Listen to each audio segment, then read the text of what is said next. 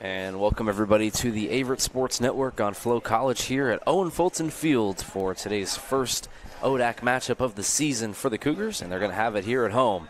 My name is Thomas Heaney III as we are getting set for the Averett University Cougars to take on the Hampden-Sydney Tigers.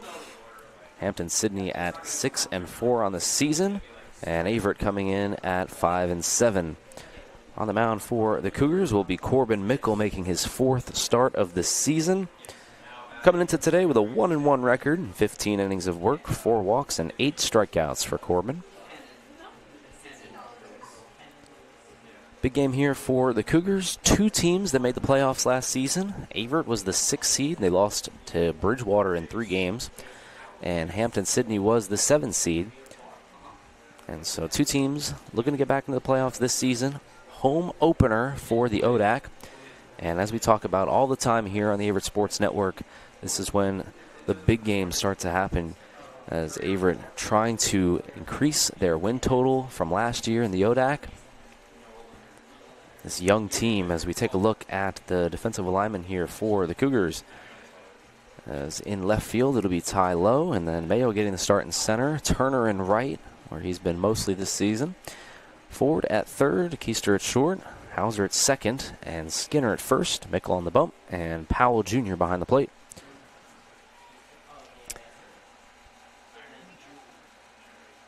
And so here we go, Cougars and Tigers, as we get set for the first game of our doubleheader here at Owen Fulton Field. Mickle will have the ball. Now batting, number 3, Sam Vick.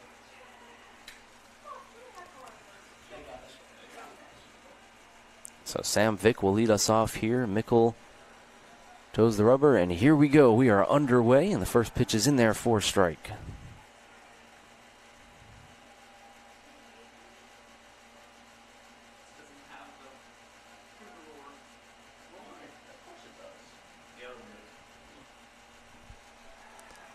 And that one's in there for a strike as well, and now it's 0-2.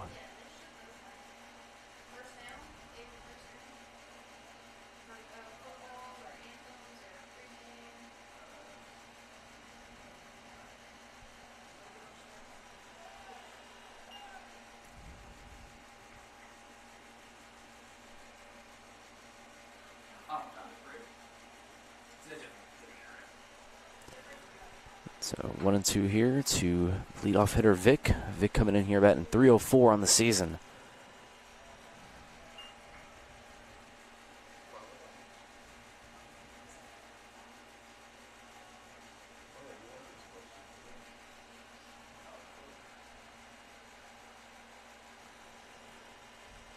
And this one comes in high and tight, and did that hit the bat? Nope. Looks like it's going to be a hit by pitch. And so Mickle hits the first batter of the game here. Now batting.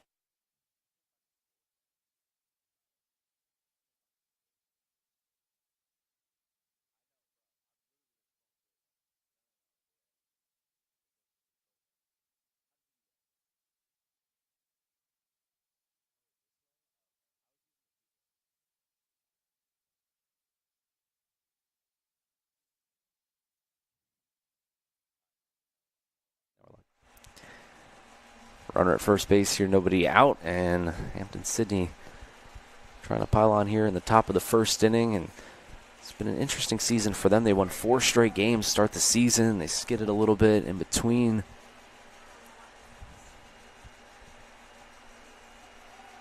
And a pickoff attempt here at first, and Vick is back in safely.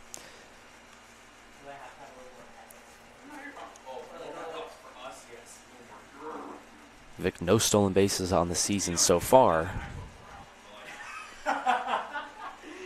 And there he goes. Vick's on the run, swing and a miss. The throw down to second base is not in time. And so it's the first stolen base of the season for Vick. That swing and a miss, though, makes it 0-2. Runner in scoring position now for Hampden-Sydney.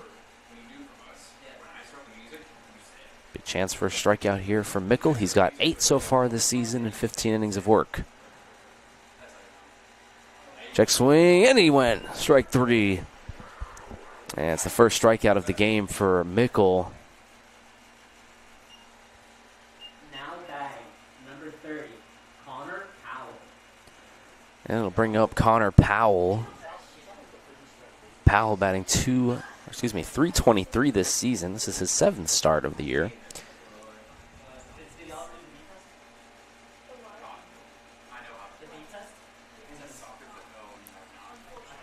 Runner at second base here, top of the first. And that one is in there, and Mickle just filling up the zone right now.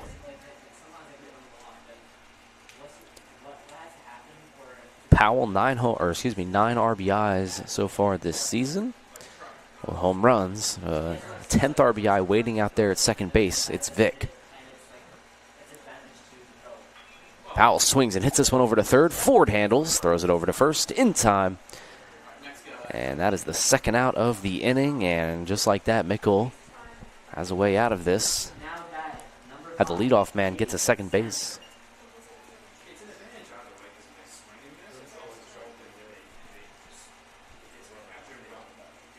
Chase Sanford steps in. .429 batting average this season, but just 7 at-bats. This is his 3rd start of the young year. 2 outs, and it's a big spot. Sanford looking for his 2nd RBI of the season. And the interesting thing about Chase this season is he does have a home run in just 7 at-bats, and so someone who can provide some pop for Hampden-Sydney. Big ballpark here today, though, if you're a new watcher or Hampden-Sydney fan. Owen Fulton Field is a pitcher's park for sure.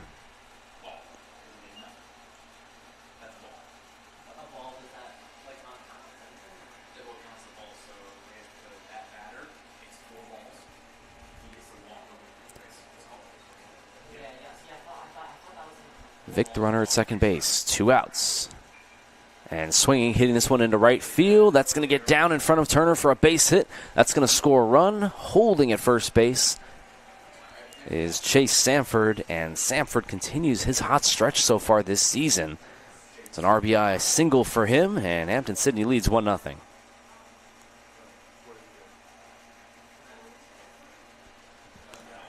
So a good piece of hitting there, and that was not a bad pitch there by Mickle. I mean, just outside, and Sanford's able to poke it into right field. Big lead at first base for Chase Sanford. A takeover at first and back in safely. And so Vic gets hit by the pitch, the leadoff man.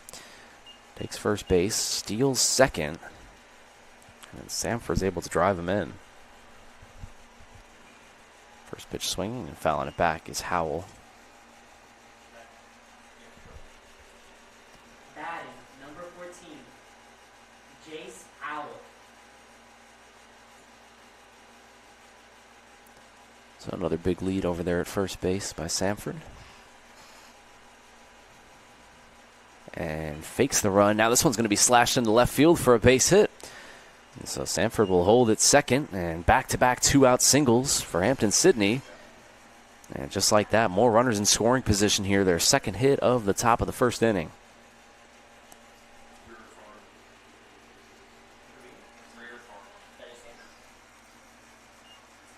Now batting, number 26, Greer Farr.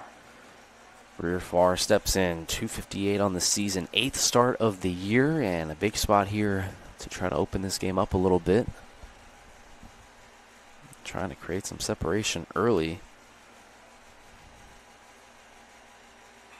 Swinging, hitting this one into right field. That's going to get through for a base hit. Turner does have a cannon. He's going to unleash here at home. The cutoff is not in time, and it's another 2-out single for the Tigers. 3 straight hits for Hampden-Sydney, and they lead 2-0 now.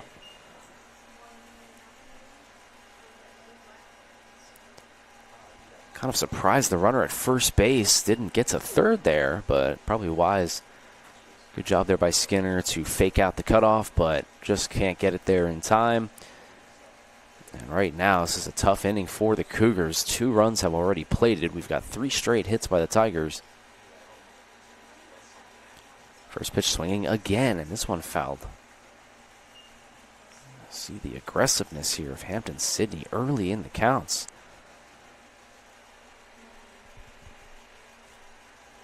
So Farr is able to poke that one into right field. The inning's still not over here.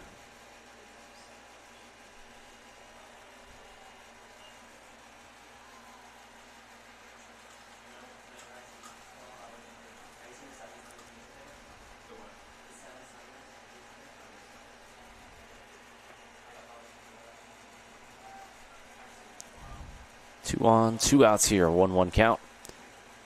This is outside ball 2. So Gavin Smith looking to continue the hit parade here. Been a tough start for him this season. 15 at-bats and just 2 hits.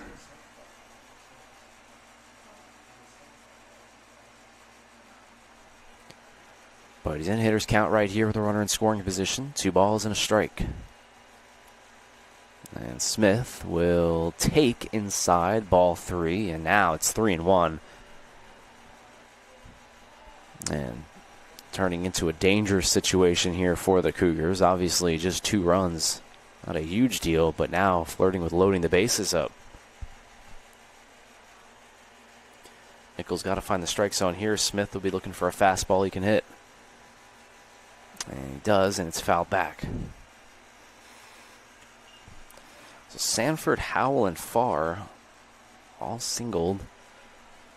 Farr and Howell drove in the 2 runs so far. Runners will be on the move here, getting an early head start. And Smith will be looking to drive him in. Mickle trying to get the boys back in the dugout. And a back pick attempt here. And nothing doing.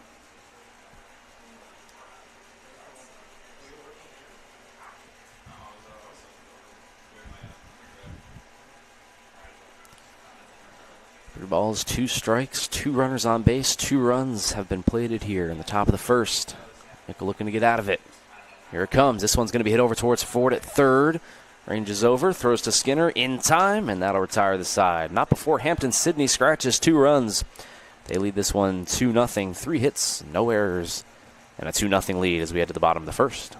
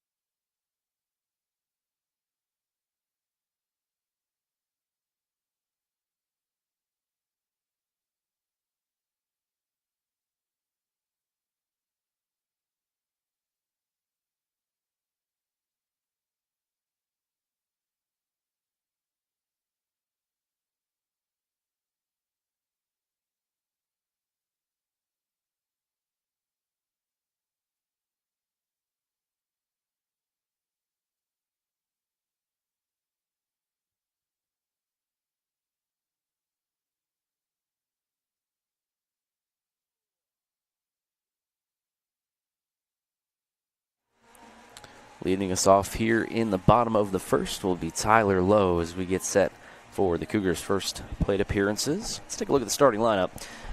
The aforementioned Lowe batting leadoff here today, playing left field. And then Luke Keister batting second. Drew Skinner in the 3-hole. Austin Ford batting cleanup. Daniel Powell batting 5th. Nathan McCallowitz 6th. Vaughn Mayo batting 7th. And Teddy Hauser batting 9th. Now batting number 3, Ty Lowe.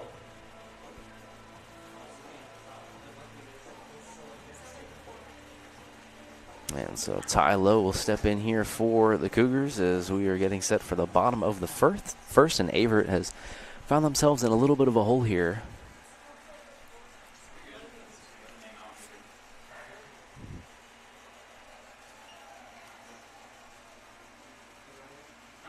Sterling Austin will be pitching for Hampden-Sydney here today, making his 4th start of the year. Former Danville Dairy Daddy.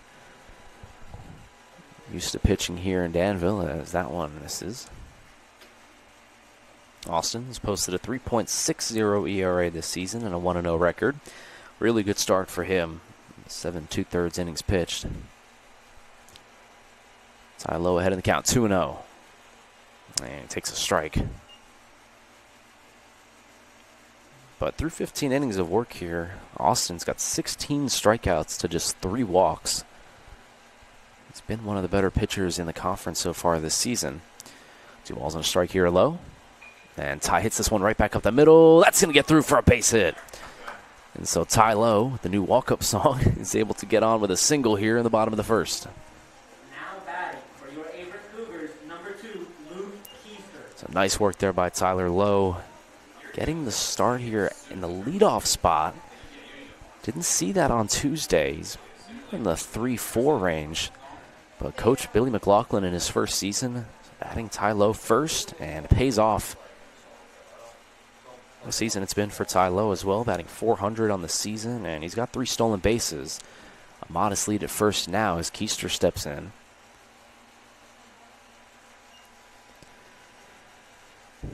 So Keister takes a look at his belt as they coordinate the signals. See if Keister is bunting here. Lewis playing in at third base, and Ty Lowe with a very short lead at first. Keister not bunting, and it comes in tight. And it's 2-0, and so for Austin, who, like we talked about, doesn't really walk that many batters, he started 2-0 on the first 2 hitters of the game here against Averett. Lowe keeps that modest lead at first. 2-0 pitch here to Keister. Is in there for a strike.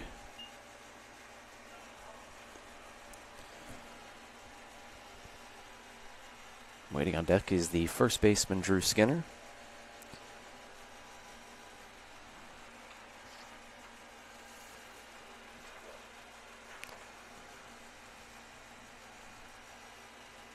Keister sits on that breaking ball and fouls it back.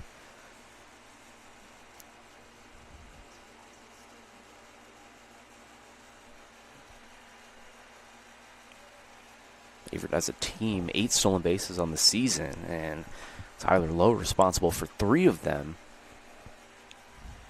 Numbers are a little bit down from last season. Obviously, Cougars missed some big stolen base threats from graduation, as here comes the pitch to Keister, and he fouls it back again.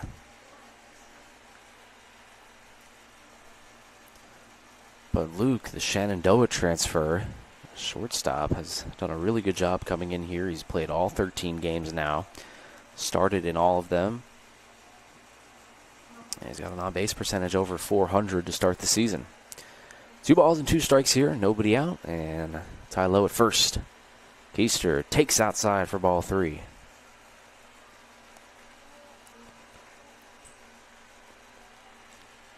And so we got a 3-2 count here between Austin and Keister. Keep our eye on Lowe at first. Still a short lead. And now they'll throw over. Looked a little twitchy. Might have been on the move there.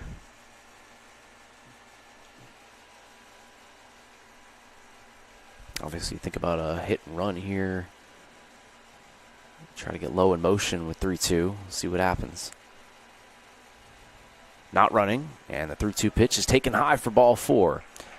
So now it's first and second with nobody out.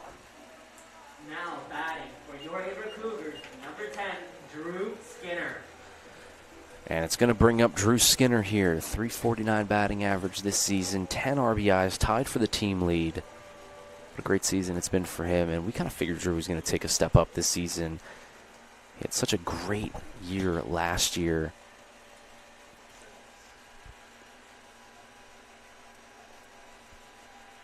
First base is going to be playing in. See if Skinner bunts. And he's going to swear to bunt, and he's going to pull it back. That's a nasty breaking ball there by Austin. That's exactly the kind of pitch you want to throw. Batter's trying to sacrifice bunt.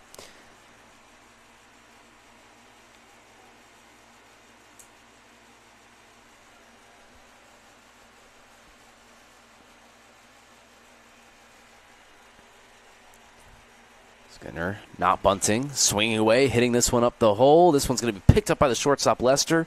Gets it over to second in time. Throw it to first. Got him. And it's a double play there. What a play by Lester. It's short. And that is a huge, huge momentum swinger there, as now it's 2 outs with a runner at third. That was good contact by Skinner up the middle, but Lester is able to meet it. Flipping over to Smith and Howell. And just like that, there's 2 gone now.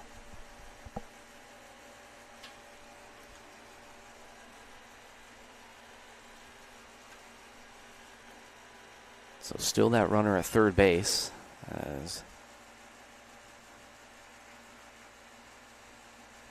you'll see Austin Ford step in here. One of many Cougars batting over 300 this season.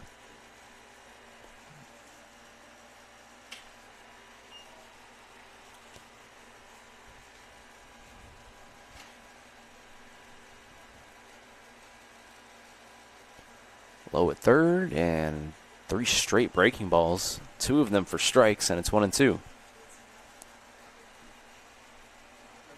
So Ford's going to have to dig in here. Still got that runner at third despite the deflating double play just turned by Lester at short. Ball and 2 strikes. Here it comes. And misses outside.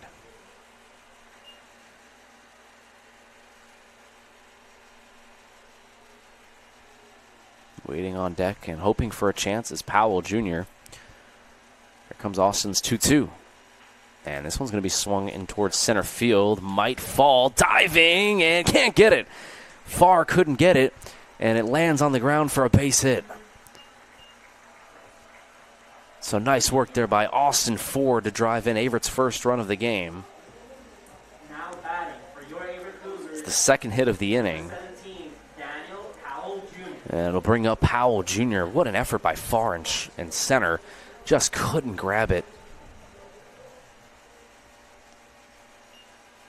So Ford drives in the RBI, and that's huge following that double play. Powell Jr. will step in.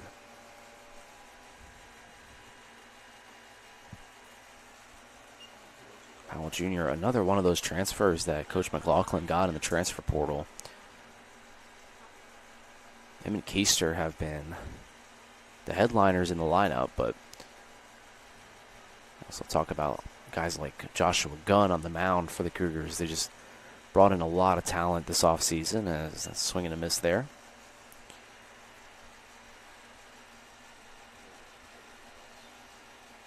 Gallowitz waits on deck. Powell Jr.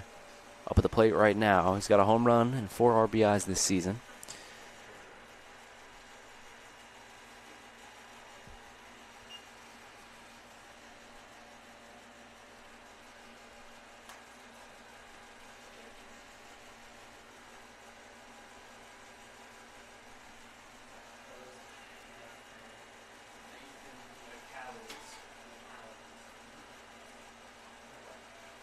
One ball and 2 strikes here. Powell Jr. swings and fouls that one off.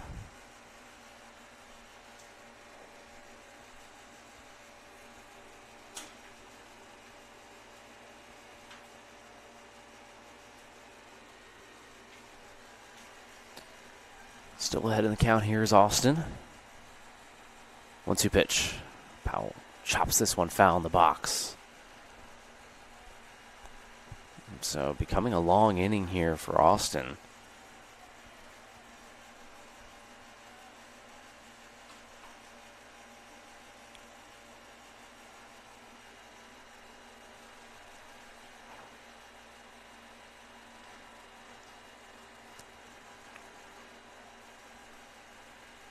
Takes a look at first base, and a 1-2 pitch coming here to Powell Jr. And he takes inside, ball 2. So nice at bat here by Averett's catcher.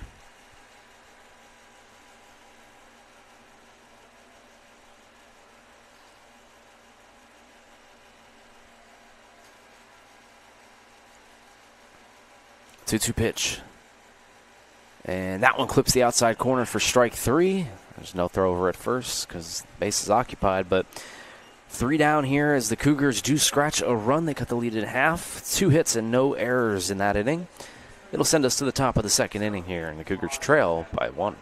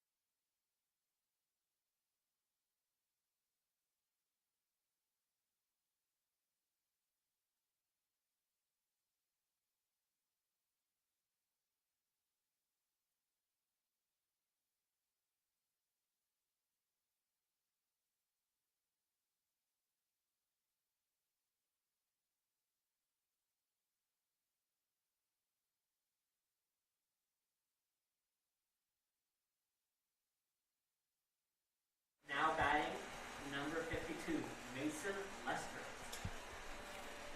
And so the shortstop Lester will step in here. Cougars down by 1 as we enter the top of the second inning. Mickle back on the bump. Lester has had a rough start to this season, just batting 194. As he swings and fouls that one back. 31 at-bats this season to just 6 hits. Does have 3 RBIs, and so the shortstop Lester be looking to turn around his fortunes this season.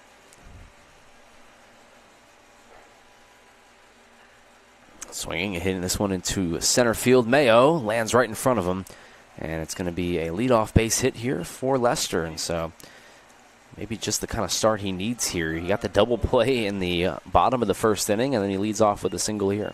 Now batting, number 13, Noah Leonard. That'll be the catcher here, Leonard.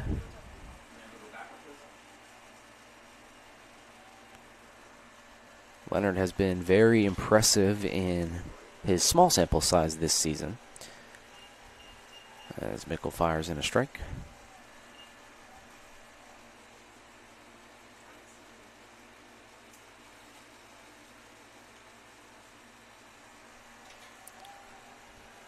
.423 batting average this season, 11 hits and just 26 at-bats. Slugging percentage over 1,000 this season for Noah Leonard. And Leonard swings, hits this one over to Ford, handles, throws to second in time, gets it over to first. Nice stretch there by Skinner, and it's a double play. What a turn there by Ford, getting it over to Hauser and over to Skinner. And just like that, there's 2 gone here. Ford has flashed the leather a few times here early on in this game. And you see a nice turn right there. So 2 gone, nobody on the bases here, and 1-run lead here for Hampden-Sydney.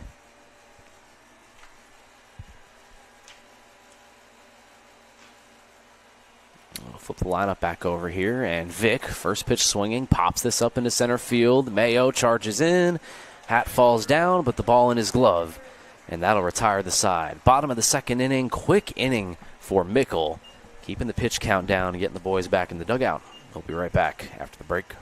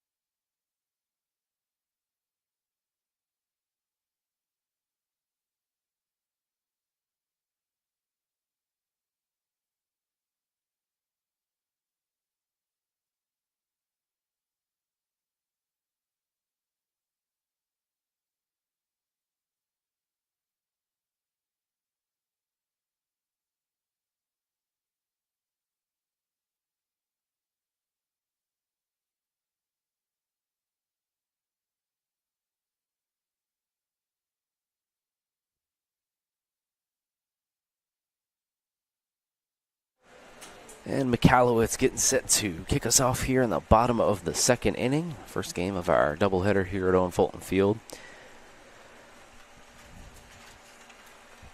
And it's McAllowitz, who has a .385 batting average this season. And he takes a strike right there, but great start for him. 10 hits and 26 at-bats. On base percentage over 500. Guy that's been getting on via the walk and the base hits as well. And he swings second pitch here, hits this one into left. That's going to get down for a base hit. And so Nathan McAllowitz continues his hot start here this season with a leadoff base hit here for the Cougs. Looked like Bryson Stott there. I got to give him the shout out. He's a huge Philadelphia fan. Eagles, Phillies, you name it. So looked like Bryson Stott there. Or maybe Bryce Harper, but nice work there by McAllowitz. And so now he's at first with nobody out. Nathan does have a stolen base this season.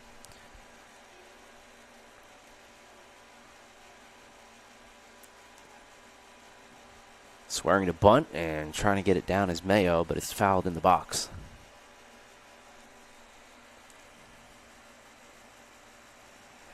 Vaughn Mayo has earned this start here today in center field. We saw him on Tuesday, that non-conference game, and he had a couple of hits and RBI. The freshman has definitely earned his spot out there in center in the home opener for the ODAC. Squaring to bunts again, getting it down. Austin's going to field it, throw over to first, and he's going to get Mayo, but it's a successful out there as the sacrifice bunt moves McAllowitz to second. Now batting for your Averett Cougars, number 13, Teddy Hauser. And talking about earning a spot, Teddy Hauser getting the start here at second base and a big spot here in this game, bottom of the second, tying run at second base. But Hauser went 3 for 5 on Thursday against Southern Virginia and really helped out his case to be a starter. Callowitz at second base, 1 out, and Hauser looking to tie this game up. Swinging, hitting this one over to Lester at short. Hauser running over there at first, but it's not going to be enough as it's going to be a ground out. The runner stays at second. Now batting for your Averett Cougars, number 14, Jack Turner. It'll bring up Jack Turner, and so Turner, it's been a struggle for him this season. There's no sugarcoating it, just 147 batting average. Does have 6 RBIs, though, and so he's been coming up in the clutch. You just get a feeling it's just a matter of time here for Jack before he gets it going. Still so early on in the season.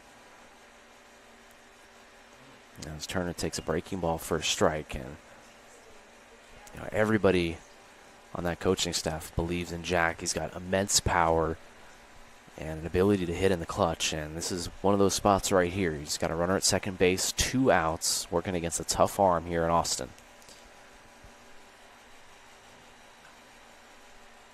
And here comes the 0-1. Good speed at second with McAllowitz, so a base hit should tie this game up.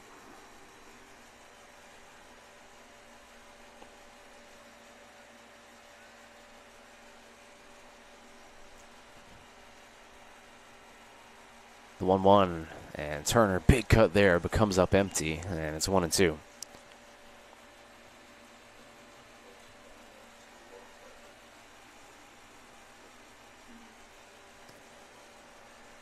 Turner's 11th start of the season here, batting 9th. 1-2 count. Tying run at second base. And a good take there by Jack.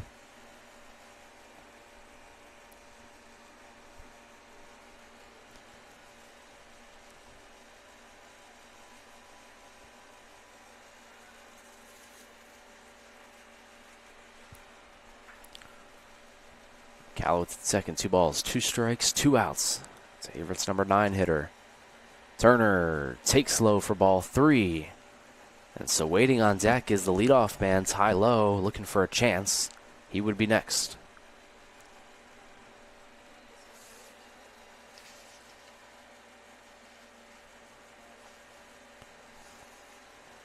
Big pitch coming up here. Austin trying to find the strike zone. Does not want to flip the lineup over.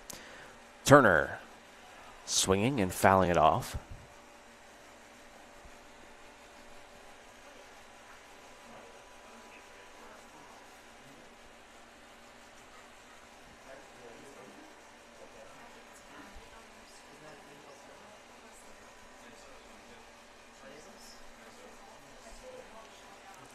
Three balls and two strikes. Another payoff pitch here to Jack Turner.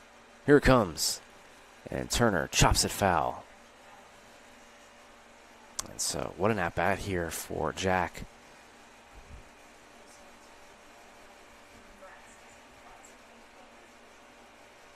The 8th pitch of the at-bat coming up right here.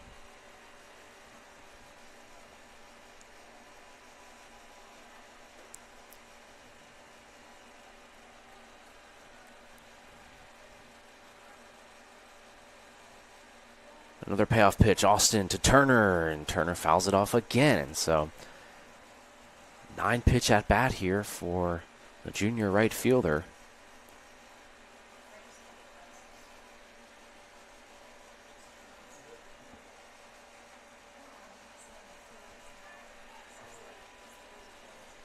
Austin really having to work against Turner right now. 3-2 again. Here it comes, the 9th pitch of the at bat. And it's inside and hits Turner. And he's fired up. That's the 3rd time he's been hit here at home in the last 2 games. He got hit twice on Tuesday. Number 3, Ty Lowe. And it flips the lineup over for Ty Lowe.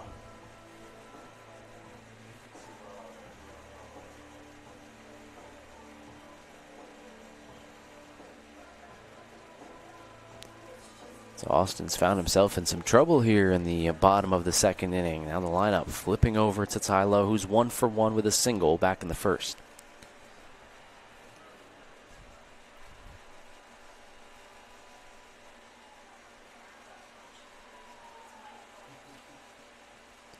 Lowe swinging first pitch again and fouling it back. 40 pitches already here for Austin, who is not even through the 2nd inning yet.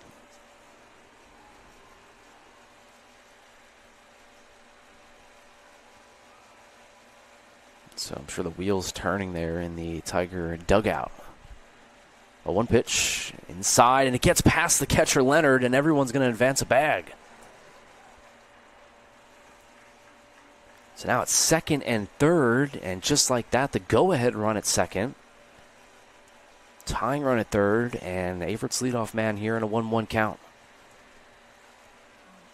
And it just starts to feel like the fatigue setting in here for Austin on the mound. It's a hot day here in Danville. It's 78 degrees after a long, long winter. Got to imagine even the heat could become a factor here.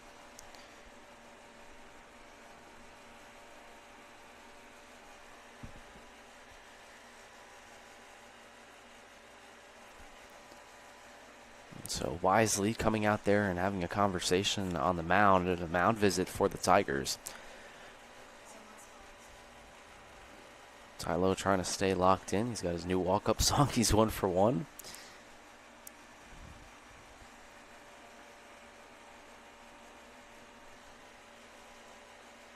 And the home plate umpire are going to come over here and try to break this up.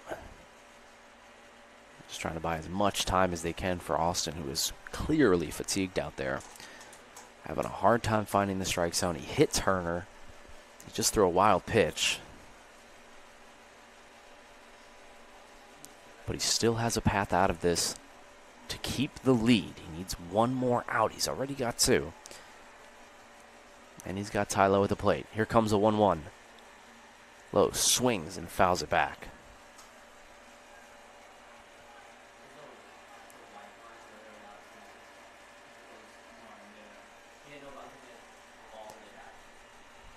A ball and 2 strikes with 2 outs. Austin needs 1 more strike to get out of it.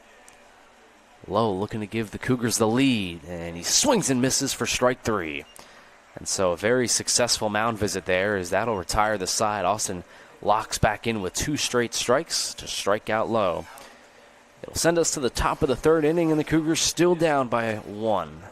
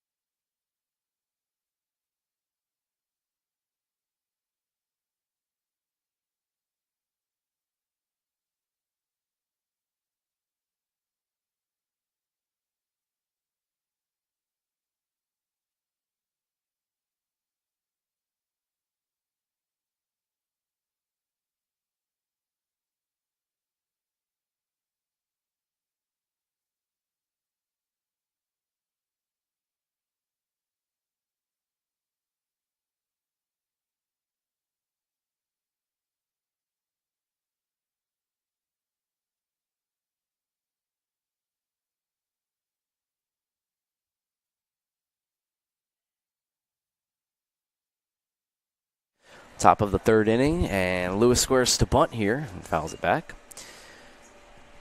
So Hampden-Sydney holding on to a slim 1-run lead here. Averett with 3 hits. Hampden-Sydney with 4. No errors yet by either side.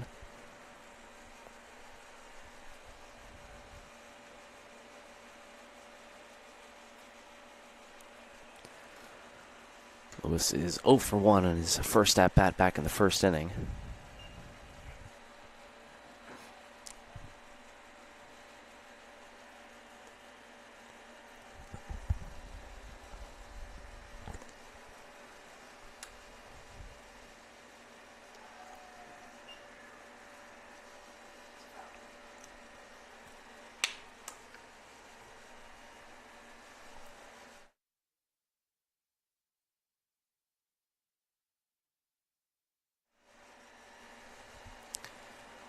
One and two, and Lewis goes down swinging. Great pitch there by Mickle. And it's the first out here in the top of the third. Second strikeout for Corbin. Now batting, number 30, Connor Powell. Bring up Powell. 0 for 1 so far, the DH for Hampden-Sydney.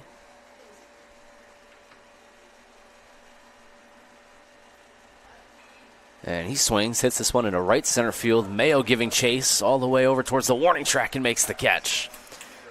And that's why he's out there. Vaughn Mayo was so good in that game on Tuesday at home. Out there in center field, he's able to track down that one. And there's 2 gone.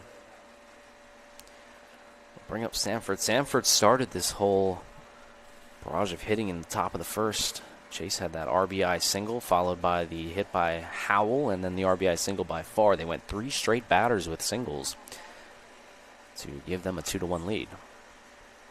But Mickle's working fast here. He's got 2 quick outs again. There's a first pitch strike right there.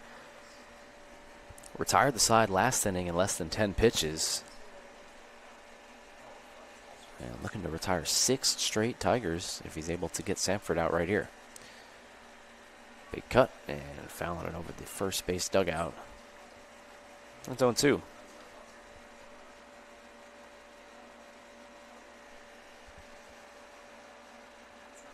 Michael's got 2 strikeouts here already, looking for his third.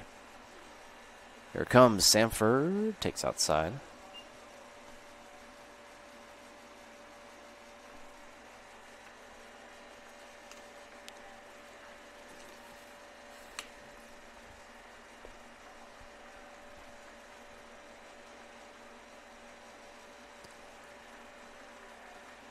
Mickle delivers, and that one just misses. Maybe a little bit outside there, but it's 2-2. Still looking for that strikeout.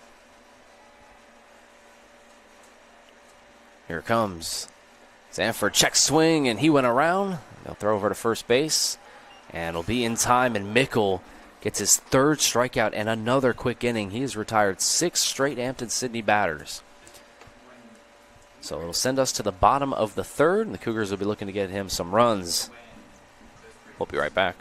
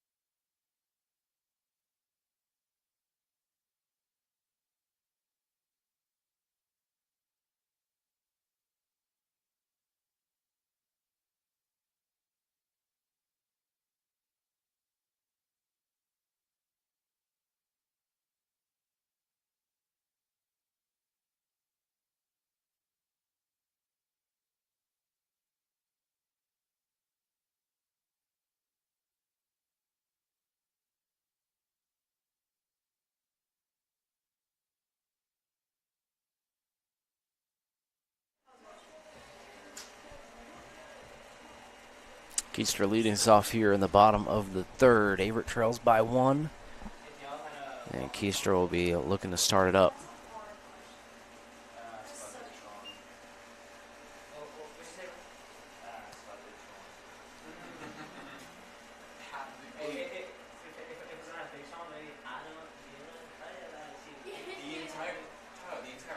Keister takes high for ball 2.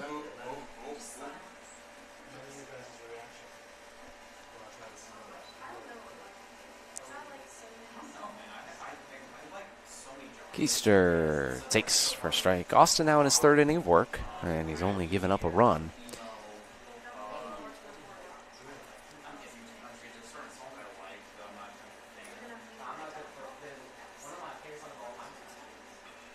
Keister chops this one. Oh, wow, Baltimore chop right over the head of Lewis.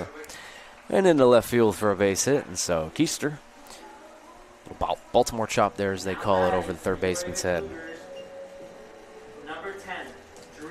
It's an old saying. It's one of my dad's favorites. And so Keister will land himself at first base. And it'll bring up Skinner. Skinner will come up here. Runner at first base here. Third baseman Lewis will creep in just a tad. He did score to sacrifice his last time up. Swinging away here and taking for a strike.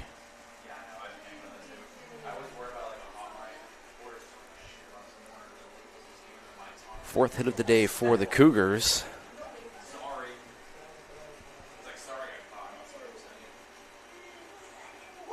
Skinner hits this one to right field. Samford ranges back, makes the catch, and there's one down.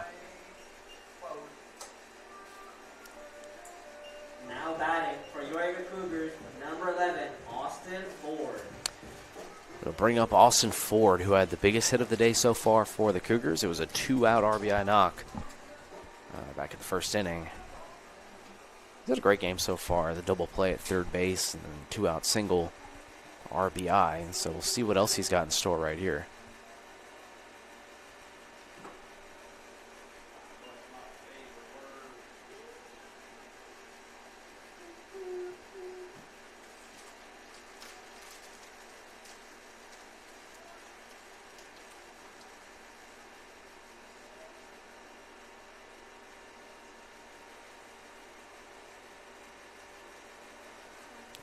Ford takes for strike 2, and Austin quickly getting ahead in the count here, 0-2.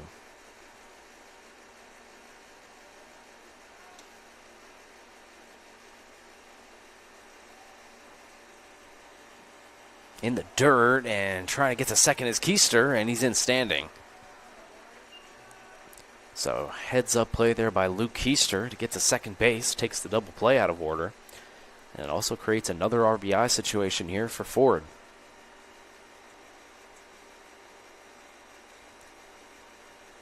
Ford now has a chance with another potential base hit to drive in 2 runs here in the first 3 innings.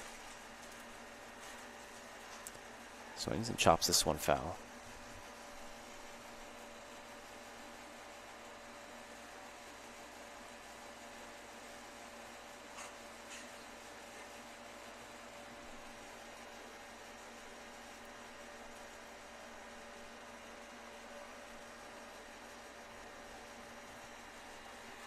Comes a 1-2, and Ford takes outside.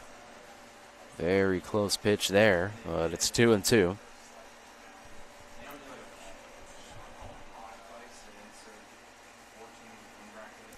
Got Powell Jr. waiting on deck, a base open, and so Austin doesn't have to give a cookie. And he throws it in the dirt there, and it's 3-2, and now even more of an emphasis on that. Working your way down the order. Ford did just have a hit in his last at-bat. But you do have 2 strikes, and so we'll see how Austin plays this, if he's aggressive and goes for the strikeout or if he's okay with a free pass. We'll find out. 3-2 pitch. And that one misses outside for ball 4. That was a pretty competitive 3-2 pitch, but a great take by Ford. Now batting for your Averett Cougars, number 17, Daniel Powell Jr. So Powell will come in. Runners at first and second, 1 out, and yet again another long inning here for Austin.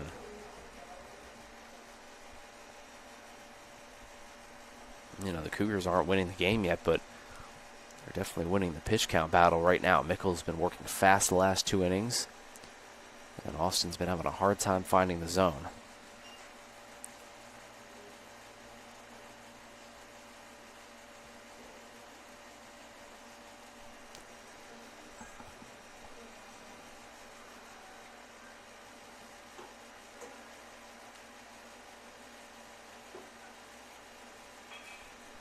Powell hits this one over to second. Nice play there by Lester. Throw over to first, and they're not going to be able to get the double play.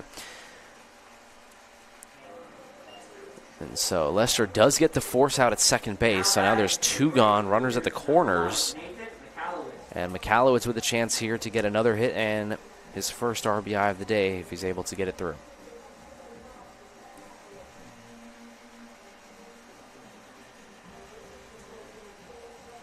Michalowicz playing DH here today. Got to imagine he'll probably be starting at second base in the second game. And Nathan takes a strike.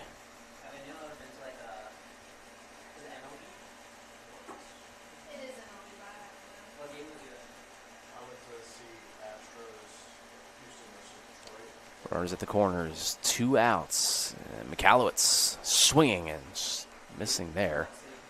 It's 0-2.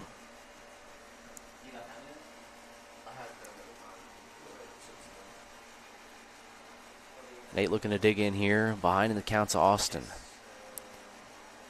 0-2 pitch. And Michalowicz swings, chops this one. This is going to be a tough play for Austin. He barehands it, throws to first. And that's a terrific play on the mound by Austin. And 3 down here in the bottom of the third. Michalowicz did a great job at trying to hustle that one out, but just couldn't get there in time. And so Austin holds the lead. It's still 2-1 Hampden-Sydney. We'll be back in the top of the 4th here on the Averett Sports Network on Flow College.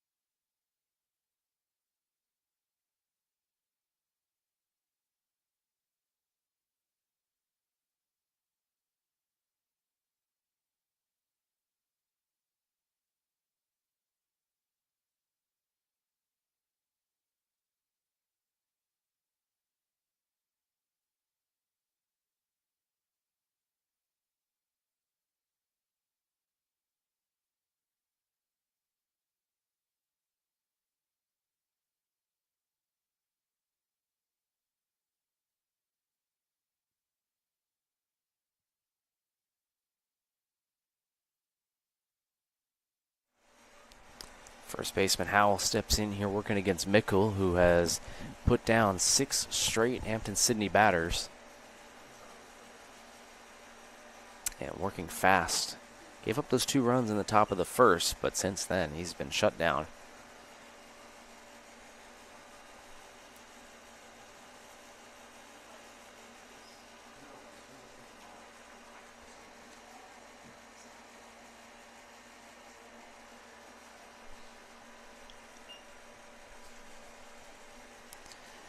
Balls and no strikes here to Howell. Now 3-0, and so Mickle, after that long inning having to wait, has come out here maybe a little bit rusty. He's down 3-0 to Howell. And Howell will take for a strike.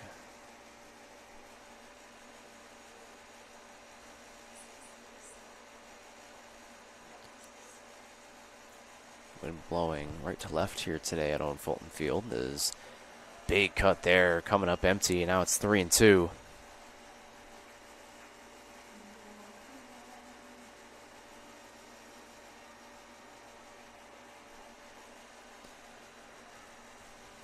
And so 3-2 pitch coming up here and swinging, hitting this one over towards second. Hauser falls to his feet, throws over to first, and gets him in time. And so nice play there by Teddy.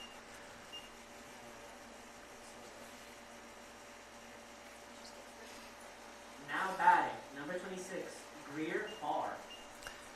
Bring up Farr, who had a base hit and an RBI in his last at-bat in the first.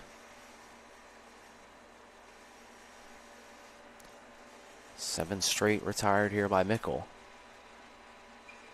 And first pitch swinging, hitting this one over to left. Wind blowing out to left, and can't make the catch out there is low. It falls, and that's going to be extra bases.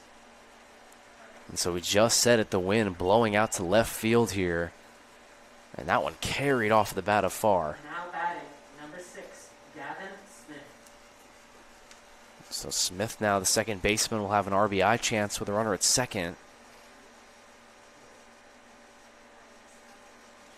Nice piece of hitting there by Farr. You know, you take it opposite field on an outside pitch, and that ball almost got out of here.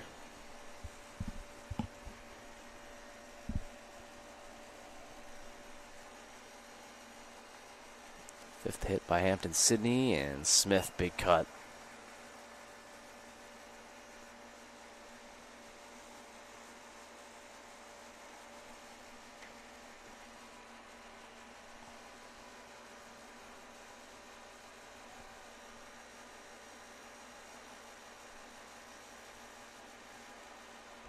And now it's 0-2. So nice job here by Mickle getting back in the zone.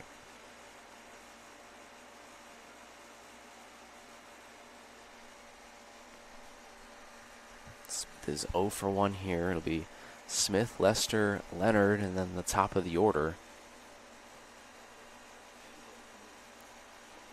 And swinging through that one, strike 3. So Mickle, 1, 2, 3 there to Smith, and there's 2 gone. Good sequence there by Mickle, 4th strikeout of the game. And it'll bring up Lester, who we talked about has struggled this season, but came up in his first appearance and got a base hit, and so trying to turn his season around a little bit here today. Inside and almost hitting him.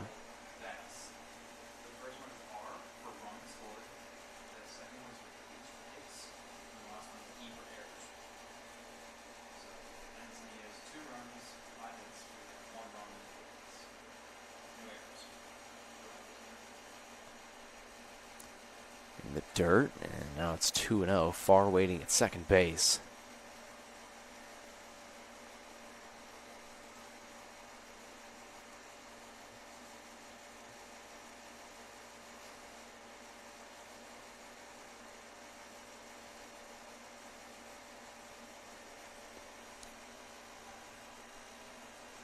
Way ahead in the count here. 2-0 is swung on and missed.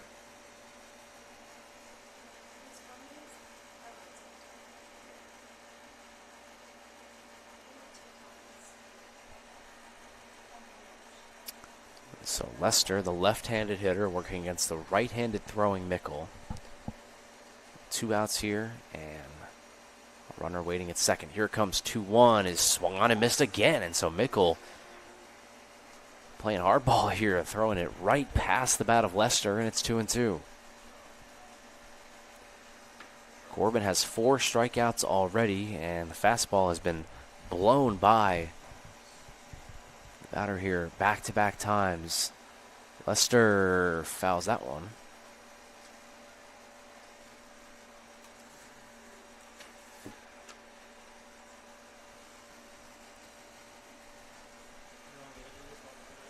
The strikeouts have really been an issue for Mason Lester, the shortstop. 9 of them already through 30 at-bats this season. Mickle looking for his 5th strikeout. And it's fouled back.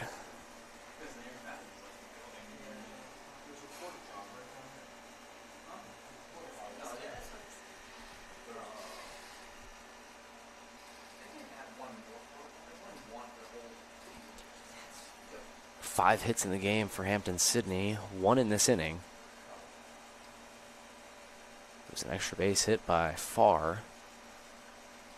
Now it's all on the bat here of Lester. Here it comes, and it misses high and away, ball 3.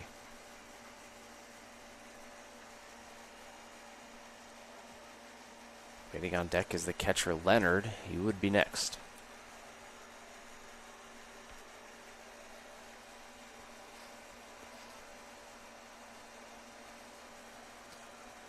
Three-two pitch by Mickle is swung on a miss, strike 3. Pulled the string on him there with the changeup. 5 strikeouts now in the day for Mickle, and it'll send us to the bottom of the 4th. The Cougars still trail, but only by 1, looking to try to tie or take the lead here.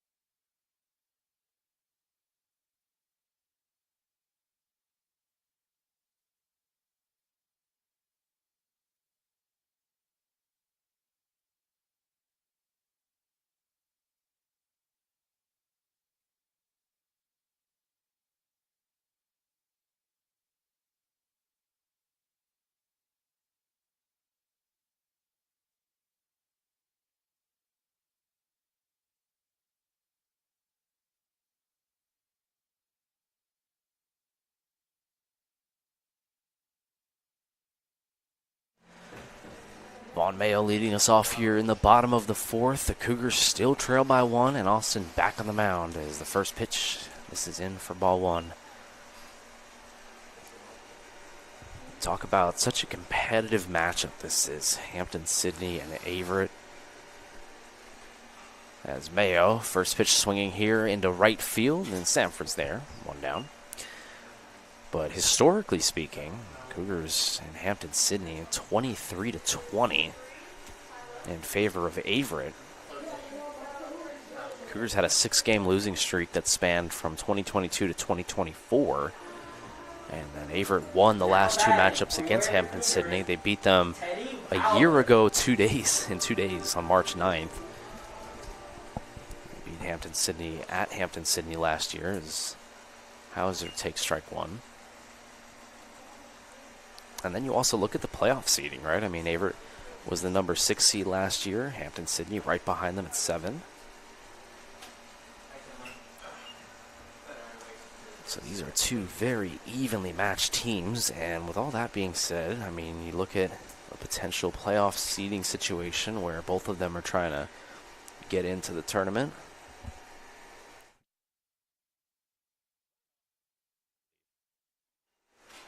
So Hampden-Sydney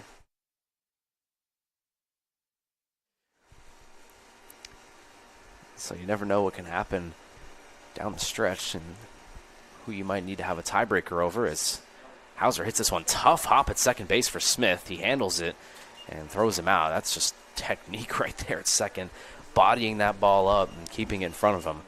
Now batting for your I can tell you as a pitcher, I would probably olay that, but that's why I never played second base. So 2 outs here. Turner up, the number 9 hitter for the Cougars. And nobody on base here. The last thing you want is Austin finding a rhythm.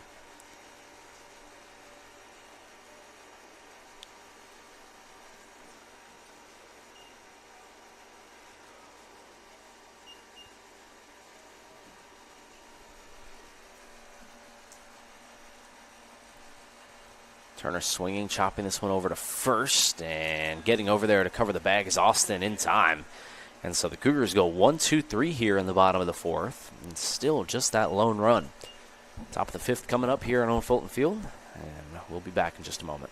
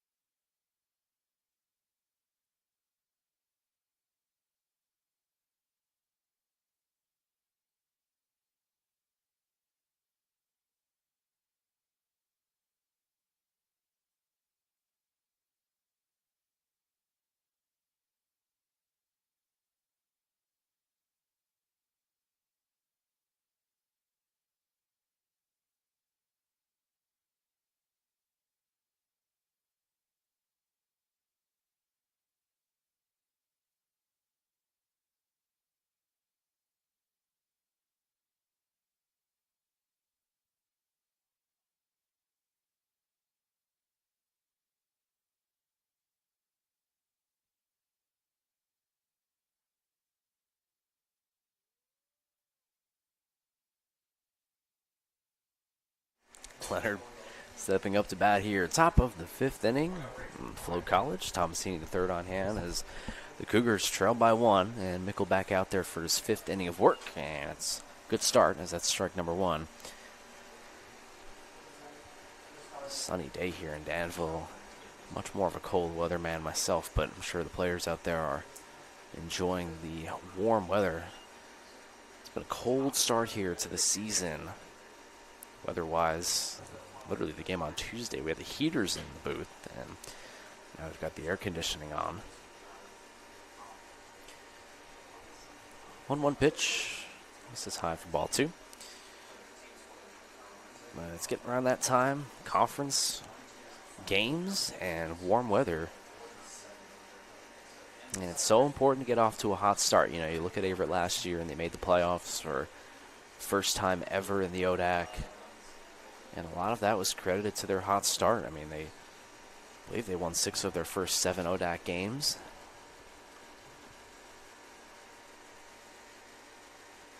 Had a couple of big upsets here and there, but these 50-50 games, you got to win these ones. This one's going to be hit over towards the third base line and foul.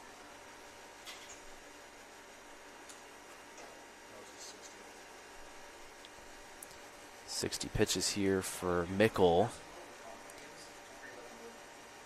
Pitch count not too high, but again, it's still early on in the season. As this one's going to be skied towards left. Coming in is low and diving, and he can't make the catch. It's going to fall down for just a single, as Leonard couldn't get to second base, but Lowe with a great effort out there in the left field. Now batting, number 3, Sam Vick.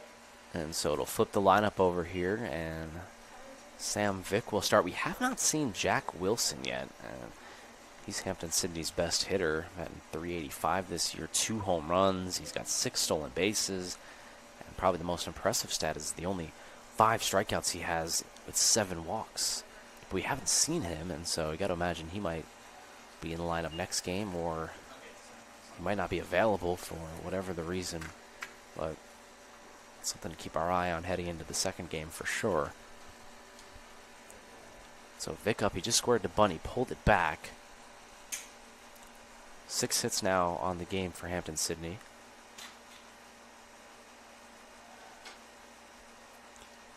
Pickoff attempt at first.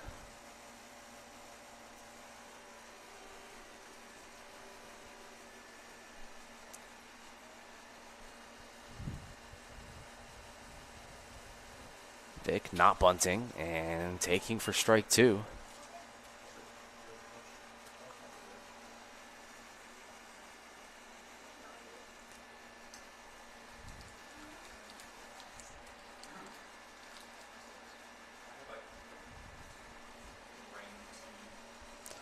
Now it's 0-2 to Vick, And he takes awfully close there, but it's going to be a ball.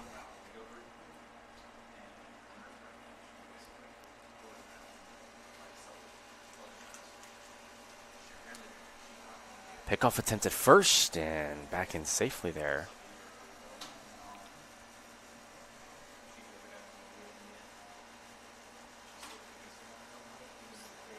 Decent lead at first by Leonard. Extends a little bit. And now here it comes. This one's roped, and Ford's able to come down with it. Throw over to first. It's in time, and it's a double play. Austin Ford, who has been spectacular at third base here today, makes another highlight reel play right there. Snagging that one out of the air. That one surely was going to get through into left field if it weren't for the stop by Austin Ford. So now there's two gone after the double play. I got Leonard at first, and he thought that ball was in left field. Who wouldn't? A pitcher's dream right there, as Mickle, I'm sure, will give Ford a pat on the back or maybe even a hug in the dugout.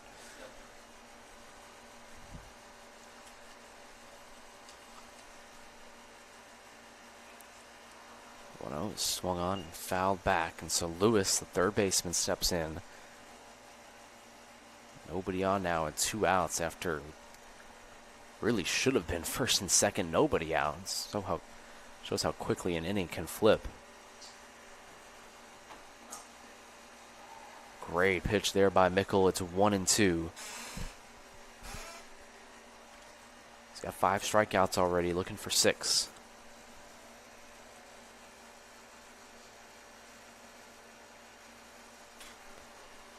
And he gets 6. What a breaking ball there by Corbin Mickle. And that's going to retire the side. And so Mickle escapes danger. What a play out there by Austin Ford. Helps his buddy out. And it'll send us to the bottom of the 5th inning. Cougars still trail by 1, but Mickle dealing 6 Ks.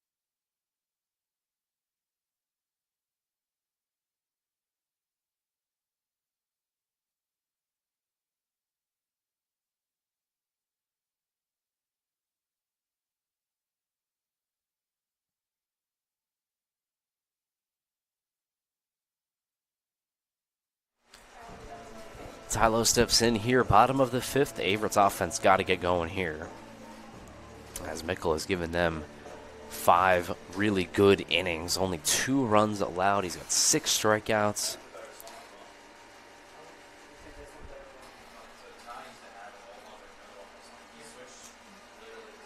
And Lowe takes inside for ball 1. Austin back out there for his 5th inning of work. So Austin and Mickle battling it out.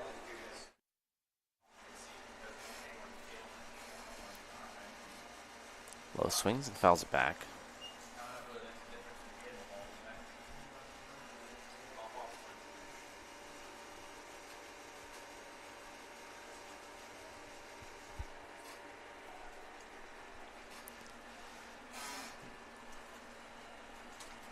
One pitch here to Lowe is swinging right back up the middle. It hits off of Ford. He doesn't know where it is. It's right in front of him.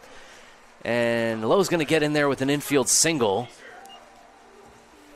And so Ty Lowe sent that one right back where it came from, off of the chest of Ford. Or excuse me, off the chest of Austin.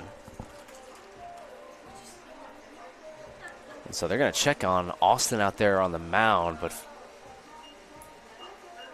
for Ty Lowe, that's his 2nd hit of the day. And he'll be able to reach base safely They'll check on Austin out there.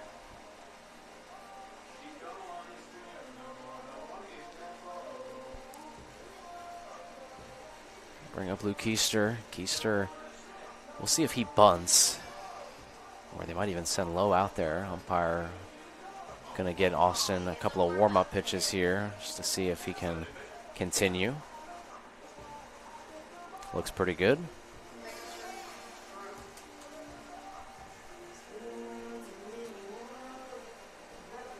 So you got speed at first base now with Lowe. Keister up to bat.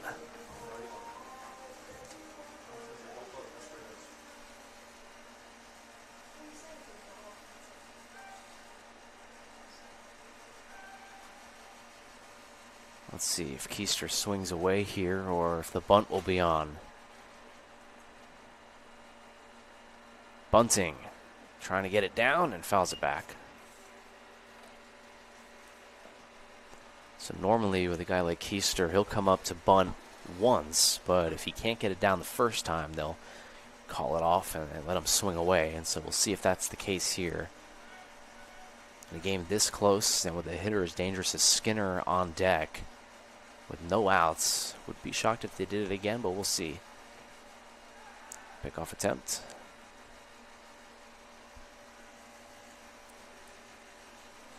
But my guess is Keister will be swinging here after the one attempt to try to get it down that he fouled back.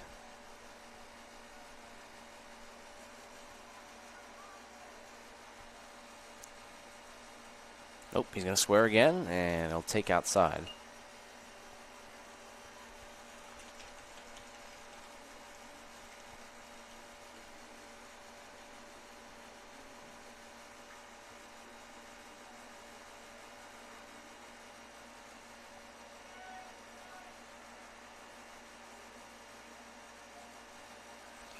Bunting, and it's a good one over towards first base. Second base has got a cover. He's going to try to get the tag. He does. Almost hit the splits out there. At first base was Howell, but it advances the runners. Successful sacrifice bunt by Keister. Number 10, Drew Skinner. And it sets the table up for Averett's number 3 hitter. It's Drew Skinner.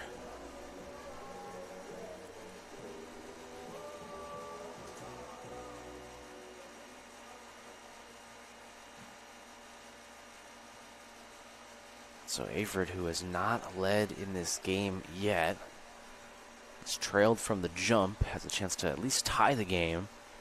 Skinner's able to poke one into the outfield.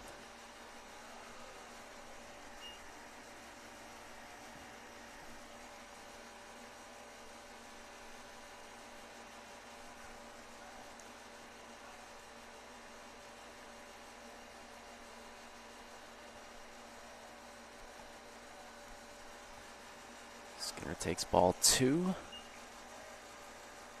And way ahead in the count now. Waiting on deck is Austin Ford, who had that terrific play at third base in the prior inning. Hitters count here for Skinner, looking for a fastball. And he doesn't get a fastball, he gets a breaking ball. And that's the ultimate sign of respect right there by Austin out there on the mound. 2-0 count. You do have a base open, but still not going to give in here to Skinner. This will be the 80th pitch of the day here for Austin.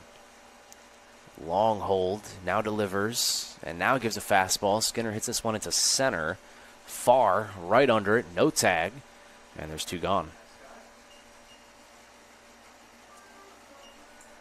Now batting for your Averett Cougars, number 11, Austin Ford. And so the 80th pitch there is an out for Austin, and it'll bring up Ford.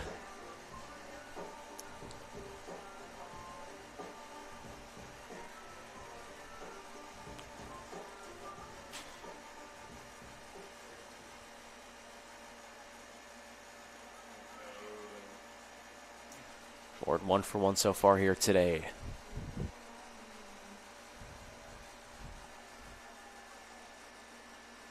First pitch swinging and fouling it away. It's been an evenly matched game. Hampden-Sydney with 2 runs to Averett's 1. The Tigers with 6 hits to Averett's 5. No errors. It's been very clean. And Old-fashioned pitcher's duel here at Owen Fulton Field.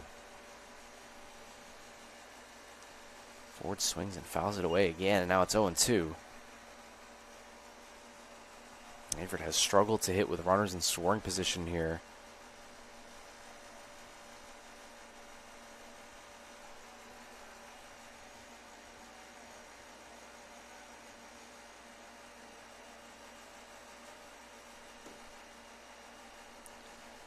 Cougars have left 5 men on base. 0-2, check swing, they'll check, but it did not go.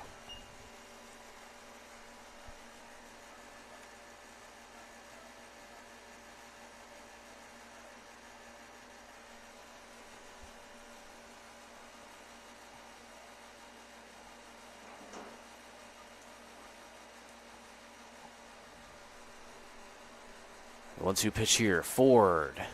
Takes low, ball 2. Really good pitch there by Austin.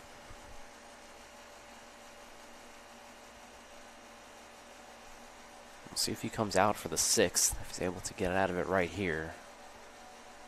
Pitch count creeping up towards 90. 2 balls, 2 strikes, 2 outs. And Ford swings, chops this one over to third base. Handled nicely by Lewis, and that'll do it for the 5th. Top of the 6th coming up. Averett strands their 6th runner out there at second base. And Hampden-Sydney still with a narrow 1-run lead.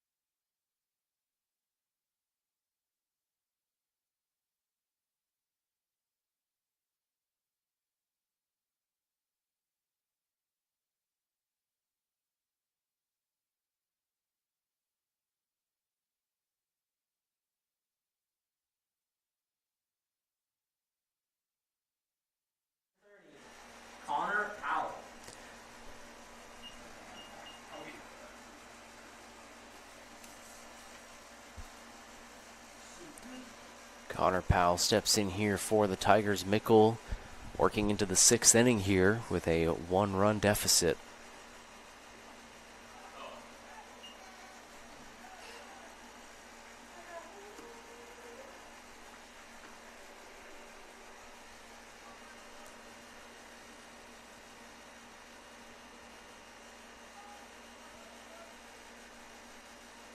Good breaking ball there, but it's turned around, hit to deep left field. This one might not come back, and it does not. That's a home run for Powell. A hanging breaking ball there sent over the left field wall. And just like that, it's 3-1 now, Tigers.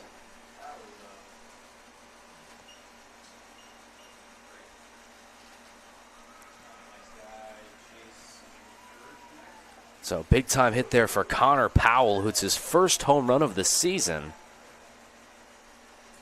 Now batting, number 5, Chase Sanford. That was a breaking ball and towards the middle side of the plate, and he was able to turn it around. And as we've said, the wind blowing out to left field here today. I don't think that one needed wind, though. That one was going over no matter what.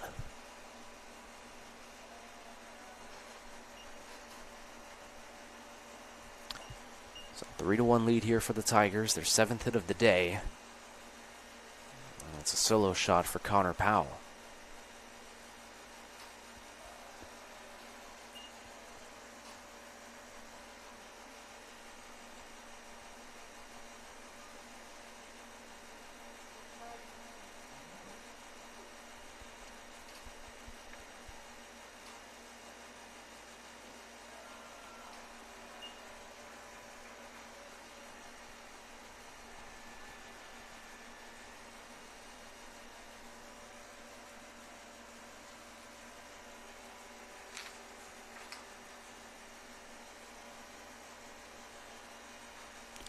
This one's hit towards right field. Turner goes back. It's carrying, and he's able to stumble and make the catch.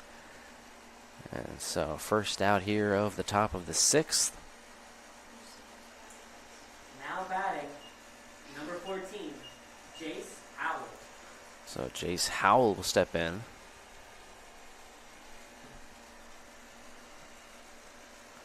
Howell came into today second on the team in batting average.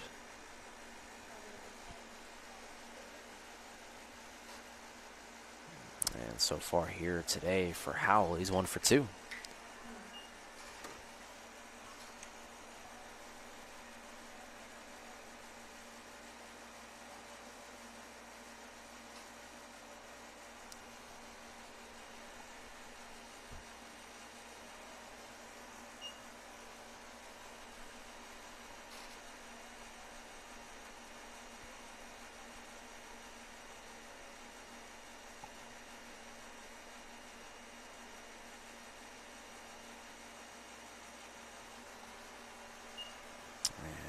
Howell gets ahead in the count 2-1 as the Tigers try to tack on some insurance runs. Can't imagine Austin's going to go much longer. We talked about how he's creeping up towards 90 pitches on the day. And the Tigers still need 12 more outs, so we'll see where they go in their bullpen. Their best reliever on the season has been Brady Wilson, 1.76 ERA and 15 innings of work. Got to imagine we'll probably see him here at some point later on in the game. This one's hit towards short. Keister's there. Throws over to first and got him. 2 down.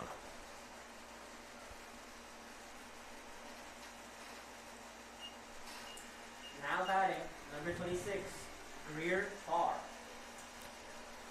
So here comes Farr, who almost took one out in his last at-bat. He had that double off the left field wall, the opposite field. He's 2 for 2 on the day and looking for his 3rd hit in the first game of the doubleheader. Farr swings and hits this one to center field. Mayo goes all the way back. Excuse me, that's Lowe. And Lowe's able to make the catch, and that'll retire the side. And so 3 outs here, but not before the Powell solo shot. That gives the Tigers a 2-run lead now as we head into the bottom of the 6th, 3-1.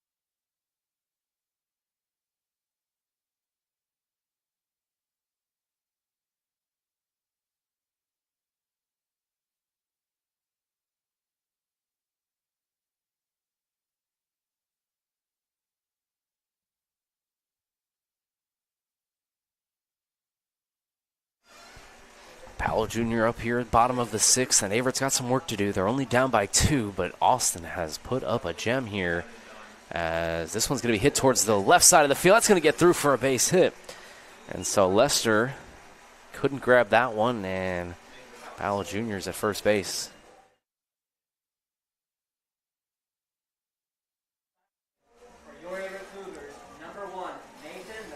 So just what Averett needed there. Powell Jr. is able to get on with a base hit. When do you ever see that? Powell for Hampden-Sydney hits a home run and at the top of the 6th. And then Averett's Powell gets on with a single. So it's Powell's show here in Danville. McAllowitz, this one's going to get almost past the catcher, Leonard, but he's able to keep it in front of him. So now you got Powell Jr. at first and Nathan McAllowitz up. It's a 2-run ball game. Averett has their 6th hit of the day. Waiting on deck is Vaughn Mayo, but this is a big at-bat right here from McAllowitz. Pickoff attempt, and back in safely there. It's Powell Jr.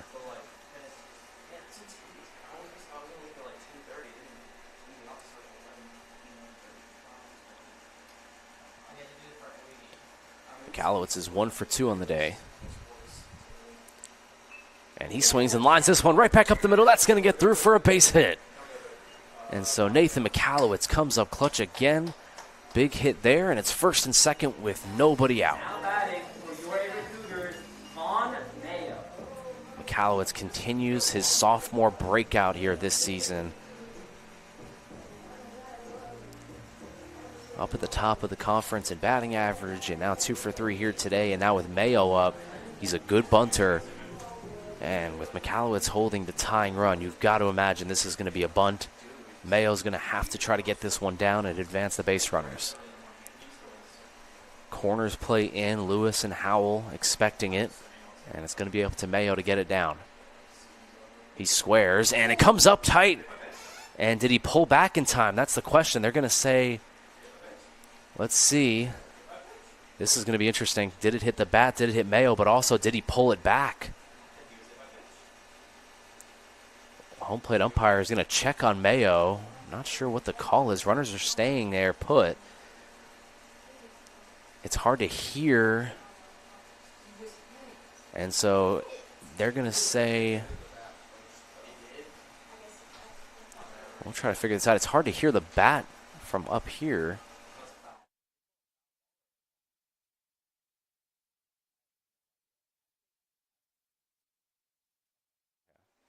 So they're going to say a foul ball. It hit off the bat of Mayo, and so a tough break for the Cougars. Funky looking play there. Obviously, think like he's got to get the bat back, but then also, did it hit the bat? And home plate umpire says it did. So strike one, back pick opportunity. Nope. Squaring a bunt here. Again, it's high and tight, and Mayo just can't get it down. And it's 0-2. And so Austin, the pitcher for Hampden-Sydney, I mean, look, you never want to throw up and in on anybody, but throwing it inside is different, and that's what he did right there on that pitch to Mayo. And trying to make it as hard as possible for Vaughn to get this bunt down. 0-2. Howell's still going to creep in at first. It's risky to bunt with 2 strikes. We'll see if he does it. He's going to swing away, and it's fouled back. 7 hits for both sides here today.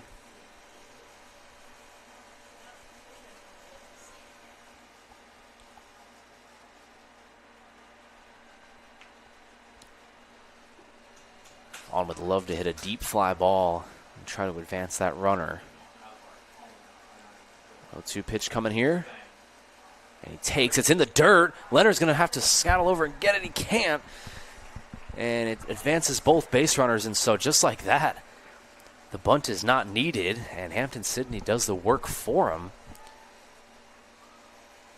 So now Averett really set up in business now. They got runners at second and third, the tying run in scoring position.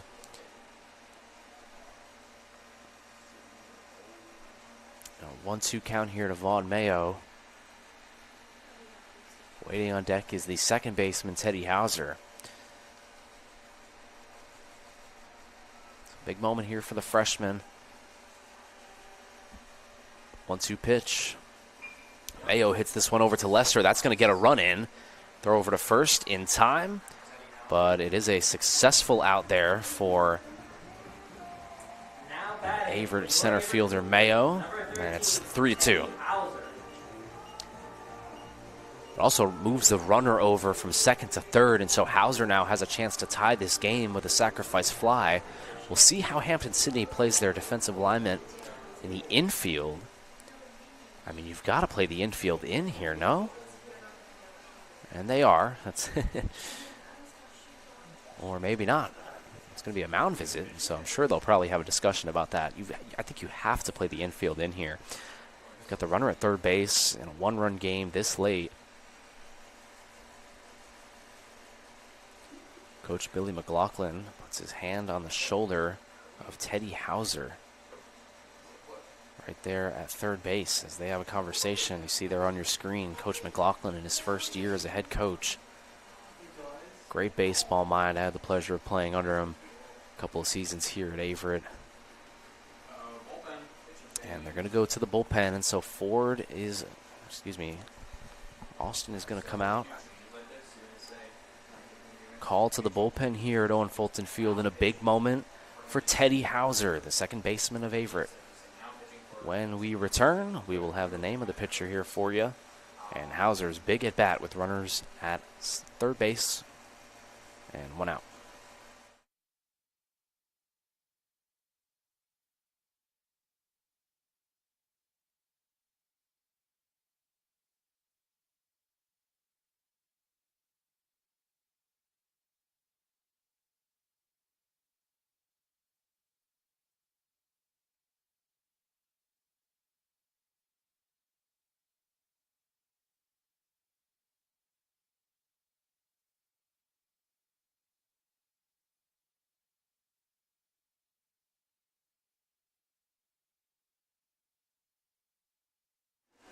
So it's going to be Noah Lewis, the left-hander here for the Tigers, making his fourth appearance on the season. Interestingly enough, this is his first appearance out of the bullpen. He's started all 3 games so far this season. First time coming out of the pen. He's got a runner at third base and less than 2 outs, working against Teddy Hauser. For Lewis, 8 2/3 innings work, but it has not been pretty. 15 earned runs, 9 walks, and 10 strikeouts this season, to the tune of a 15 ERA, and so we'll see how he fares here against Hauser. First bullpen appearance of the season here for Noah Lewis. Lewis, the sophomore out of Crewe, Virginia, toeing the rubber here.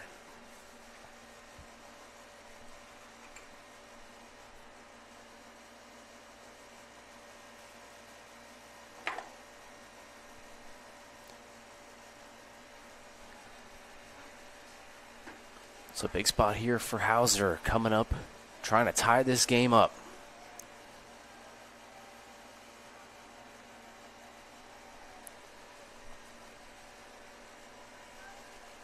Lewis's first pitch to Teddy is going to be a fastball that misses outside for ball 1. Averett has answered the bell of the Powell solo shot in the top of the 6th. Got the lead back down to 1. The 1-0 pitch here to Hauser is swung on and fouled away.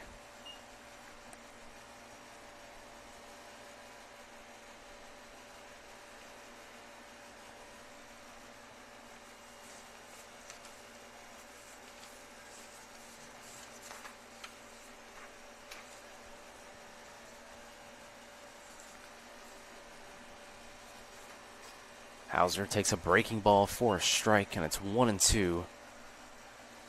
To this redshirt sophomore second baseman out of White Plains, New York. Coming up in a big spot here. He had 3 hits on Thursday. And Hauser, great take outside for ball 2. Just spit on that one. Good pitch by Lewis.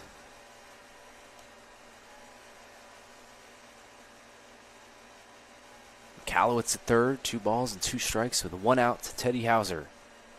Here it comes. And Hauser hits this one over to short. That's going to get the run in. Lester's going to have to go to first. And it's 2 successful fielder's choices. And it ties the game up. And so Hauser doing a job right there. You got 2 strikes and just getting a tough pitch into the middle of the field in play. And we're all tied up here at 3 apiece. I am really surprised that Hampden-Sydney was not playing fully in there. I mean, I feel like that ball has to go home, but Lester was just not in a position to make that throw because he was playing deep at short. So we're all tied up here. 3 runs for Averett on 7 hits, 3 runs for Hampden-Sydney on 7 hits. As even of a game as you can get.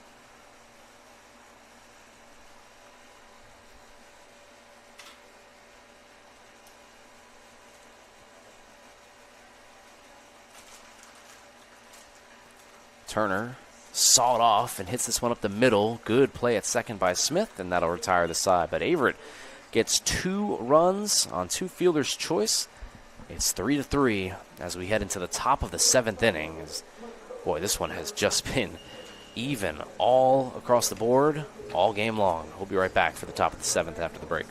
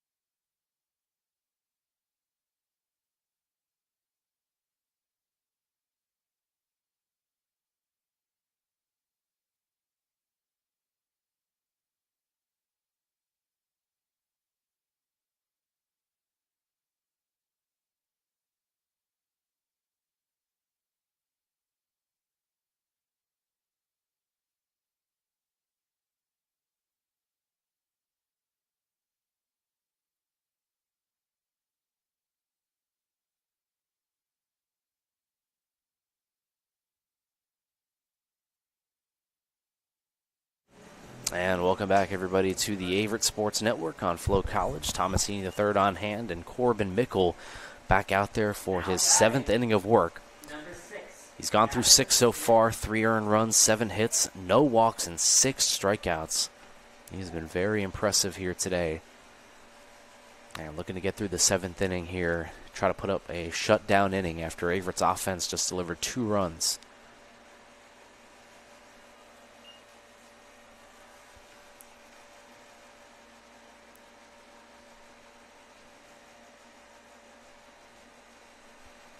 So leading us off will be Gavin Smith. He's 0 for 2 so far, and that one right through the glove of Keister at short. Great effort there by Luke, just couldn't grab it, and it's a leadoff single for Gavin Smith. Now batting, number 52, Mason Lester. So it'll bring up Lester, who's 1 for 2.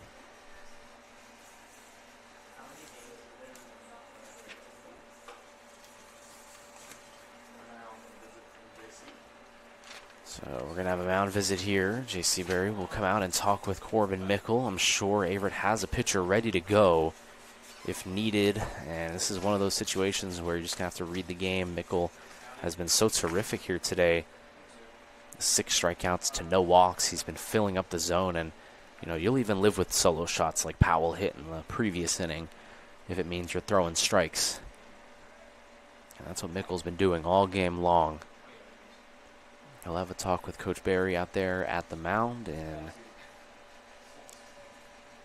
Berry gives a little nod over towards the bullpen, maybe asking if somebody's ready. And if it's been how it's been all season, that somebody will probably be Will Green. He's leading the Cougars in appearances so far this season. Here comes a bunt attempt, and it goes down. Mickle's going to have to field it. He'll throw to first. And that'll be the first out here, but it's a sacrifice bunt there by Lester.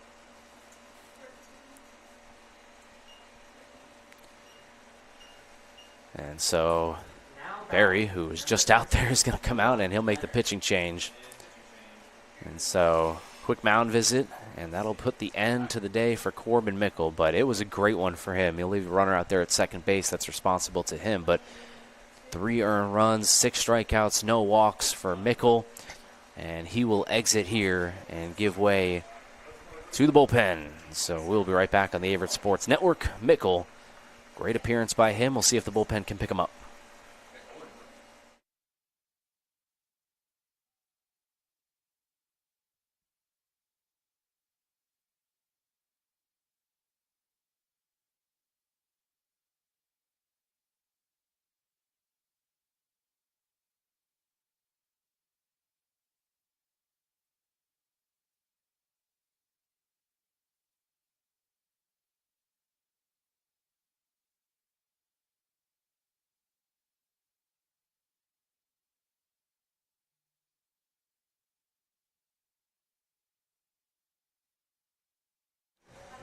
And it'll be my friend Michael Pellegrino on the bump here for the Cougars. He's senior out of Bayonne, New Jersey. Coming in a big spot. Go ahead run at second base. And he's got one out. He'll be relieving Corbin Mickle. So we'll see what Big Mike has in store here for the Cougars. Pellegrino so far this season 0-0 with a 4.05 ERA. He had a great start against Southern Virginia just Thursday, and so can't imagine he'll be going too long. 6 2/3 innings pitched so far, 3 earned runs, 4 strikeouts to 3 walks. And a competitor. I know Mike, I had the pleasure of playing with him. And coming in here in a big spot, I know he's revved up and ready to go, try to get the boys back in the dugout here. We're all tied up. This game has been very even. It's 3-3. Hampden-Sydney has 8 hits. Averett has 7. And right now, the Tigers have a chance to reclaim the lead. We'll see a heavy dose of breaking balls here from Pellegrino.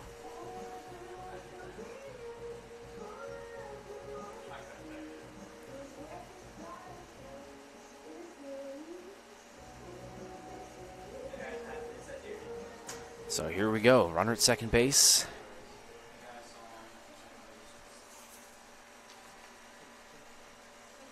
And it's going to be number 13. That's Leonard. Noah Leonard coming in here, the catcher.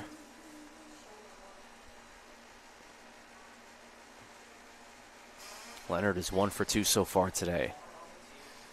And he's squaring to bunt. Pellegrino throws it outside. That really doesn't make any sense with 1 out. But it's 1-0. Maybe trying to throw Pellegrino off. Now if you're Averett, do you respect the square or call its bluff? Right now, Ford taking a look at second base, playing halfway in. He's going to square again, pulls it back, and in there for a strike. I mean, at this point in the game, it just wouldn't make sense to bunt the runner over to third, and then you've got 2 outs now.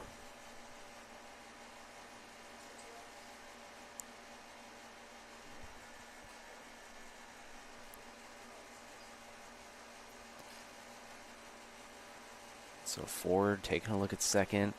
Pellegrino from the stretch, runner at second, 1 out here.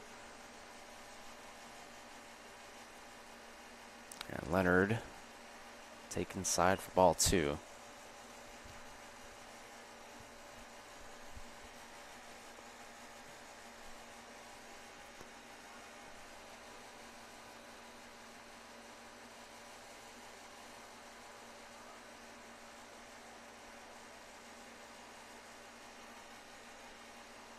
Balls and 1 strike here to the Tigers catcher, and a back pick here. Ooh. Keister fakes out the overthrow. Almost got him at second, but wisely staying put.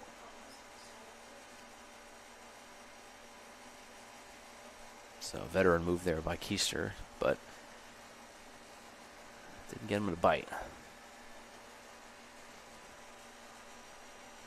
2-1. Breaking ball that gets the outside corner, strike 2. And it's 2-2 here to Leonard.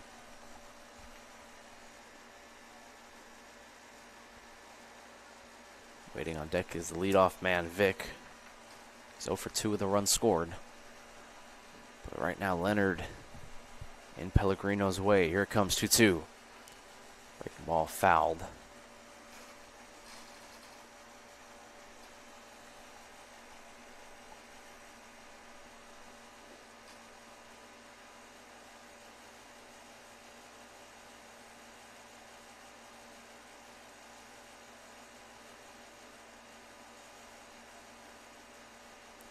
Ball's 2 strikes in and out here. Here it comes. This one's going to be hit back up the middle. Keister ranges over, gets it, throws to first, got him. And there's 2 down.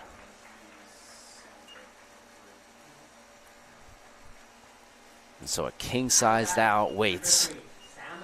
It's the leadoff hitter here for the Tigers, Sam Vick, working against the senior Pellegrino.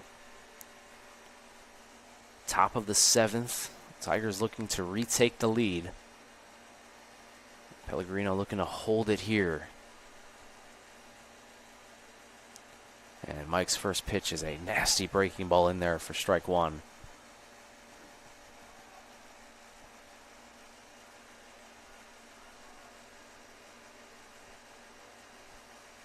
So after the breaking ball, let's see where Pellegrino goes. A one pitch. Back to it in the dirt.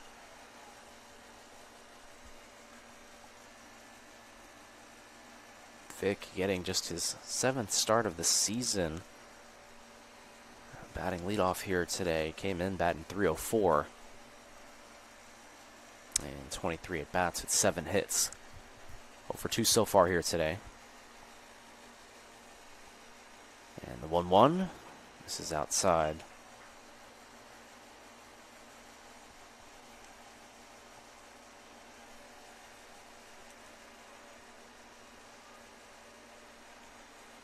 So hitters count here for the Tigers leadoff man, Vic. See where Pellegrino goes. And it hits him. So not the worst thing in the world. Had a base open at first. It's going to put runners at the corners here with 2 gone. Number 21, Lewis. Bring up Lewis, who's 0 for 3 on the day. 308 batting average and 39 at bats so far this season. And a big chance here for the third baseman. Averett will move the infield a little bit left. Hauser playing towards the middle. And Pellegrino misses low.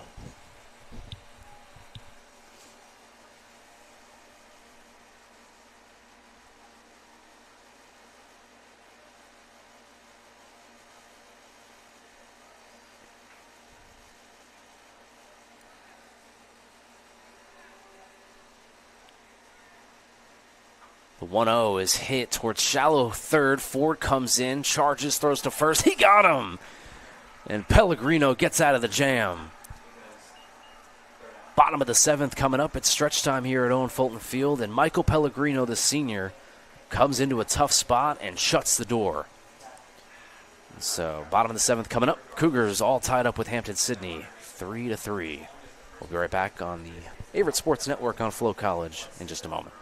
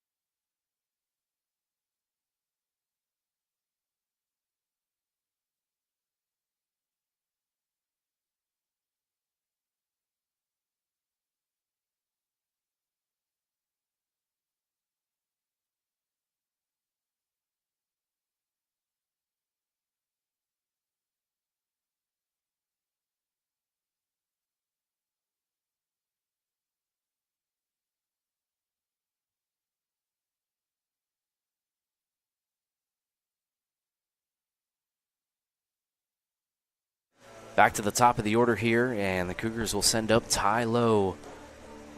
He's got 2 hits already here today.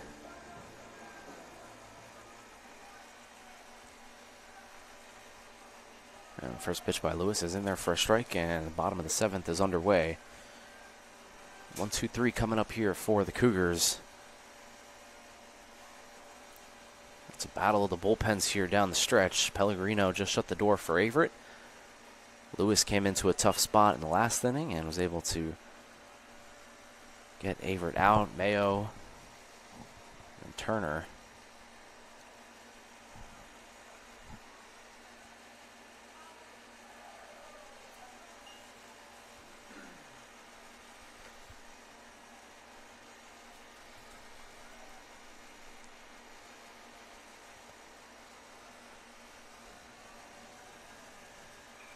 2-1 is fouled back.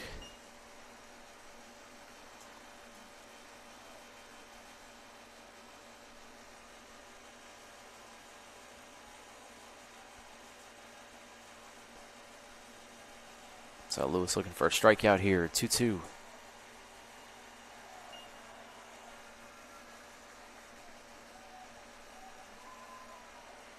And waiting on deck is Luke Keister. If Lowe's able to reach base, we talked about it, he leads the Cougars in stolen bases this season, and you also think about Keister potentially laying down a bunt, so this pitch right here is huge. Here it comes, 3-2. And Lowe skies this one into foul ground, ranging over, trying to give it a look as the first baseman. The wind takes it, but he makes the catch. A terrific play there. Now batting for your Averett Cougars, number 2, Luke Keister. So Keister will come up now with a runner, or excuse me, with 1 out, no runners on.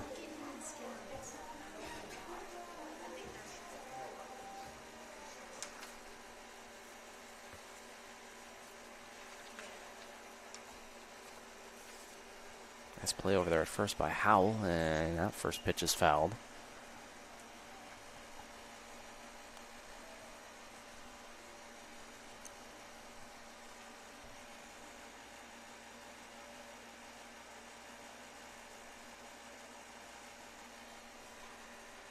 That one inside.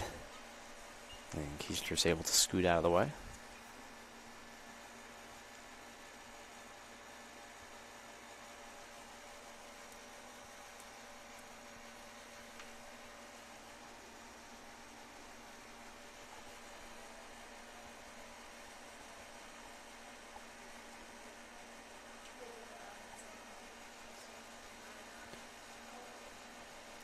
Now 2-1. Lewis having a little bit of a hard time finding the strike zone here late in this game. Two teams we talked about at Averett, the 6 seed last year in the playoffs, Hampden-Sydney the 7. Very evenly matched, 23-20 in favor of Averett for the series lead, as that one is called a strike. Keister didn't care for that. Thought that one was a little bit high. I tend to agree with him. And regardless, it's 2-2 now. Skinner on deck. Here it comes. Outside ball 3.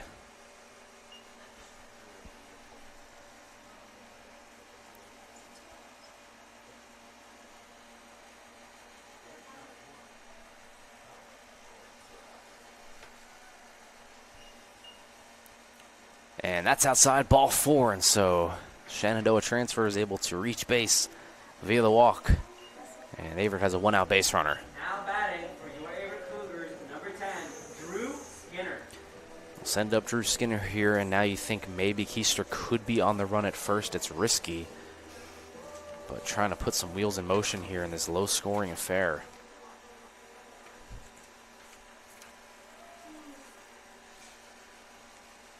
Skinner takes ball 1.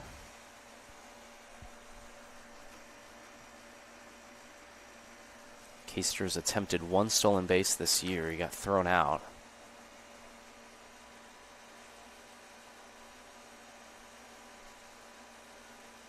Extends his lead. And Skinner pops this one up into foul ground. Howell chasing after it again, and now it's the second baseman, Smith. Makes the catch, and retreating back to first base is Keister.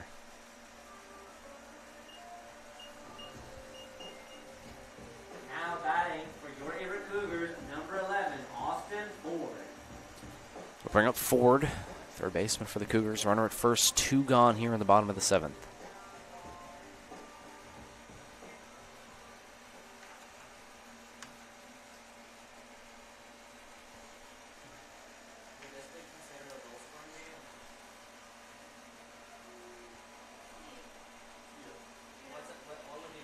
Swinging and chopping it over to third. Making the play there is Lewis, and that'll do it. Bottom of the 7th has come and gone here, and we are still tied at 3 apiece between Averett and Hampden-Sydney. Top of the 8th when we return.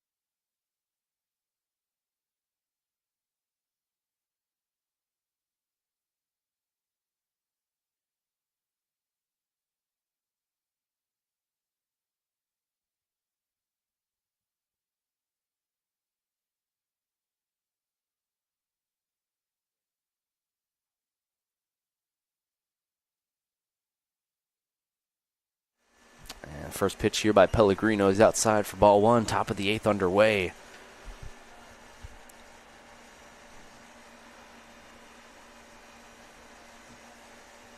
It's going to be Powell up to bat. He's 1 for 3 so far with that bomb back in the fifth inning. As this one's going to be hit right back up the middle. Keister giving way. Tries to keep it in front of him. He can't. Throws to first. Gets over the head of Skinner. Wisely backing up there as Powell. Does it go in the dugout, though? And it does. And that's a tough break for Averett. As because the wild throw went into the dugout and out of play, the runner gets to advance from first to second. And that is a big blow. So it's going to be a hit for Powell, but then the throwing error advances him to second. Keister. That's one of those, if you're Keister, you probably just got to keep in your back pocket. So now we're going to have Barry come back out here, Coach Barry. And we're going to go to the bullpen. And so Pellegrino's day is done. He did his job in the last inning, keeping that go-ahead runner at third base. But he will exit, and we'll see who's going to come out here. I believe it's going to be Will Green of Averett. And so Green's going to come in, and Pellegrino will exit. 3-3, go-ahead run at second base when we return.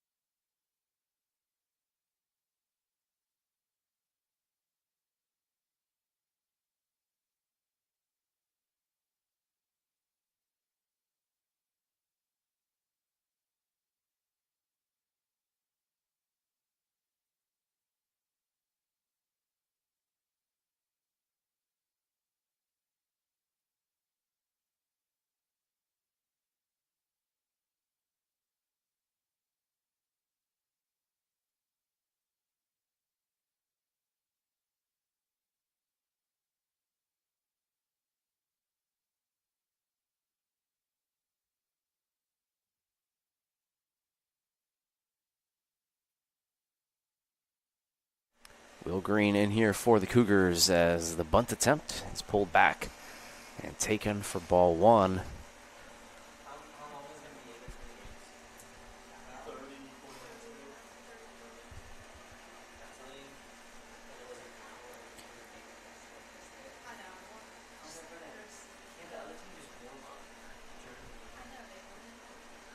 Taking a look at second, and now a back pick, and the throw goes awry into center field. Holding up there at second, though. And that's an interesting play there. It's risky to try to take third on that, but I think he might have been able to get there. Not sure if he knew where the ball was. But either way, Averett gets a little bit of a break. Still 1-0. Or, excuse me, 1-0 count. Skinner way in at first. Trying to charge in, make the play. Skinner coming in, diving, and he makes the catch. Drew Skinner. Oh, my goodness. What a play there by the first baseman of Averett. I just said it. He was creeping in. He was way in. Almost like Keith Hernandez back in the day used to go in on a bunt. And Skinner makes a highlight reel play there.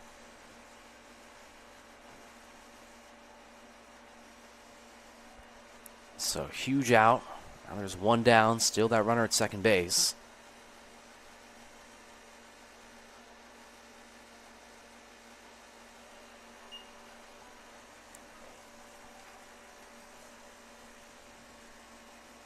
Taking a look at Will Green's seventh appearance on the season, a team lead, 4.73 ERA.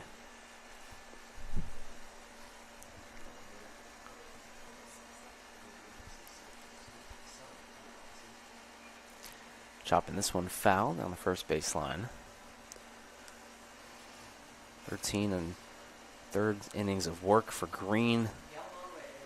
4 strikeouts.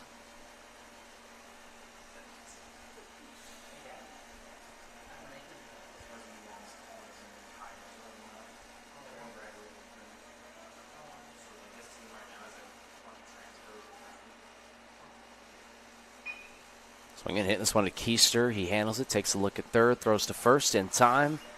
And the go-ahead run moves to third, but now there's 2 down. And so 2 big outs there by Will Green, the second.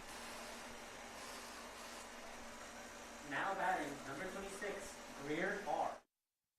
And it'll bring up Farr here, who's had a monster day so far. He's 2 for 3 with an RBI, a double in his last at-bat off the left field wall. And he'll be looking to give the Tigers the lead. He swings, he hits it up the middle. It's going to get past Hauser and through for a base hit. And it gives Hampden-Sydney a 4-3 lead now here in the top of the 8th. And so Farr has his 3rd hit of the day, 2nd RBI. And the center fielder for the Tigers has come up clutch once again.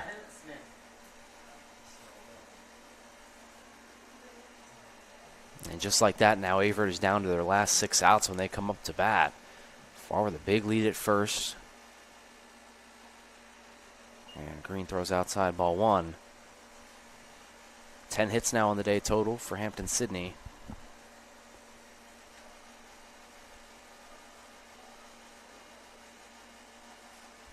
And there goes Farr. It's going to take a good throw to get him. It is a good throw, and they got him. Oh, wow, what a throw there by Powell Jr. And so he gets Farr at second base to retire the side. Not before Hampden-Sydney takes the lead, though. They are up 4-3 as we head into the bottom of the 8th.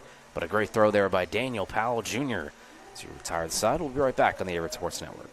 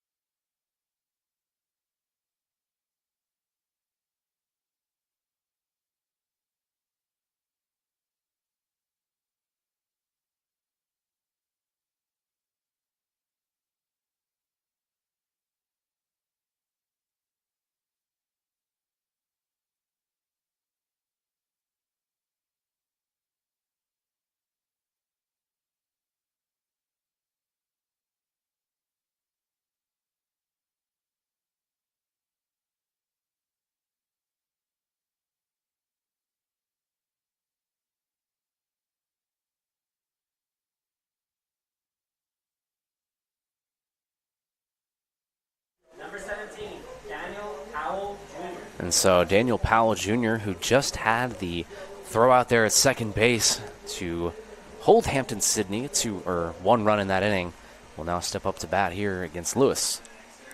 Lefty-righty matchup coming up here. Bottom of the 8th inning. Averett down to their last 6 outs, needing to make a move here. First pitch is outside for ball 1.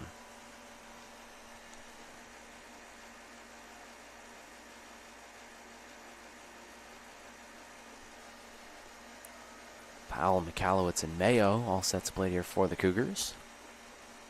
And that one misses outside, ball 2. And so Powell Jr. getting into a hitter's count here.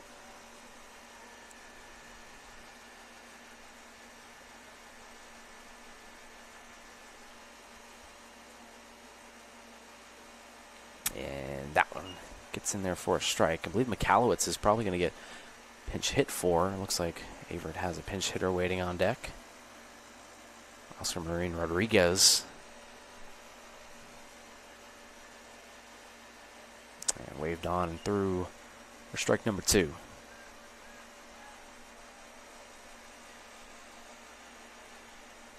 So Rodriguez getting ready to pinch hit for McAllowitz. 2-2 pitch here to Powell Jr. is swung and line foul.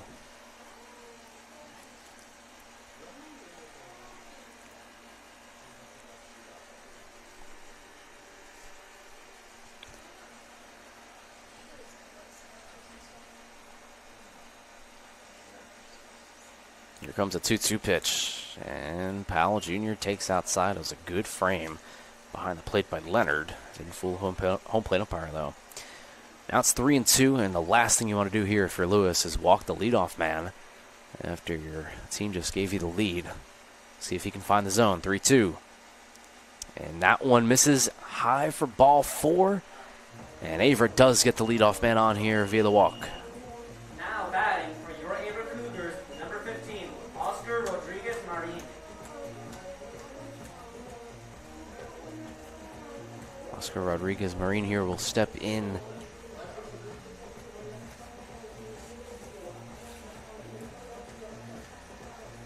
He'll pinch hit for Nathan McAllowitz.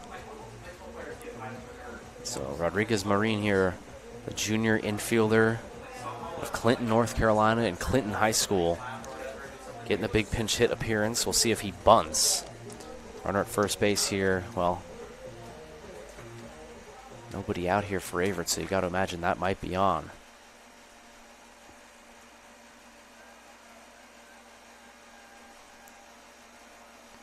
Rodriguez Marin here, his 11th at bat, not bunting, swinging and chopping it foul.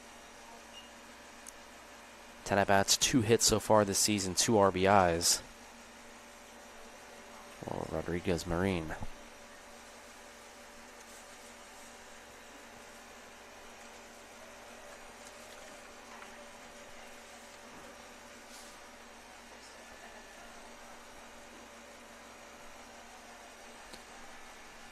Waiting on deck is Vaughn Mayo, the center fielder. Rodriguez Marin takes a strike, and it's 0-2.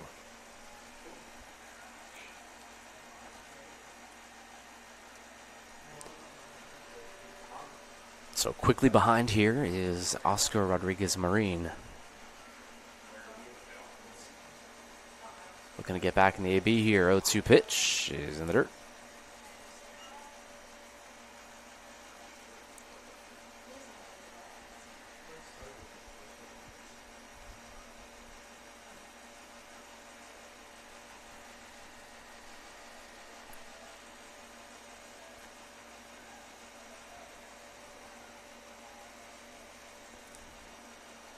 Here comes a 1-2, and this one's going to be hit over towards foul ground, and making the catch is Howell. And that's going to be the first out of the inning. Now batting for your Averett Cougars, number 21. So Coach McLaughlin decides to go with the righty-lefty matchup as opposed to McAllowitz against the lefty. It doesn't pay off for the Cougars as Rodriguez Marin flies out to first base. And so 1 down here. Vaughn Mayo will step in.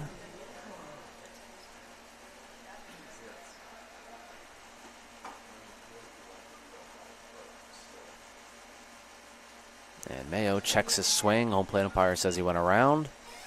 It's 0-1.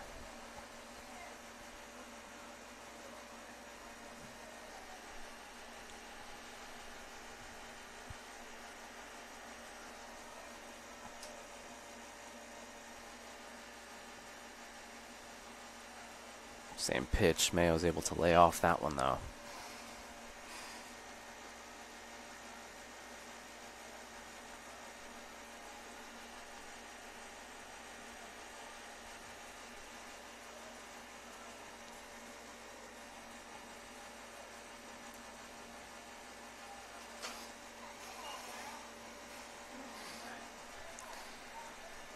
And Mayo takes low for a ball. much to the dismay of some of the Tiger fans that came out here to watch. 2-1 here. Mayo in a hitter's count. Runner at first. And Mayo takes a strike, and that is interesting. Kind of look like the same pitch as the last one. Maybe home plate umpire listening to the crowd a little bit here. It's 2-2. Mayo didn't like it. Here comes 2-2, and swinging and just getting a piece of it.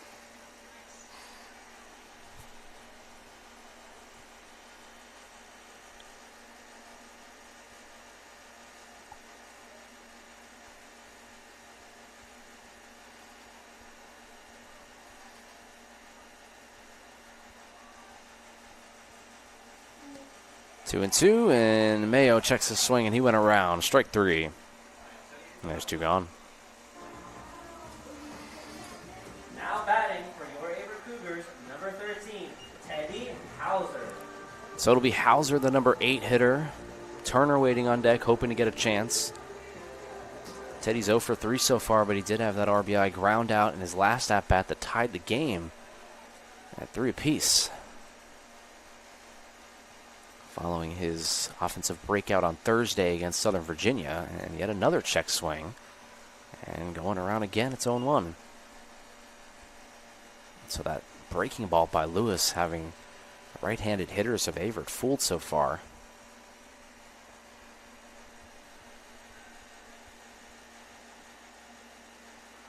Hauser squares the bunt, and it's going to be called a strike. Another breaking ball, and it's 0-2. If Hauser makes out, it's going to be Turner to lead us off in the bottom of the ninth, and then Lowe and Keister. So 9-1-2. That is if Hauser can't get on here. And it's on the outside corner, strike 3, and Lewis is fired up as he runs over towards home plate and has a word. So that'll retire the side. It'll send us to the top of the ninth.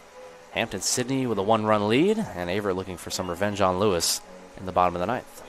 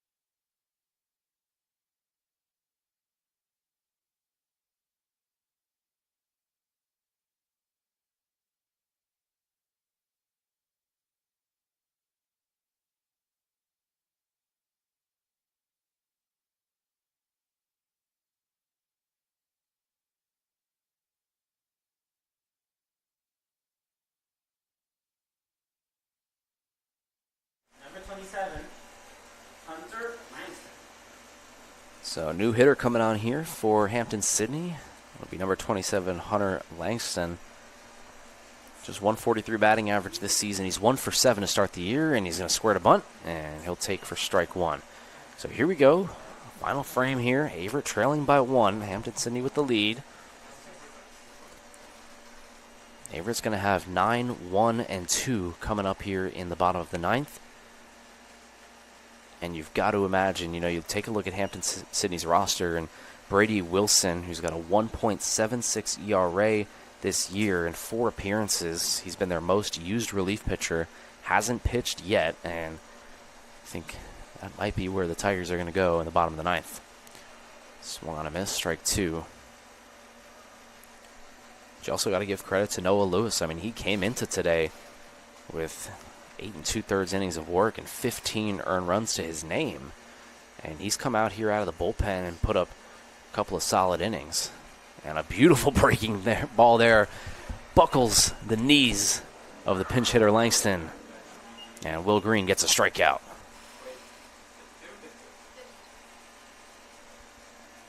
Another pinch hitter coming out here, or no, it's going to be Mason Lester. So Lester will come up here. Great pitch there by Green to get the first out and another strikeout.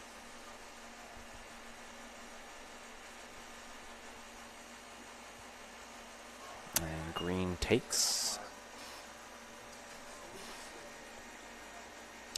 But for Lewis, 2 2/3 innings work so far. No hits, 2 walks, 2 strikeouts, and no runs, which obviously is the biggest stat. He had a huge strikeout against Hauser to end the inning.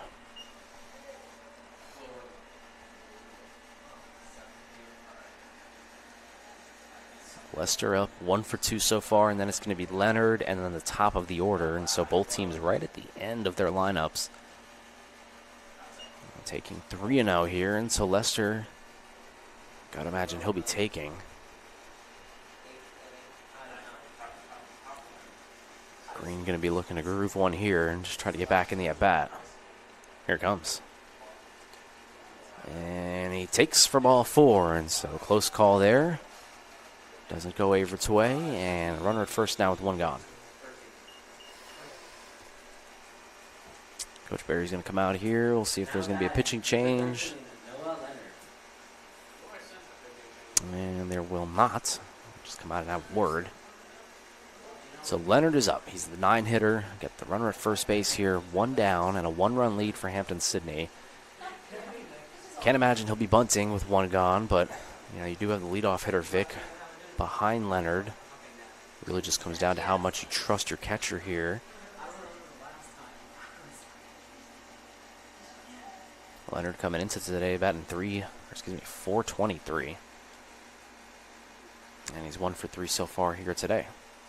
So presumably we'll be swinging the bat and trying to get that runner over and setting the table up for the top of the order of the Tigers.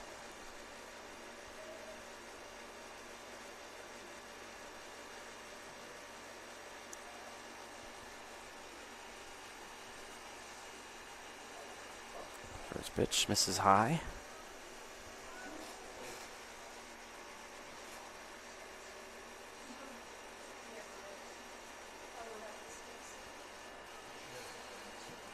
Lester takes a medium lead at first. They'll throw over, and he'll get back in safely.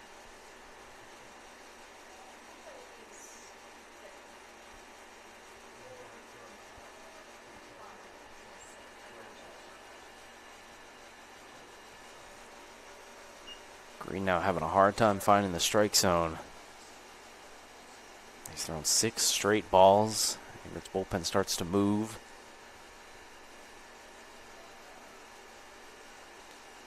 With 2-0. He's in there for a strike.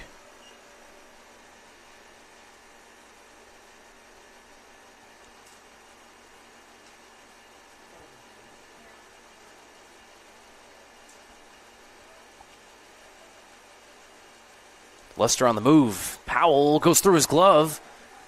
And he'll round second, hold. And it's going to be a stolen base.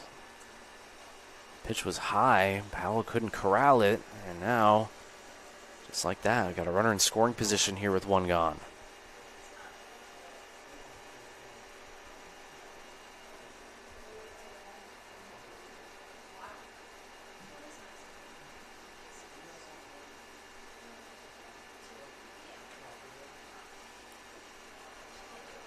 And that one misses ball 4. And so back-to-back walks here for Green.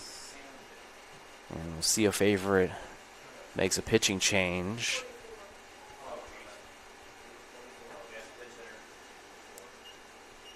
Looks like for now they're going to stay with Green. But it's going to be the pinch hitter. Number 44, Jack Wilson. And this has been the X factor waiting on the bench all game. Jack Wilson, the best hitter on Hampden-Sydney, hasn't had an at-bat yet. And he's coming off the bench here in a big spot. He's batting .385 this season. He's got 2 home runs, which leads the team, and 8 RBIs. And so we were wondering when we were going to see Wilson, obviously not playing most of this game, presumably going to start the next game, but getting a little head start here in the first game of the doubleheader. He's coming up with 2 runners on and a chance to extend this lead and get some insurance heading into the bottom of the 9th.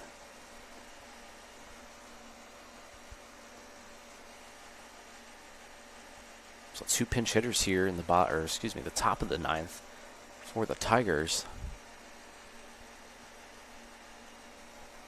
A chance here for the Tigers' best hitter to come up, and he's going to square to bunt. That is interesting. 1 out. I say he went around, so it's strike 1.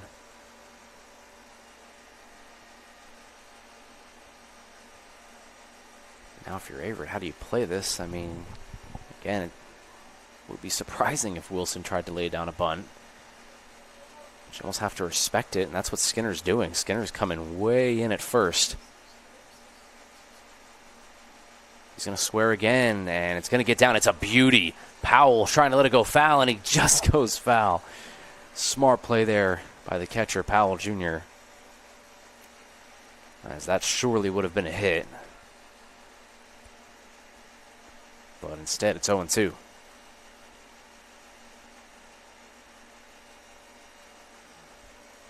And now Jack Wilson will be swinging away.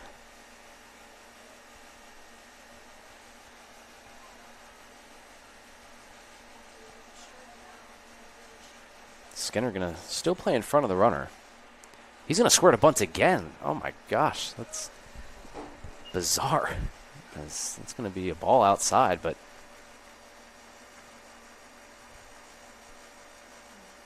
interesting. Oh. See if Wilson squares to bunt again. Skinner's playing like he's going to. And he's going to square, and it's going to get down, and it's another beauty as they're going to try to throw to first, and it's going to not be in time. And so Jack Wilson comes off the bench, bunts with 2 strikes and an out, and he's able to beat out the infield single.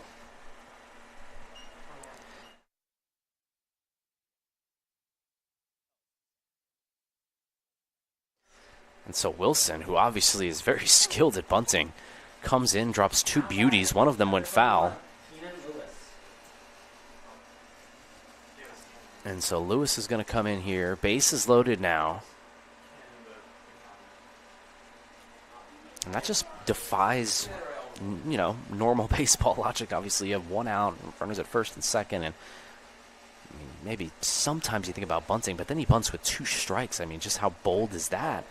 And he gets it down, and it's a beauty, and he gets at first base. And so just kind of going against the book there. And so Averett obviously will play their infield in here.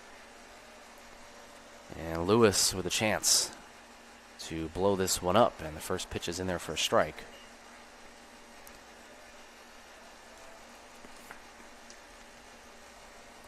So the Tigers have the bases loaded, and they haven't hit the ball out of the infield. 2 walks and an infield single. Oh, this is outside.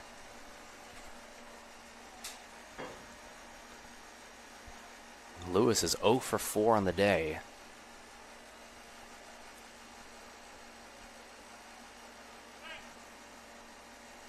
And a ground ball in the infield will surely be coming home. Good breaking ball there by Green, and it's 1-2.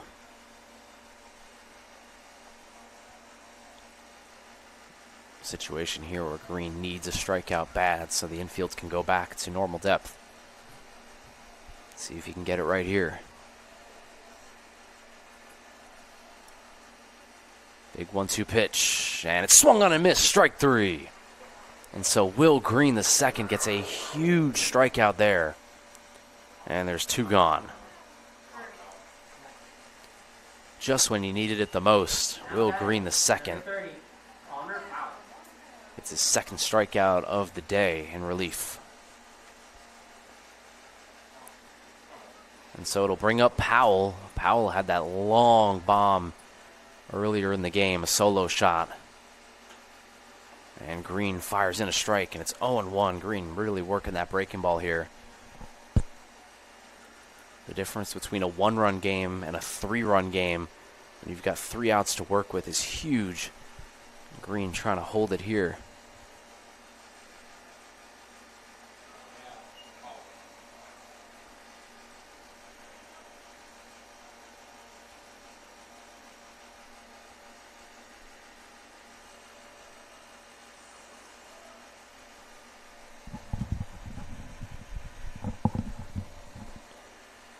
One pitch is swung on and popped up into shallow left. Low comes in and makes the catch, and that will retire the side.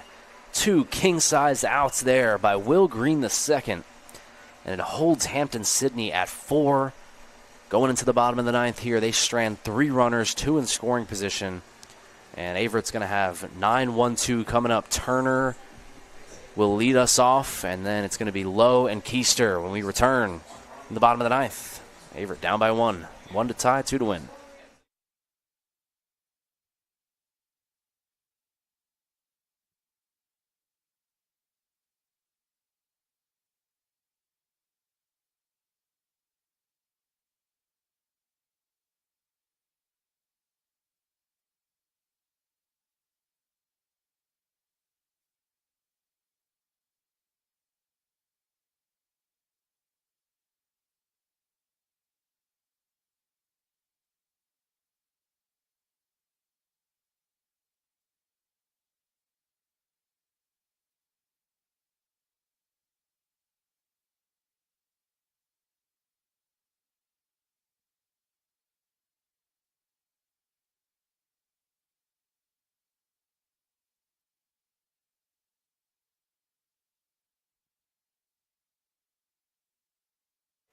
Bottom of the 9th. The stage is set here at Owen Fulton Field. Averett and Hampden-Sydney. My name is Thomas Heaney III here on Flow College, and the Cougars need 1 run to tie, 2 to win. And they'll send up a pinch hitter here. It's going to be Maddox Jordan.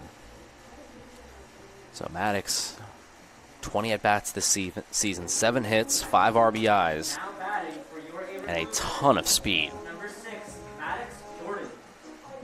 So Jordan's going to pinch hit here for Jack Turner in right. And so Maddox, who normally plays center, if we have extra innings, we'll see how Coach McLaughlin works that. Maybe move Mayo to right, or maybe just have Maddox play right. But here we go. Lewis is back out there after getting a huge strikeout against Hauser. First pitch, outside, ball 1, and we're underway here in the bottom of the 9th.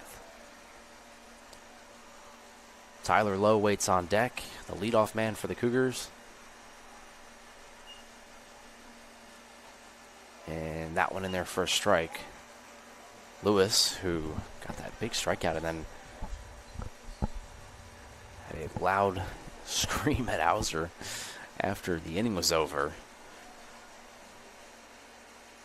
Big cut there and a swing and a miss, 1-2. Let's see if Lewis can keep his emotions in check here down the stretch, as he has been dealing.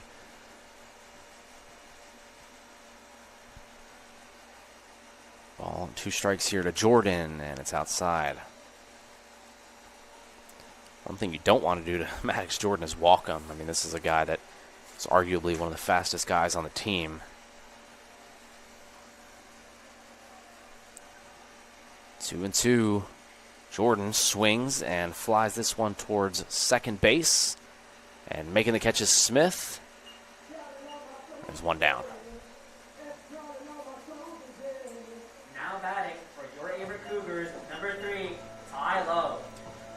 We'll bring up Tyler Lowe here. 1 out, bottom of the 9th. And one thing Lowe can bring to the table here outside of his 2 hits so far is he does have the power to get it out of the yard. And Coach McLaughlin now will have a talk with him on the third base line. Ty Lowe does have a home run this season. Averett only has 2 as a team. One of them is by Lowe. A situation where 1 swing of the bat can change the whole complexion of this one.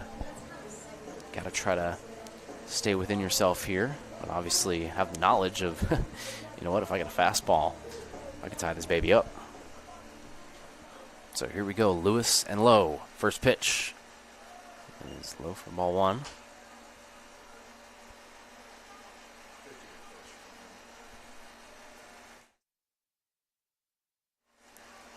'50th pitch coming up here for Lewis, who's working out of the bullpen.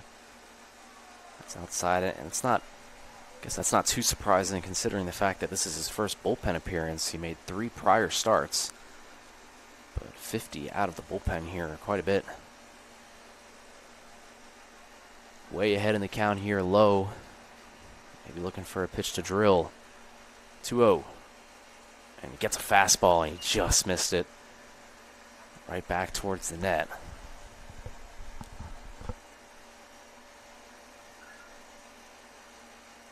Definitely a challenge pitch there by Lewis. Here comes a 2-1. And a good frame, but it's outside for ball 3, and Averett is 1 pitch away from getting the winning run at the plate. Got to be ultra selective here if you're tie low. It's 3-1. Here it comes. And he gets a good pitch to hit. He drills it towards right field. Coming in and diving and making the catch is the right fielder, Sanford. There's 2 gone. Now batting for your Averett Cougars, number 2, Luke Easter. So here comes Keister coming up to bat here. No career home runs for him, but he'll be looking to get on base in any way he can and try to give the Cougars a chance.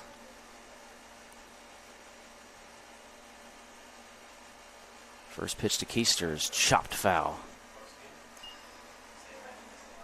Don't go anywhere after the conclusion of this one. Averett, second game of the doubleheader, will probably be about 30 minutes after this.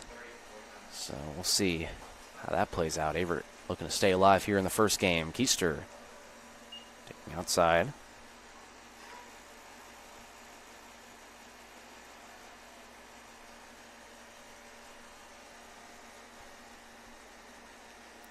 Ball on a strike here. It's Averett's shortstop, and that one just misses outside. Big pitch there, 1-1, and then missing outside to give Keister the advantage. Drew Skinner waits on deck, hoping he'll be able to come up. Lewis, 2-1 pitch here. Keister swinging and popping it up into shallow center. Coming in is far, making the catch, and that'll do it. Hampden-Sydney gets the win over Averett, 4-3 here in the first game of our doubleheader. And they will improve their win total to 7. They go to 7-4. Averett drops their 8th game of the season. And the Cougars will go to 5-8. Hampden-Sydney will go to 7-2. And what a terrific job out of the pen there by Lewis. Corbin Mickle started this one for Averett and was sensational. Just a well-played ball game all the way around by both sides. Only 1 error total. It was by Keister, the throwing error, but Averett falls 4-3, and we'll step aside and take a break. Second game of our doubleheader will be coming up shortly. In about 30 minutes here at Owen Fulton Field. For this one, Averett falls 4-3.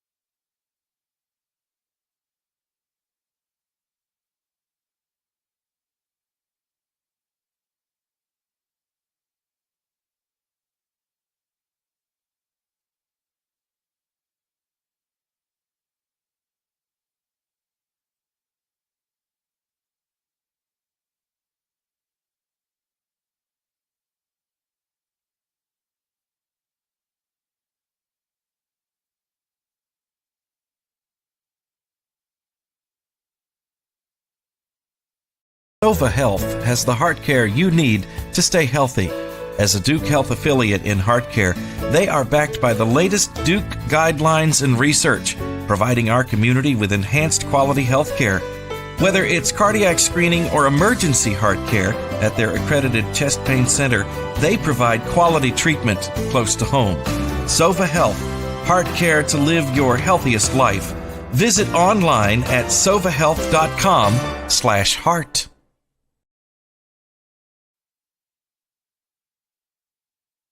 Is inclusive, encompassing, inspiring.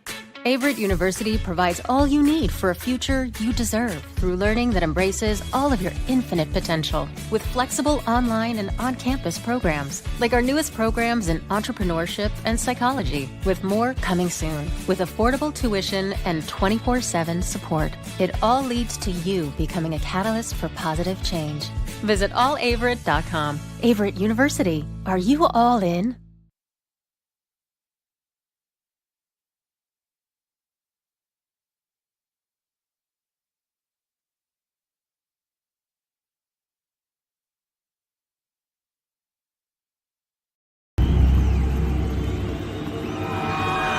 Flow Sports has changed the game.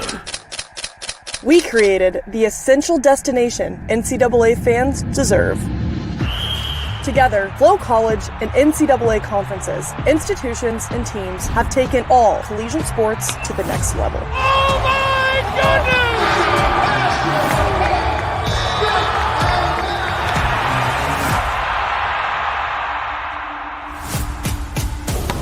Back to Jones. She lets it fly from deep, and she buries it. Oh, a wraparound. He's got some speed down the sideline. Touchdown, Bulldogs! The new collegiate record belongs to Parker Valby. In front, Stockfish, offload shot,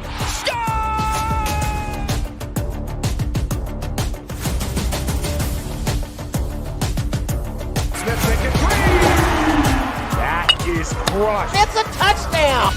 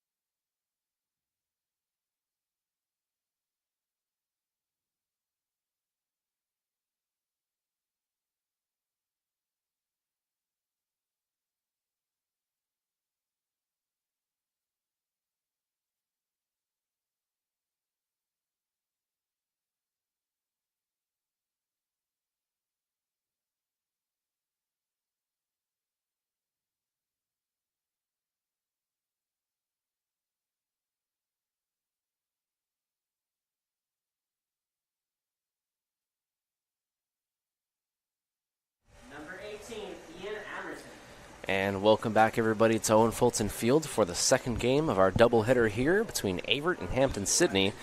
First game was a banger. Cougars lost 4-3, but it was close, tight, really the whole way through. On the mound for the Cougars here to start the second game will be Ian Amerson. Ian had a great freshman campaign last season. He struggled a little bit so far this season, but looking to get back on track here today. For Ian, this will be his third start of the season, fifth appearance.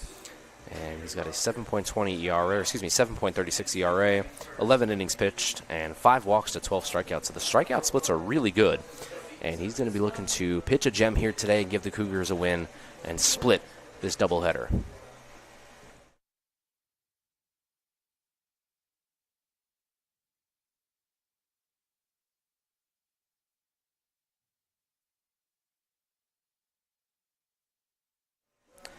And so as we are just about to get started here, let's take a look at the defensive alignment here for the Cougars. In left field, Ty Lowe, Vaughn Mayo in center, and Maddox Jordan in right field. And then we take a look at the infield. Drew Skinner at first, Teddy Hauser at second base. And then we got Luke Heister at short, Austin Ford at third, and then behind the plate will be Landon Mitchell. DHing once again will be Nathan McAllowitz. Going to take a look at our starting lineup here for the Cougars in just a few moments. As you see there, Landon Mitchell, get ready for the throwdown. And here we go, Tigers and Cougars. Ian Amerson on the mound for Averett, making his third start of the season. Now batting, number 5, Chase Sanford. Sanford will start us off here. It's going to be Sanford, Vick, and Powell. 1, 2, and 3 here for the Tigers, looking for the doubleheader sweep over Averett. Averett looking to split. So here we go, Ian Amerson. First pitch is swung on and fouled, and we're underway. Here in Danville, sunny, hot day here, 80 degrees. A little bit cloudy, but it's definitely hot, especially for me. I do not like the heat. I don't know how those guys feel on the field. I know everybody's a little different.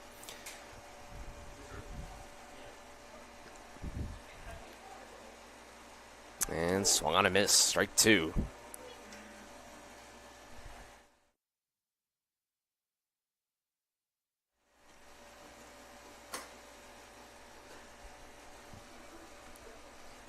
Oh, and 2 here. And Emerson looking for the strikeout. Oh, good 0-2 pitch there in the dirt.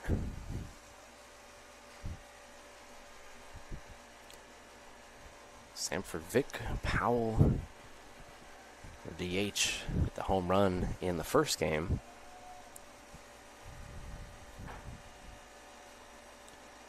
One and 2 pitch here, Sanford.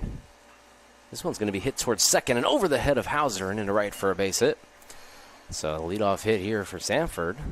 And Hampden-Sydney has first base runner of the game here.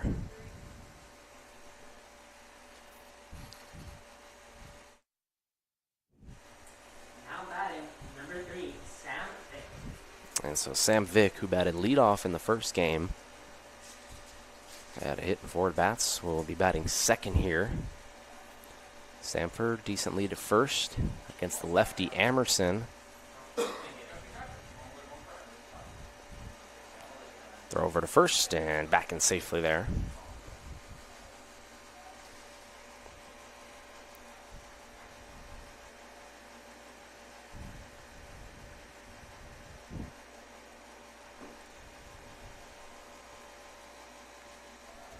Now bunt attempt that's fouled, and you see that a bunch here. First game, Hampden-Sydney laid down a couple of sacrifice bunts to get runners into scoring position. Makes sense early on here, try to chip away and get some runs early.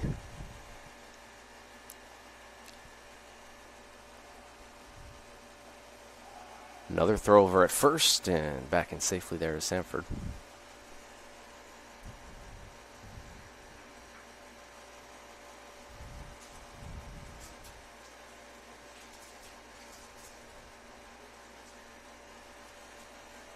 So 2 throwovers at first. Now the 0-1 to Vick. He'll square. It's not a good bunt. Trying to make the play at third is Ford, but just can't get it. It's all right, though. It's 0-2 now.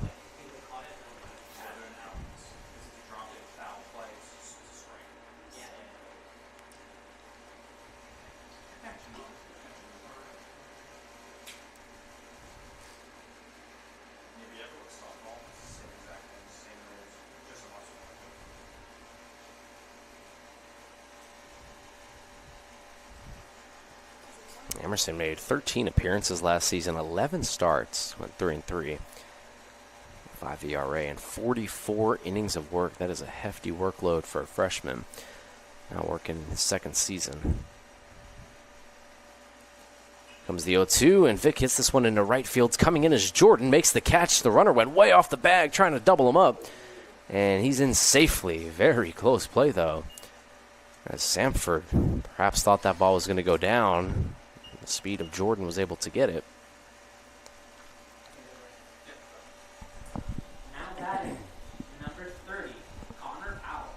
And so it'll bring up Connor Powell. Had the solo shot in the last game. First home run of the season. Batting third and DHing here in the second.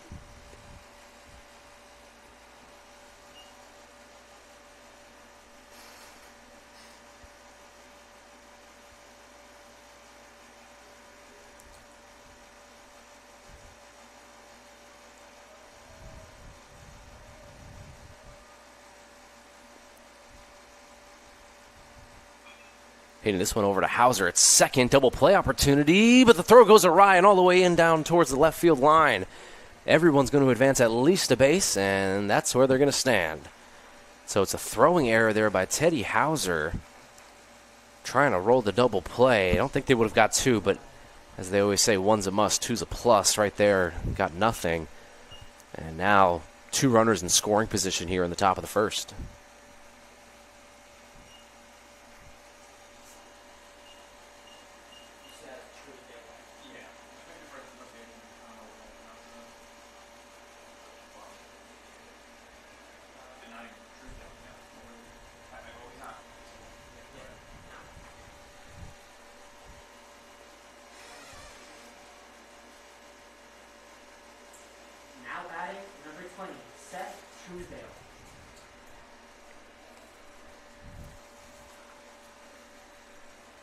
Truesdale will step in, number 20 on Hampden-Sydney, making his 7th start of the season. He's been very good in his small sample size this year. 12 hits and 21 at-bats. That's a .571 batting average. Averett's going to play the corners in, middle infield back. And the first pitch is inside for a ball. Truesdale has a home run this season, one of the 7 by Hampden-Sydney this season, and 6 RBIs, slugging percentage over 700. And he's on base 60% of the time, which is an incredible clip. 1-0 pitch. This is low for ball 2, and now getting into a hitter's count.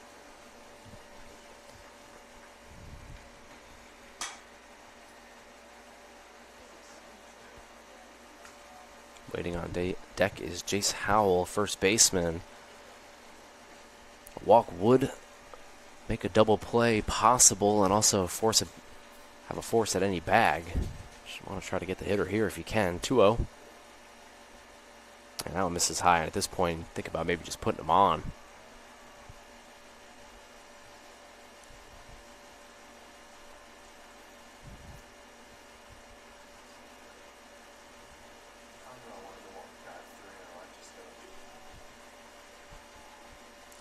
So 3-0 here, base open at first, so no harm, no foul if he does walk him.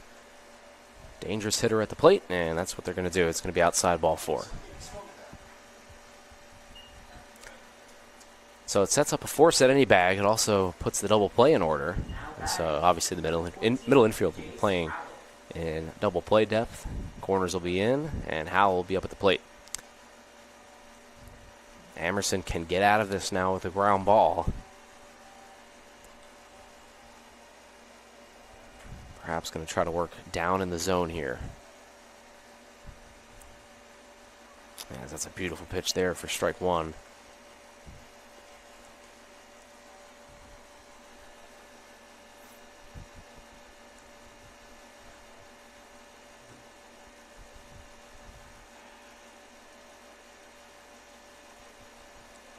Emerson comes set and delivers outside 1-1. Also sets up the lefty-lefty here, so probably a wise decision there to walk Truesdale.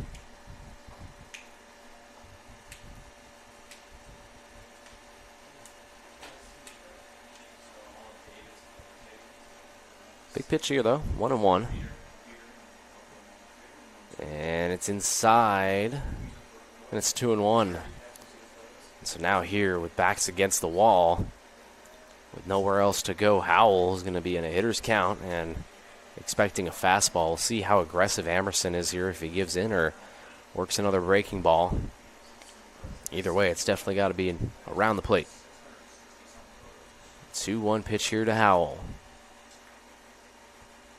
And he does work another breaking ball, but it misses outside. It's 3-1.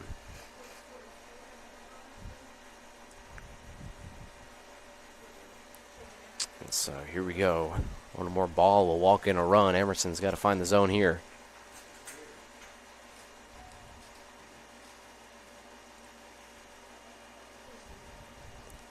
Howell waits. Amerson delivers. And a check swing. That was going to be ball 4. Instead, it's going to be a foul ball, and it's 3-2. That's definitely not Howell's best hack there. He keeps Amerson alive here in the at-bat. It's 3-2 now. Looking for a strikeout or a ground ball. Force a double play.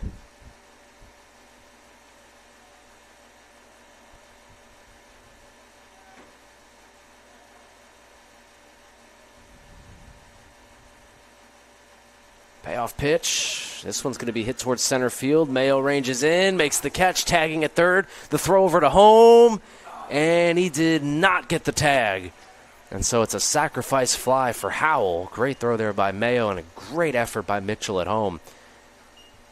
Just too much speed over there at third base by the leadoff hitter. And so it'll be 1-0 Hampden-Sydney.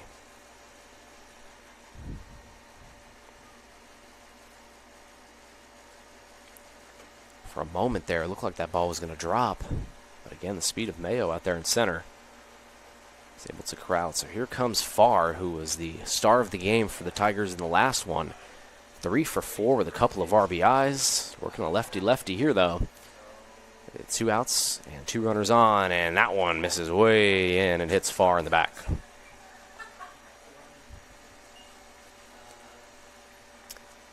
So bases loaded once again, this time with 2 outs, though, and it's going to be the shortstop, Lester. Number 52, Mason Lester. So interestingly enough here, the Tigers send up 3 straight lefties against Amerson. Normally don't see that. A lot of the times coaches will go lefty-righty, but 3 straight lefties coming to bat here for Amerson.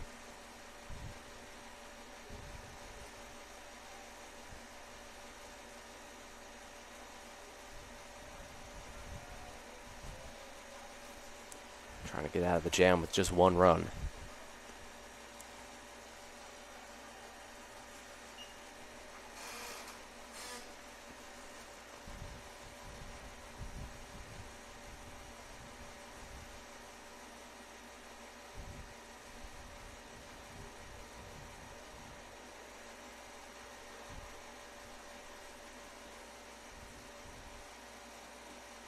And Lester takes on the outside corner for strike 1. It's 1-1 here.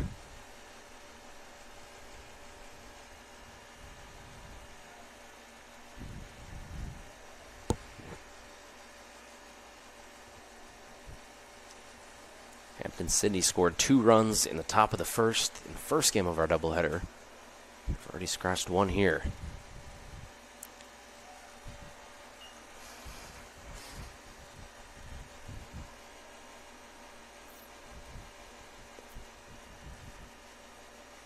Emerson ahead in the count, 1-2.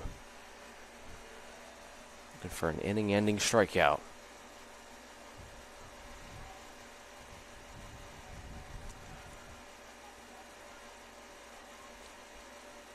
One-two pitch is swung on, and was that tipped? Yes, it was. So just barely getting a piece of it there was Lester to stay alive in the at-bat.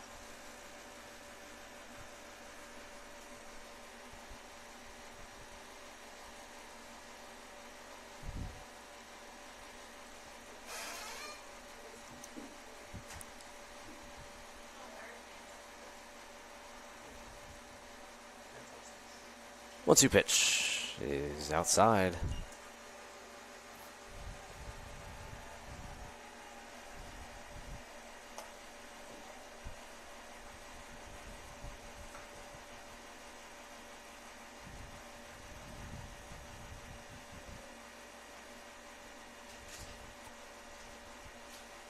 2 balls, 2 strikes, 2 outs, and the bases loaded here for Hampden-Sydney. And this one is going to be popped up behind the plate. Mitchell should have a play on it, and he makes the catch. One of the toughest plays to make in baseball. Landon Mitchell is able to go back behind the mound and help out his pitcher there to get him out of the inning. So 1 run scores, 1 hit, 1 error by Averett. Sent us to the bottom of the first inning here at Owen Fulton Field.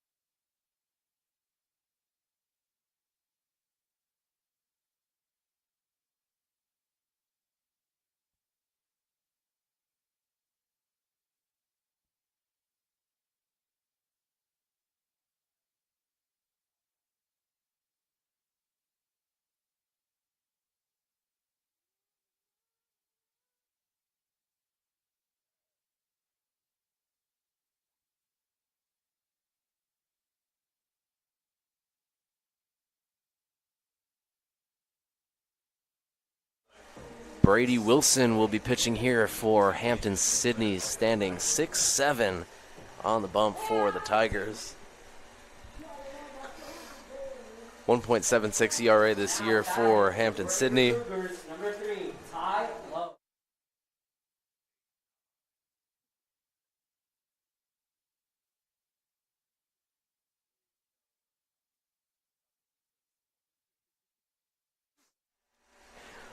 And so here we go, starting it out here.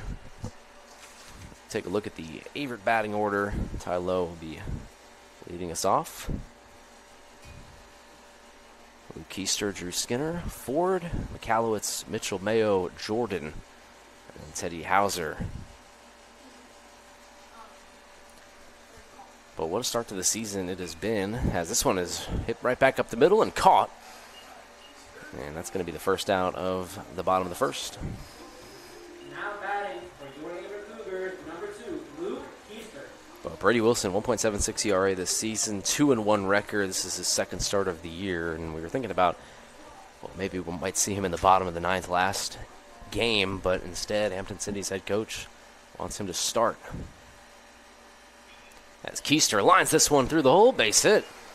And so Luke Keister here is able to get on with a 1-out single. Now batting for your Averett Cougars, number 10, Drew Skinner. Bring up Drew Skinner here, Averett's first baseman. Yeah, I mean, Wilson, 15 innings of work and 12 strikeouts, just 4 walks. Opponents are only hitting 196 off him this season, so Averett's got their work cut out for him in this one. Skinner hits this one. That's going to get through the hole, base hit. Drew Skinner stays hot and gets a base hit right there. And it's first and second with just 1 out. For your Averett Cougars, number 11, Austin Ford. Drew Skinner doing what Drew Skinner does. That's getting base hits. Came into today batting .349. That's his 16th hit of the season. So one of the best pitchers in the ODAC this season statistically. He's got 2 runners on early and only 1 out. Ford steps in now, back-to-back singles by Averett.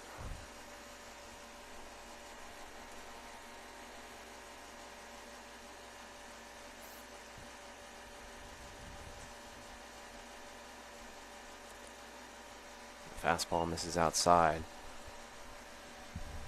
Brady Wilson coming with some serious velocity here in this one. Don't have a radar gun up here, but fastball is coming in hot.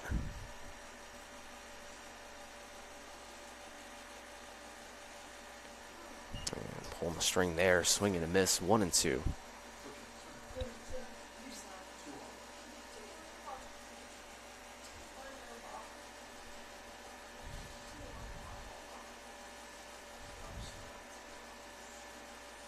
1-2 here to Ford is outside, ball 2.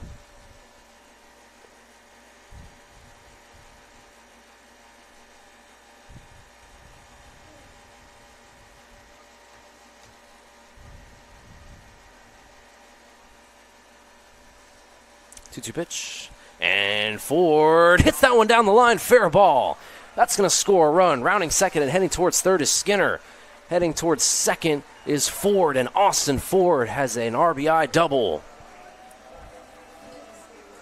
Now batting for your Averett Cougars, number 1. Great piece of hitting there by Ford, and it's 3 straight hits for the Cougars. Greeting Mr. Brady Wilson rudely here at home are the Cougars as they get an RBI double. Now 2 runners into scoring position and a big spot here for Nathan McAllowitz.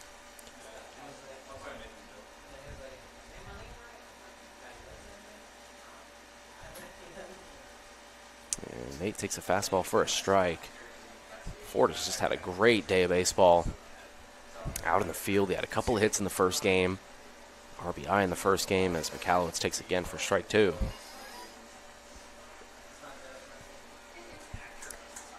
So Nathan's going to have to dig in here. Hampden-Sydney is going to surrender the run on a ground ball. They're playing back. So if McAllowitz hits a ground ball, it should score a run.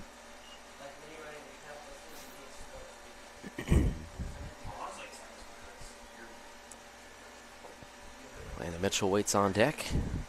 McAllowitz looking to put a ball in play and score an RBI. And swing and a miss there, strike 3. And so Wilson makes quick work of McAllowitz.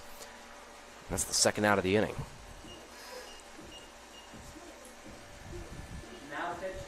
Now batting for your Averett Cougars, number 35, Landon Mitchell. So Mitchell will step in here. Runners at second and third, 2 outs. And a chance to give Averett the lead. Mitchell swings through that one. And to put it into perspective, how well this inning has gone for the Cougars. Wilson this season has pitched 15 innings and only given up 3 earned runs. Averett has 2 runs here.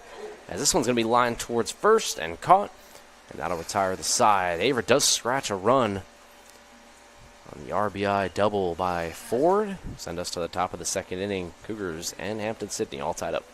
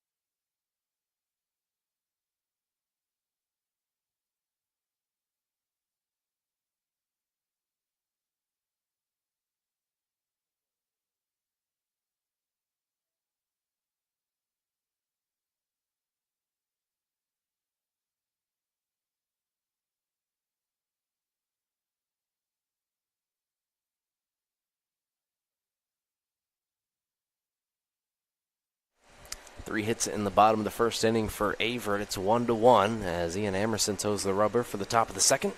And the first pitch is going to be swung on and hit towards foul ground and out of play.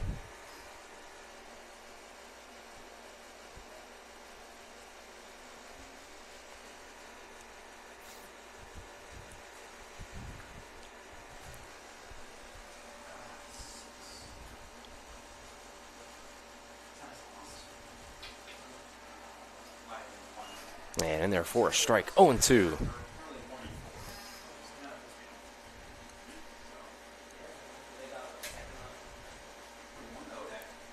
Emerson looking for his first strikeout of the game. 0-2 pitch. It's high and away. Working against Matthew Kim. Kim, Langston, and Samford.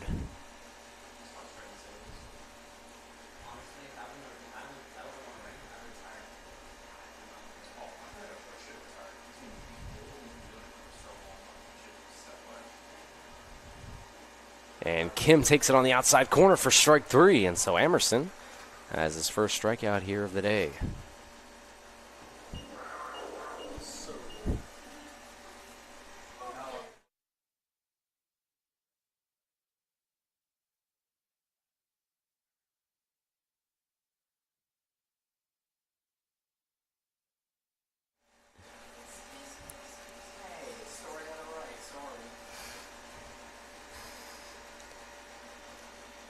One out here, and that one is in there for a strike. Hunter Langston, the third baseman, coming in for Lewis, who started last game.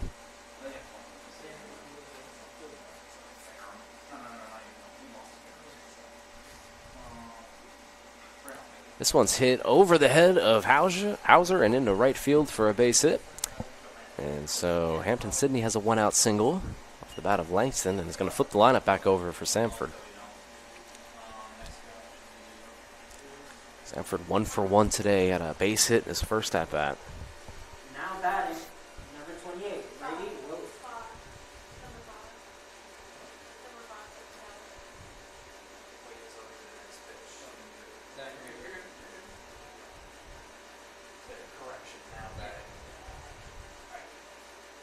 Correction, now batting, number 5, Chase Sanford. So take a look at first base, nothing doing. Samford, the leadoff hitter here. Runner at first base. It's Langsford.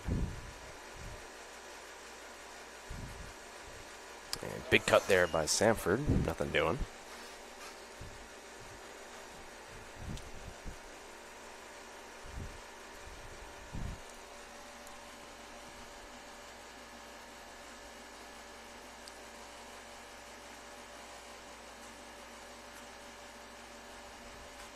In the dirt, Mitchell gets it, throws it over to second base, and he's out.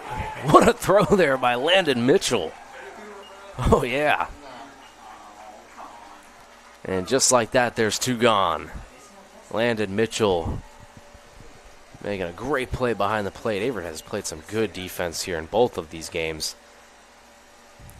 But that one was incredible in and of itself. And so now two gone.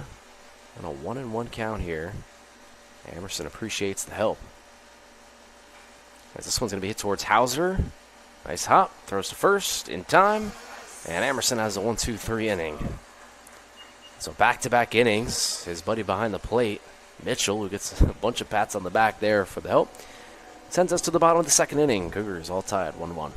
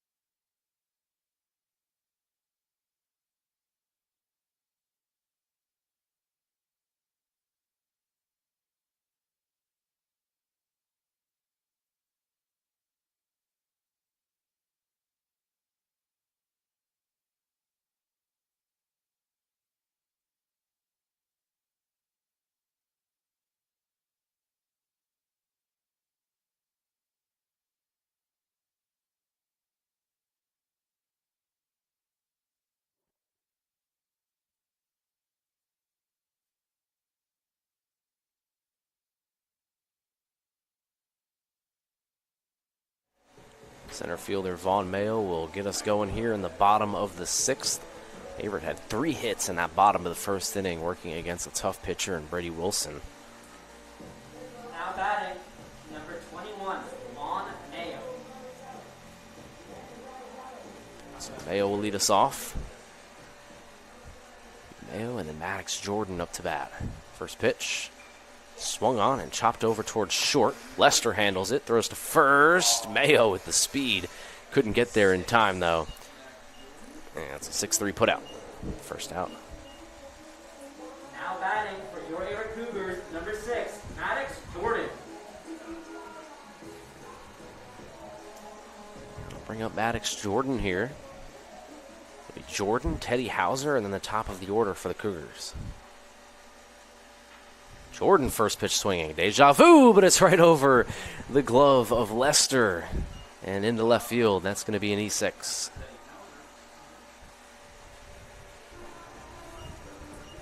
Now batting for your Averett Cougars, number 13, Teddy Hauser. So Hauser come up here with a runner at first base. Less than 2 outs. First error of the day, totaling both games for Hampden-Sydney. Lester, who just made that play at short, just couldn't corral that one. And there goes the runner, but it's past the glove of the catcher and to the backstop. The runner will advance to second base. So it's a wild pitch.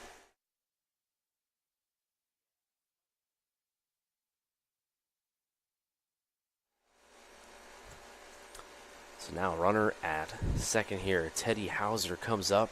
Jordan at second. Top of the order waits on deck.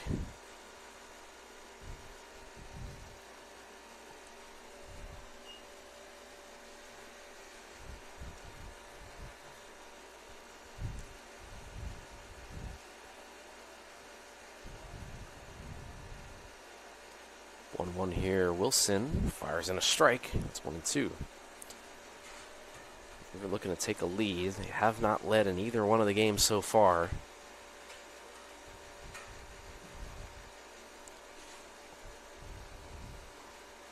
That one misses high.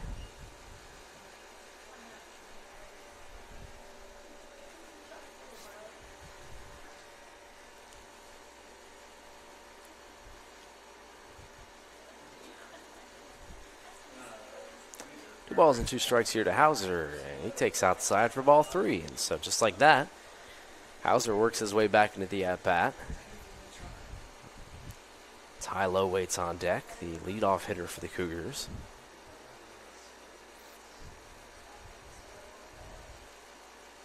Got to find the strike zone here, Wilson. Payoff pitch here to Hauser. This one's going to be hit back up the middle. Kim gets it, throws to first. And there's 2 gone. Now batting for your Averett Cougars, number 3, Ty Lowe. And it'll be up to Ty Lowe here, runner at third base, 2 gone now. Looking to give Averett their first lead of the day.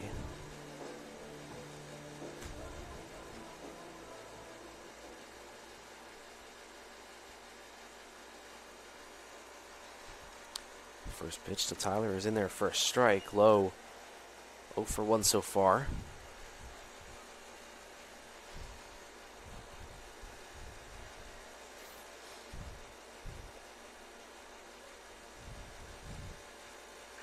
And Ty hits this one into left field, left center, going back and making the catch.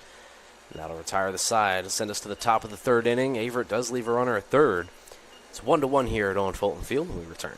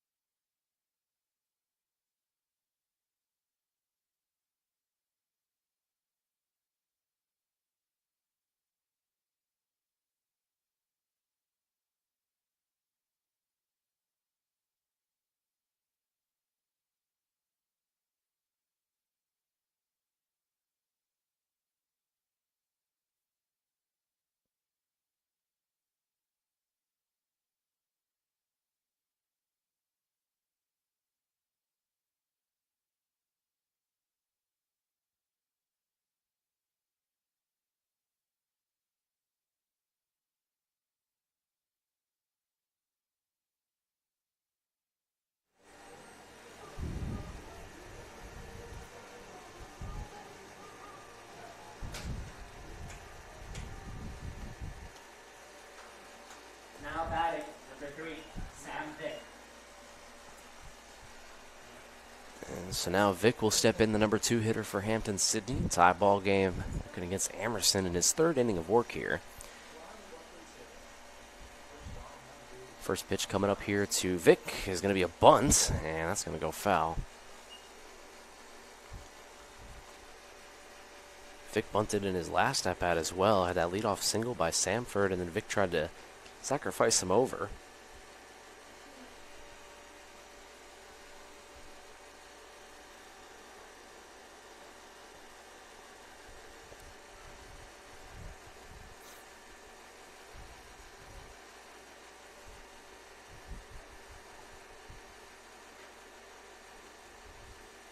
Good pitch there by Emerson on the inside corner for strike number 2.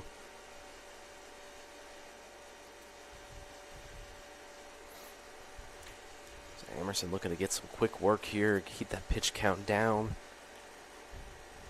Averett used Pellegrino and Green in relief. This one's going to be popped up. Should be a can of corn out there for Mayo. And he makes the catch, 1 down.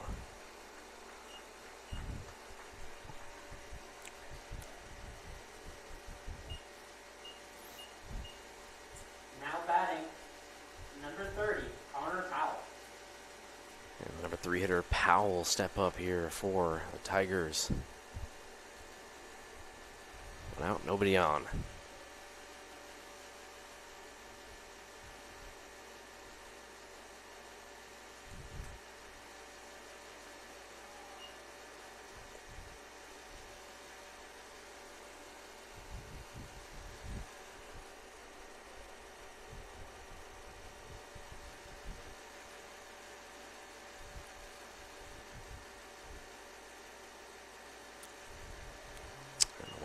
Fastball hits the outside corner, 1-1.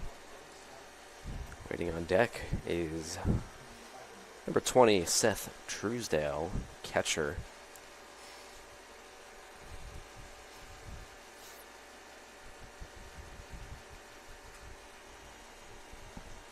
On 1 pitch here, Powell swings and hits it off his shin. Oh boy. And that is why some guys like to use the shin protectors. Powell doesn't have one on, but boy, that one is definitely going to sting. They're going to give Powell a few moments here to recoup, but that's going to leave a heavy bruise.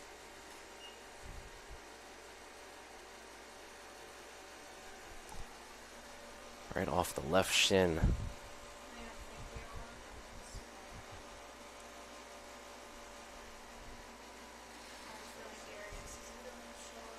Training staff for Hampden-Sydney comes out. They'll take a look at him. That's one where everybody knows what it is. It's definitely not good. It's a pain tolerance thing. That is going to leave a bruise tomorrow morning, that's for sure. So I hope everything's all right. Takes a practice swing, and it's good to see him get back in the box. So Powell come back in here, 1-2 count.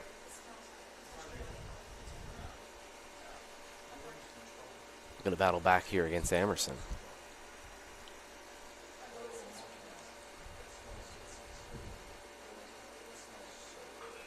And the 1-2 is laced foul. So we'll do 1-2 all over again.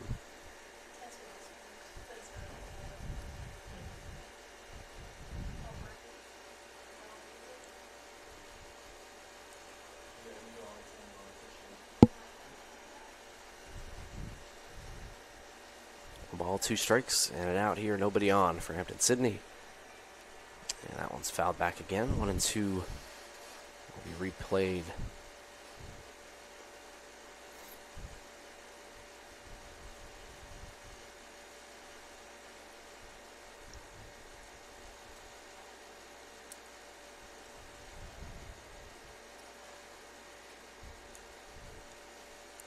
Breaking ball, swung on and missed, strike 3.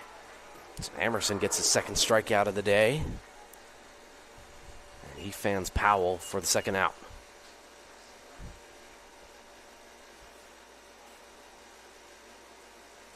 Now batting, number 20, Seth Truesdale.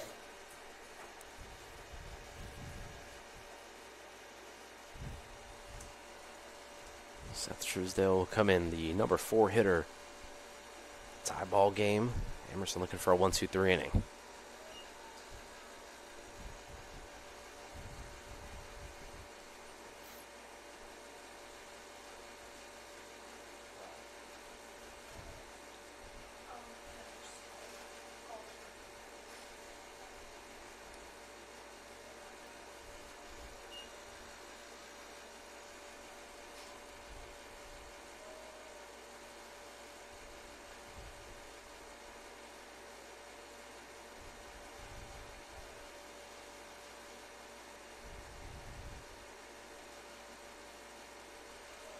And the 1-1 misses, 2-1.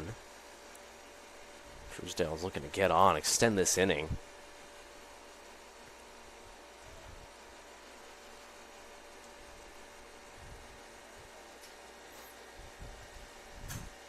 Waiting on deck would be Jace Howell, the first baseman. 2-1 pitch. And that one misses. Ball 3.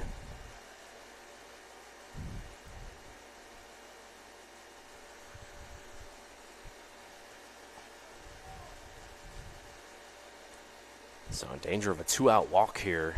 It's Ian Emerson trying to find the strike zone against Truesdale. Here it comes. 3-1. This one's hit over through the hole at third base and into left field for a 2-out single. So the Tigers not done just yet here in the top of the third.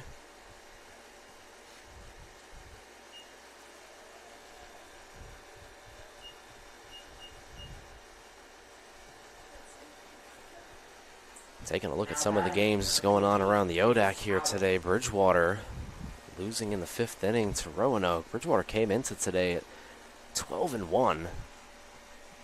They're down by 4 runs late in that game. And the first pitch is in their first strike.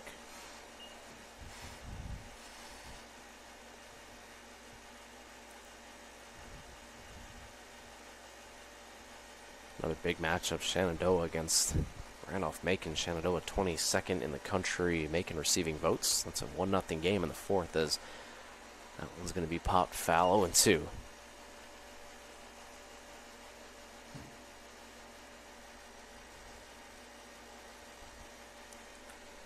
But very early on to ODAC play this season.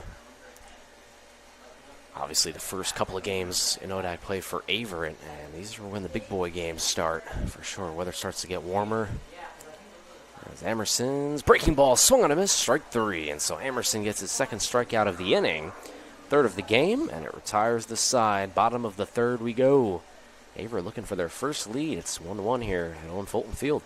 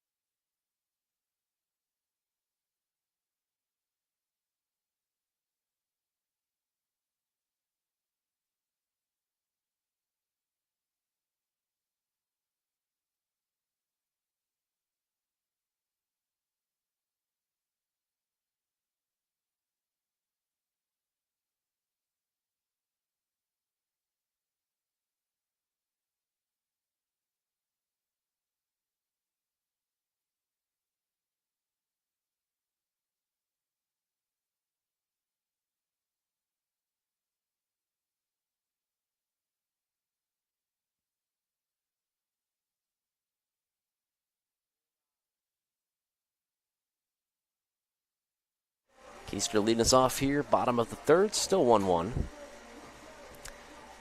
We'll have 2, 3, and 4. Keister, Skinner, and Ford working against Wilson.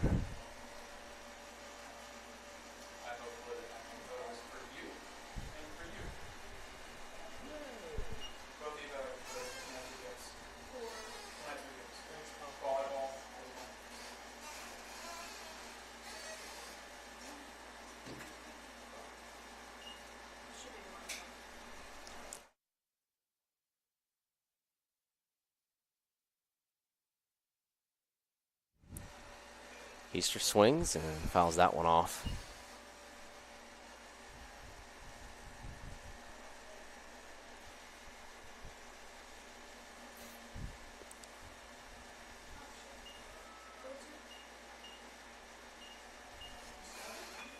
Two pitches hit right back up the middle. Kim makes the play, throws to first, and oh wow!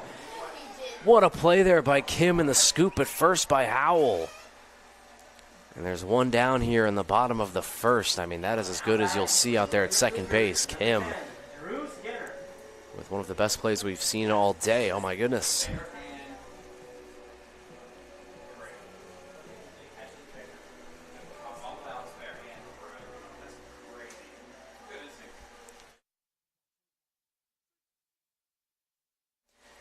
So one down here. It'll bring up Skinner with nobody on it.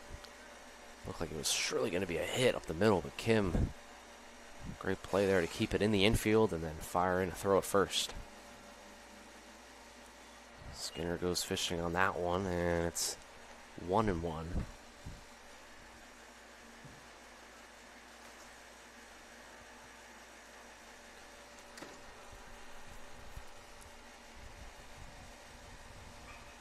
Skinner goes opposite field with this one down the right field line, but caught the right fielder, and there's two down. Now batting for your Averett Cougars, number 11, Austin Ford. Bring up Ford, who's 1-for-1 with an RBI. And a big double down the right field line back in the bottom of the first.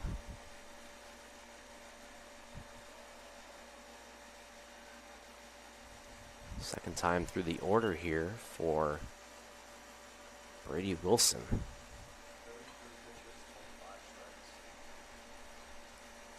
Wilson has just been filling it up. A 1-1 there. 25, his 33 pitches have been strikes. I mean, he is just all around the zone.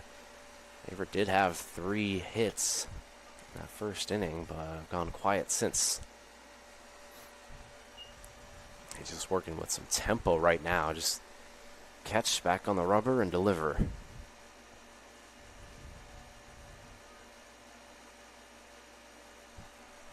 Misses outside, and it's 3-1. So Averett might be able to get a 2-out base runner here. Waiting on deck is Nathan McAllowitz, who would be next.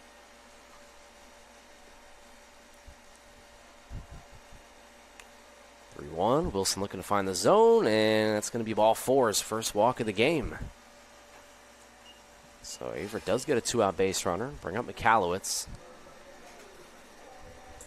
And McAllowitz, who has been so good this season, looked overpowered in his last at-bat. He struck out on 4 pitches, swinging on all 3.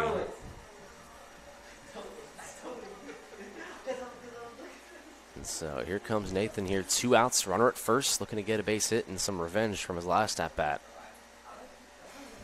That one's in there for a strike, 0-1.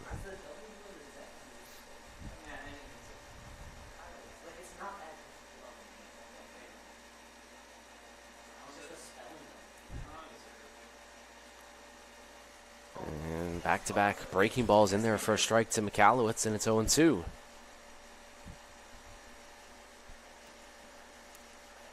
So see what the pitch sequence is here. Maybe climb the ladder with a fastball. And they'll go with a fastball outside corner, swinging strike 3, and so McAllowitz back-to-back at-bats with strikeouts, and that retires the side. Top of the 4th coming up, still 1-1.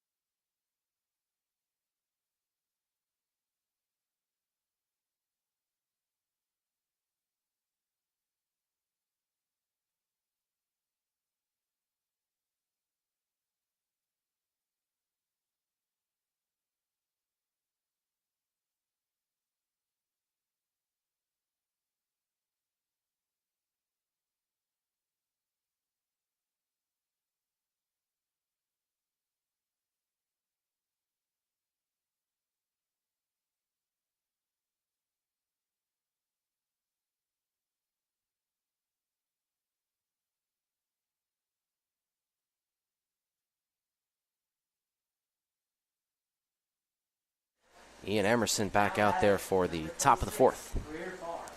And Farr will step in, the center fielder, batting left-handed.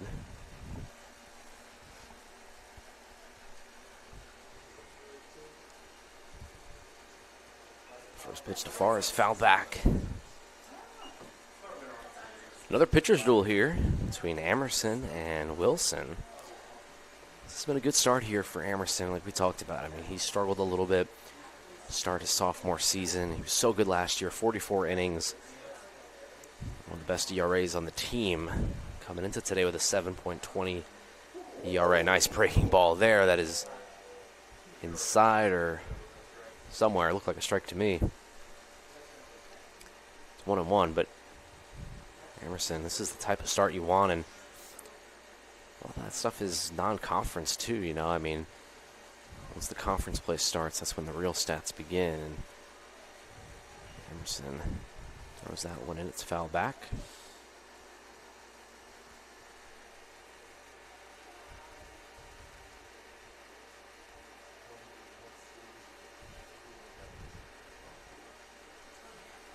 One and two here to Farr, the center fielder. That's a fastball. It's fouled back. Emerson struck out 2 batters in the last inning.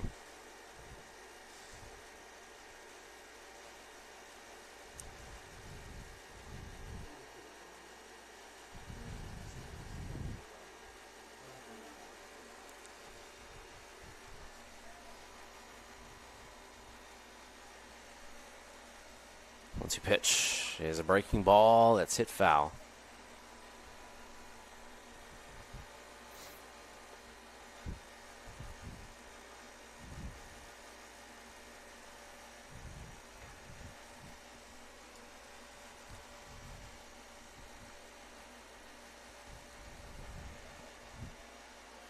One ball and 2 strikes to the leadoff hitter, Farr.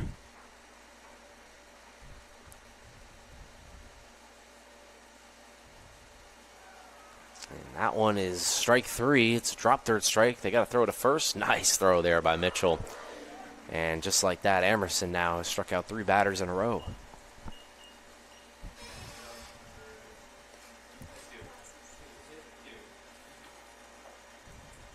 Now batting, number 52, Mason Lester. Shortstop Lester will come up now.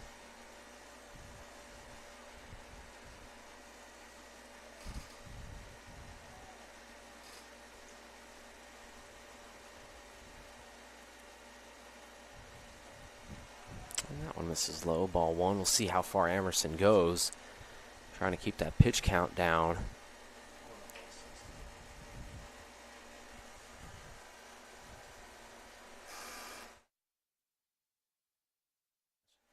.58 pitches right now for Emerson, as this one's going to be chopped over to Hauser. Handles, throws to first in time. And just like that, there's 2 gone.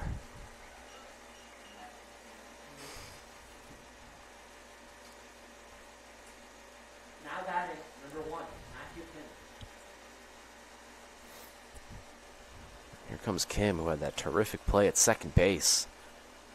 It's Keister, the middle.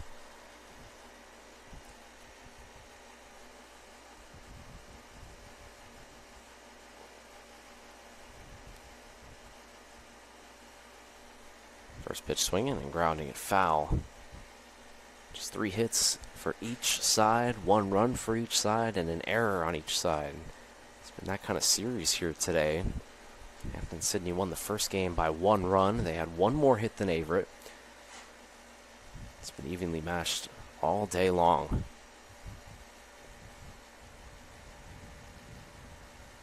Kim swings through that one, and it's 0-2.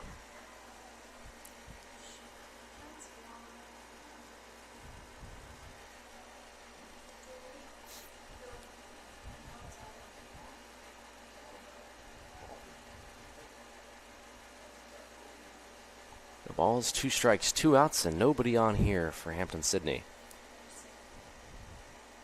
Here comes an 0-2, and it's going to be lined into right field and down for a 2-out hit. So Kim getting the start here at second base in the second game, gets a 2-out single. On top of the fourth, not done yet, as we'll have another batter coming up. Now batting, number 27, Hunter Langston.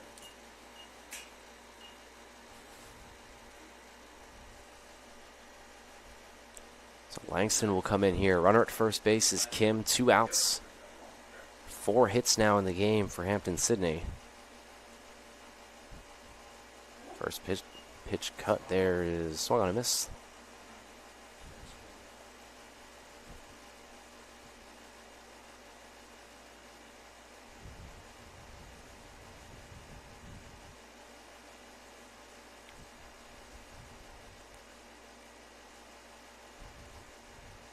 Oh yeah, another good pitch there by Emerson, 0-2.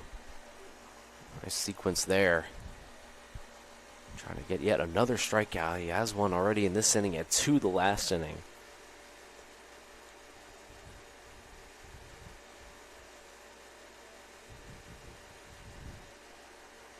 Oh, and 2.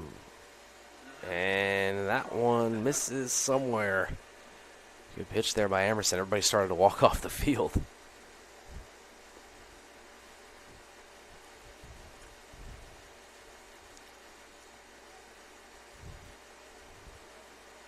Ball and 2 strikes with 2 outs, and Kim at first. Kim's on the move. Mitchell's going to try to throw him out, and he's in there safely. Ball goes into center field. He'll wisely hold up there, but now a runner in scoring position. A 2-2 count.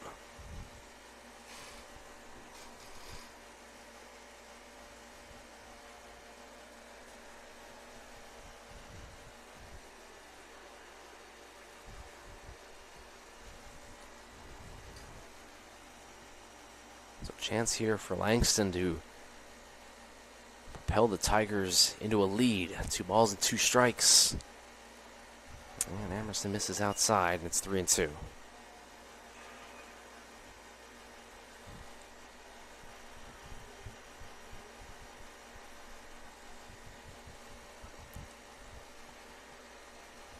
Three balls and 2 strikes.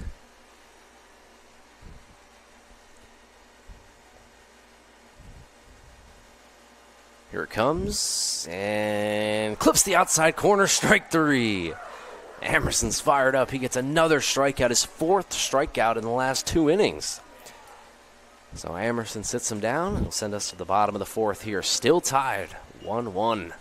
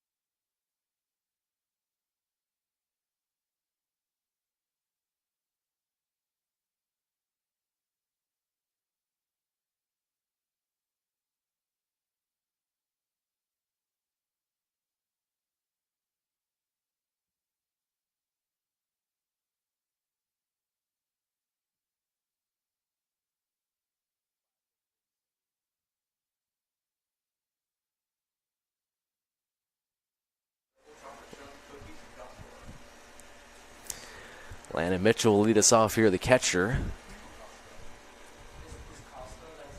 And he takes a strike.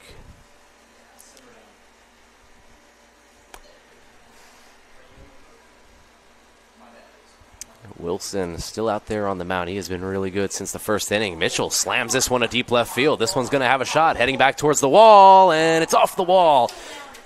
Mitchell heads towards second, and he's in there with a stand-up double.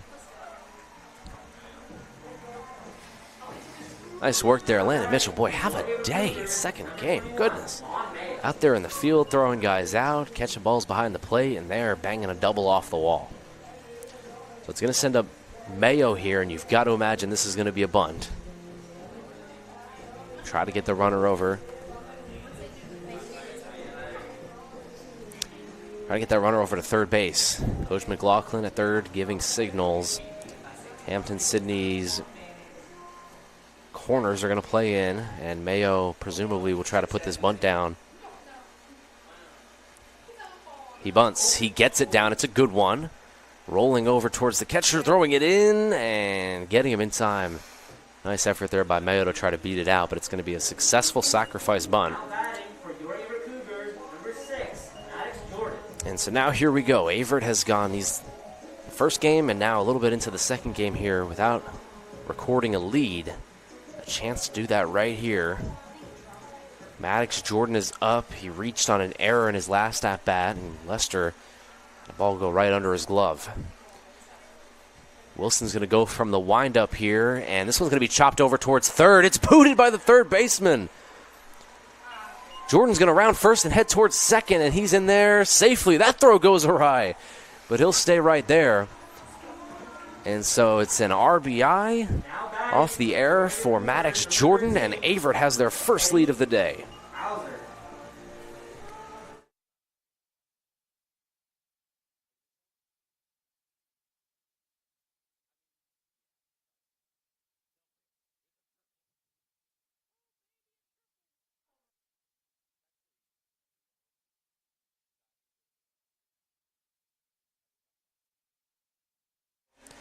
So Jordan's going to reach base. They're going to call that one a hit, and so Maddox Jordan gets the RBI single into the, I guess that's a double. I'm not scoring right now, but he's at second base, one out.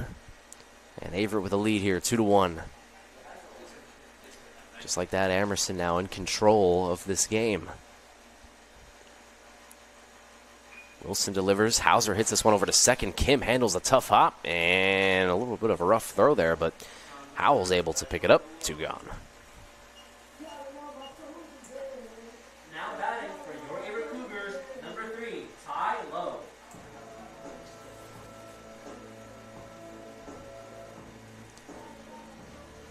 So Tyler Lowe will step in. Runner at third base, looking to boost this lead now that Averett has gotten. And Wilson again will go from the windup with a runner at third base.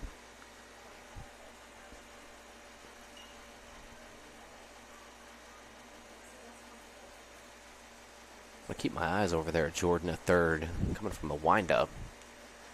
Jordan's got good speed. Not really taking too much of a secondary, though, as that one's fouled away. But you'll see that sometimes when pitchers go from the wind with a runner at third, especially a runner with speed, and 2 outs. And try to maybe steal home and try to put the pressure on the pitcher, but Jordan's not really getting too much of a secondary. That one misses high. Averett's bottom of the order is giving them the lead, and now they'll flip it to the top here with Lowe.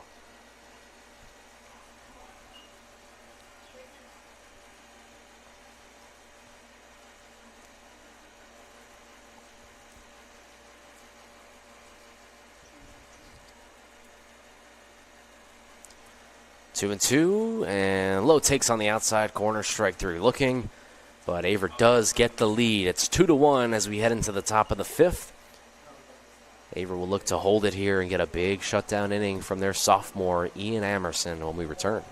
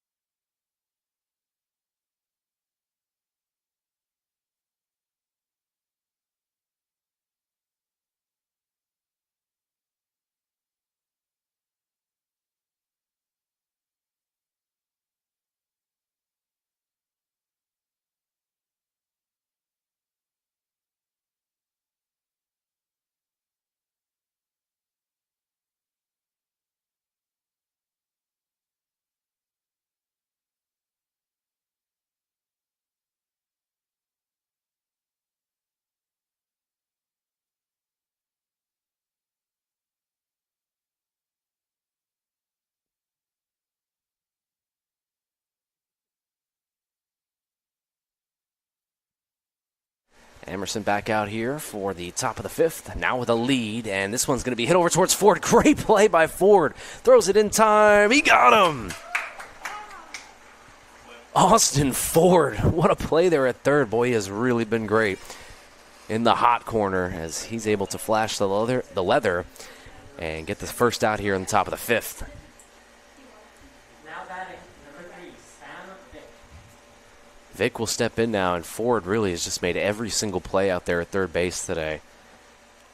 A double play in the first game, that one, the diving stop late in the first game, and then that one. Here comes a bunt, and it's bowled back.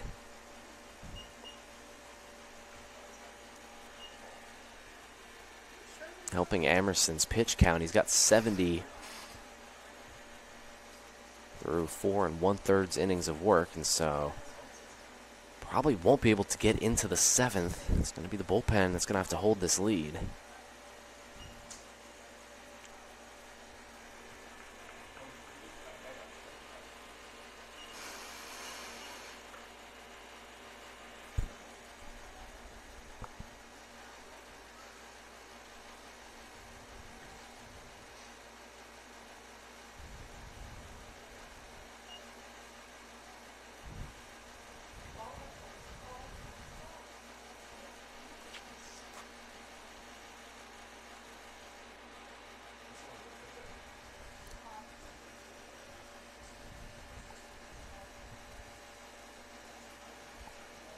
Rio pitch here from Emerson is going to miss high and away, ball 4. So 1 out base runner here for Hampden-Sydney. Gets the tying run aboard.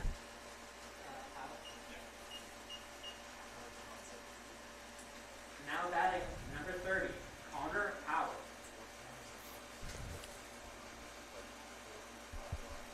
And so it'll bring up Connor Powell, number 3 hitter for Hampden-Sydney.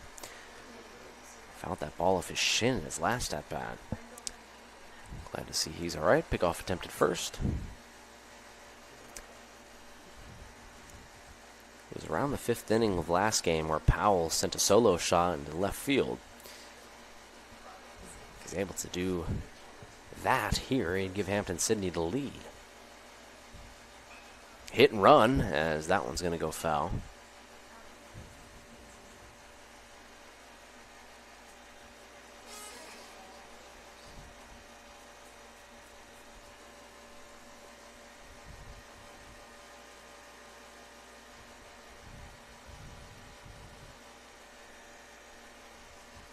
Another pickoff attempt.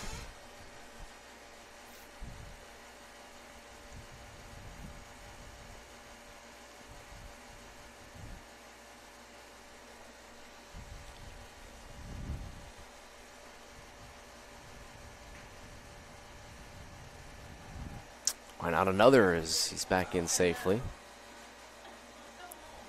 And if we were in Major League Baseball, that would be a balk, and he'd go to second. Only allowed to pick off twice in the MLB. College, you can do that all day. And now he gets him. He's going to go all the way to second, and 4th time's a charm as the pickoff attempt works that time. As Emerson's able to get him out, and there's 2 gone. Good things happen to those who wait, and Emerson was just persistent, throwing over 4 times, and finally was able to get him out.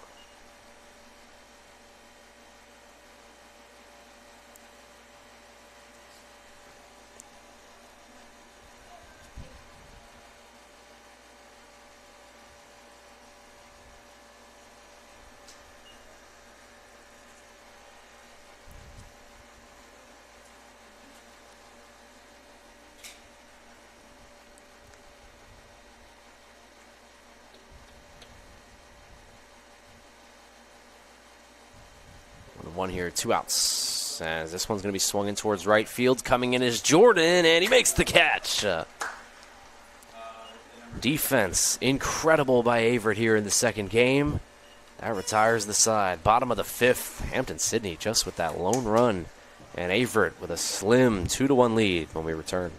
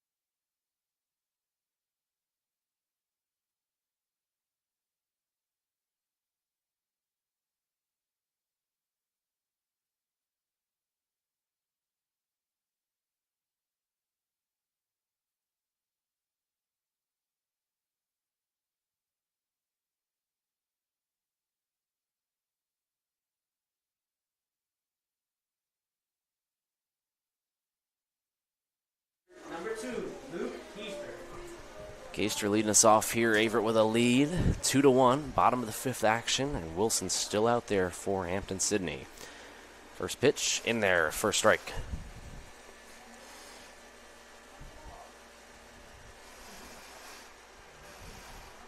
Keister, Skinner, getting ready to go, and Keister hits this one towards the hole. It's going to be a tough play for Lester, and he gets him. Oh, wow. What a terrific defensive game we have here. Second game of our doubleheader. Terrific play by Lester, and the good stretch by Howell at first wouldn't be possible without him. So one down here in the bottom of the fifth. Skinner comes up.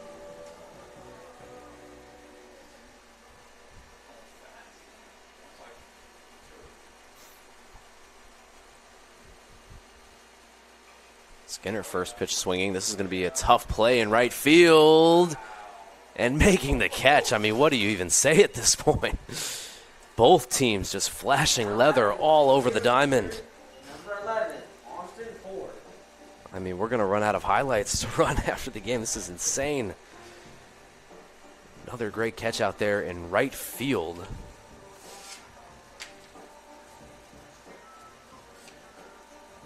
Sanford doing that.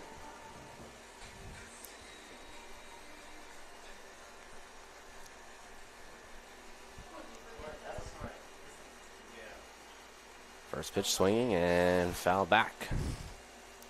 So Wilson really getting some help here by his defense. That play, it's short by Lester, and the diving effort by Sanford and right. We could argue it should be first and second. Nobody out here for Averett's four-hitter.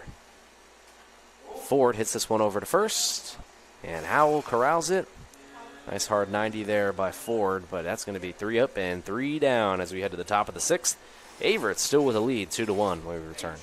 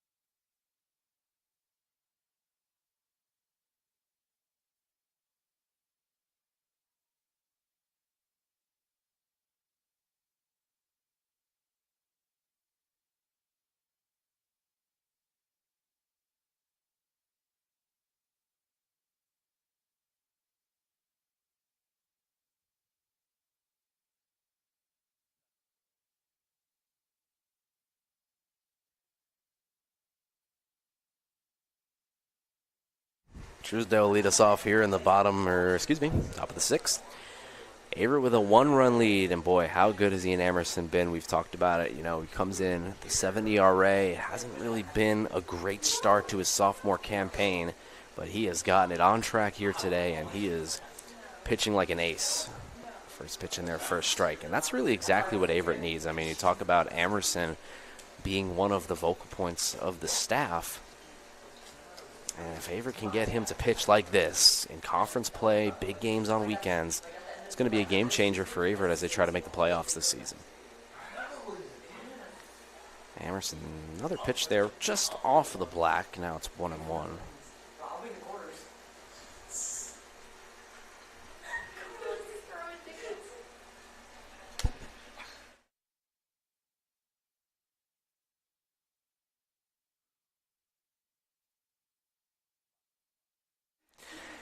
Fly ball here out of play, and it's 1-2.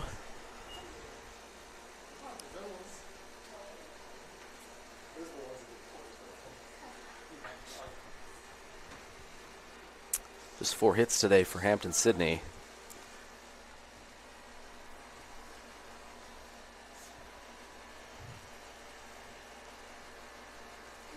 And a 1-2 pitch. That one's going to be fouled back. Do 1-2 all over again. Get the feeling that Averett's going to need just a couple more runs here down the stretch. And look at Emerson's pitch count now at 80. Not sure how long he's going to go. Obviously, he's pitching like this. He can try to push it into the triple digits. 1-2 pitch. And just outside for ball 2.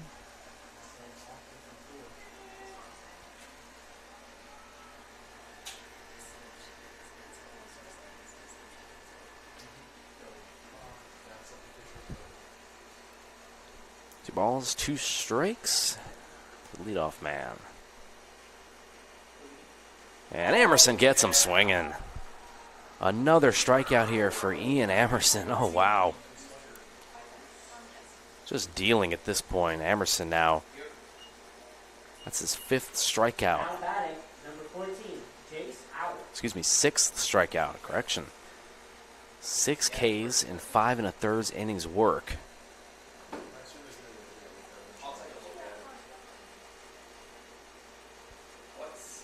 And yeah, Emerson's dealing. That's another great breaking ball right there.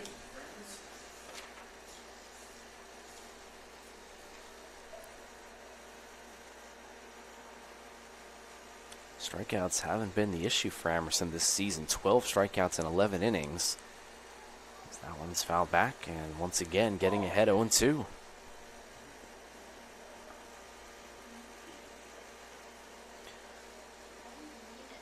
As he now has 18 strikeouts in 15 innings. 18 Ks, far and beyond the team lead this season.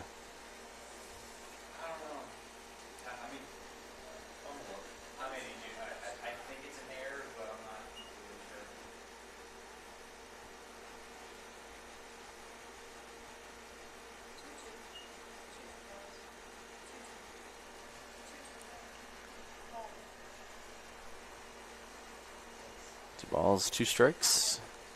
Emerson looking for his 7th punch out. And it's fouled back.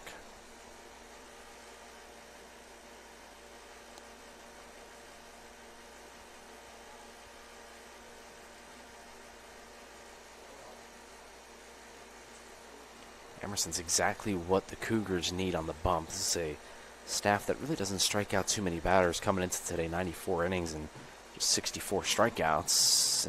That's a really good 2-2 pitch there. It just misses. Make it 3-2.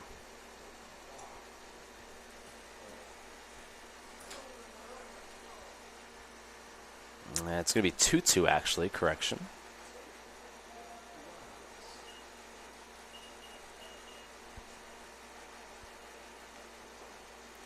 Two swung on and missed. Strike 3. Ian Emerson, 7th strikeout of the day.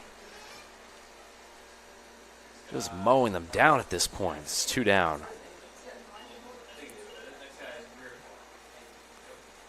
And if you're Coach McLaughlin, you've really got to be impressed right now at what you've seen from Emerson and also what you saw from Mickle in the first game. Mickle struck out 6, gave up 3 earned runs. Emerson here has struck out 7. Giving up only 1 earned run. And he's got a heavy dose of lefties in this lineup that he's just taking advantage of, as that one's going to be swung on and hit for a base hit. And so 2-out single here for Hampden-Sydney. Now batting, number 52, Mason Lester. We'll bring up Lester, another lefty.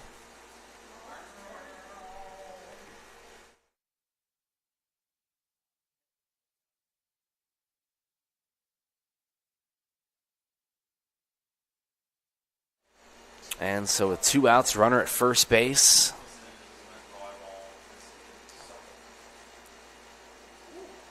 And a great breaking ball there. That is just terrific. 90th pitch coming up here for Emerson. And the next inning is going to be really interesting. Again, a lot of factors. Depends on if Averett can get him a couple of insurance runs. But if you're Coach McLaughlin, I just don't think you can take this guy out right now. As that's in the dirt, Mitchell tries to keep it in front of him, but sliding in safely is the runner from first. And so now runner in scoring position. That runner's the tying run. And we've got 2 outs here and a 1-1 count. And Lester with a chance to tie this game up. And that's really been the only thing that hasn't gone Averett's way in this game has been the offense. Only 2 runs. A heavy dose of Wilson, though, one of the best pitchers in the conference. So kind of understandable. But right now, Amerson holding on to a 1-run lead, looking to get out of it. Lester swings and fouls it off, and it's 1-2. Amerson looking to strike out the side. 7 Ks already here. Looking to get through his 6th inning of work. Right now in line for the win. Looking to hold on. Amerson looks into Mitchell for the sign. Comes set. Holds and delivers. And it's a breaking ball. Hit back up the middle. Base hit. Rounding third and heading towards home. It's going to have to take a good throw. It's hit by Skinner. And Skinner drops it. And the runners will be safe. And it's a tie ball game. Lester gets it done in crunch time with a 2-out hit. And it's 2-2.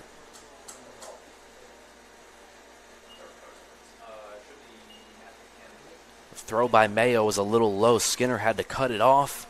And by then, Skinner couldn't corral it in his glove.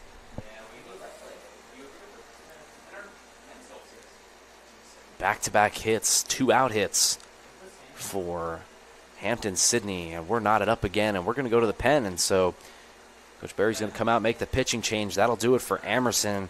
Pitch count a little high here in the 6th. But a very encouraging start here for Ian. Going to get a ton of dap-ups and congratulations by the boys. And so they're going to bring in Josh Gunn. As you see there, Amerson walks off. Terrific day for him. 7 strikeouts, only 2 walks. And we're going to give way to Josh Gunn, who is one of Averett's top starters coming out of the bullpen here today. He came out of the bullpen on Tuesday. He's going to do it again right here. And so Gunn in a big spot, runner at first base, and we're all tied up when we return.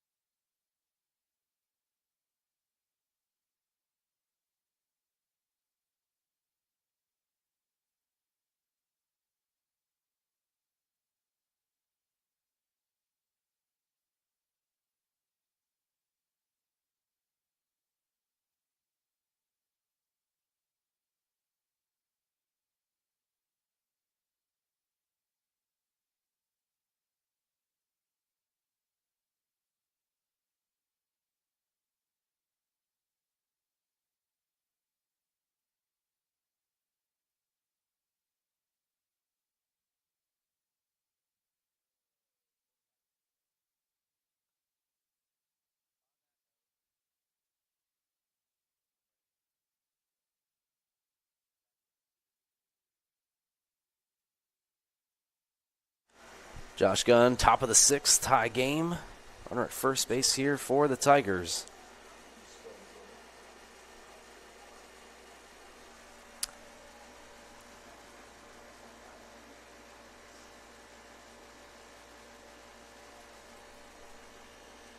And Gunn's first pitch is in there for a strike as he looks to try to relieve Amerson. Gunn is accustomed to starting this season. He started 3 games. This will be his 3rd game out of the bullpen. 4.15 ERA, 0-2 record, but 13 innings pitched, just 6 earned runs.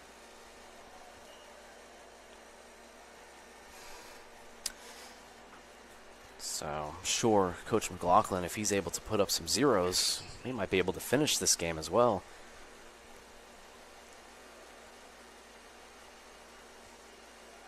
Pickoff attempted first and back in safely.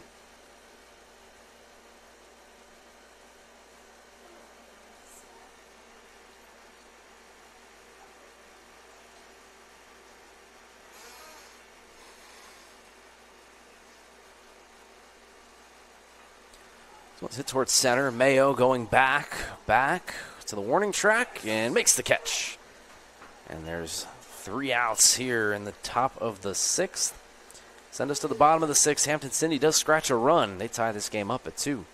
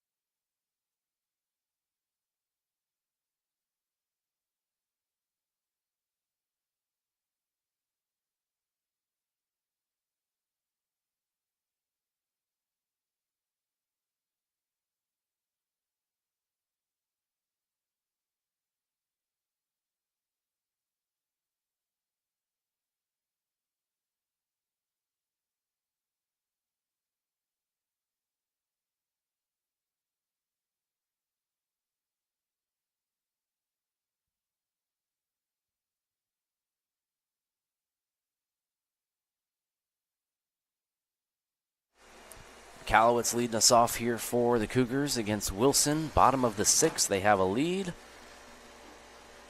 And McCallowitz takes a strike. McCallowitz 0 for 2 with 2 strikeouts. Struck out on 3 pitches in his last at-bat, 4 in his first. And so trying to get some revenge here against Wilson. And he does just that, as that one's going to get through the hole and base hit. So McCallowitz, who struck out back-to-back times, is able to get through there, and a base hit for him. Now batting for your Averett Cougars, number 35, Brandon Mitchell. So McCallowitz strikes here in the bottom of the 6th, just when he needed it the most. He's got some speed at first. Mitchell's up to bat.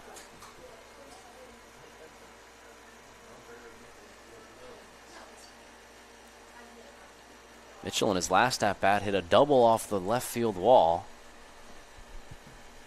Waiting on deck is Vaughn Mayo.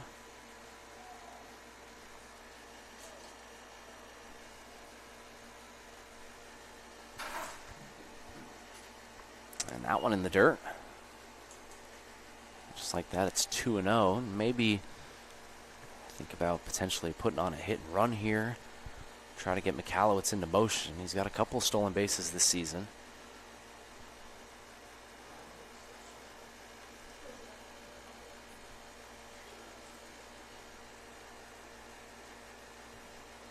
And that one's in there for a strike.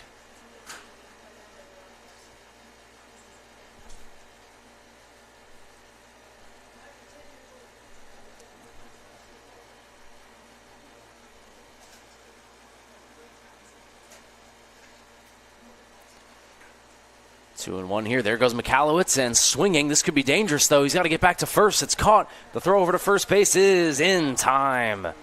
And it's a double play on the hit and run, and that is the danger of that play. And now there's 2 gone.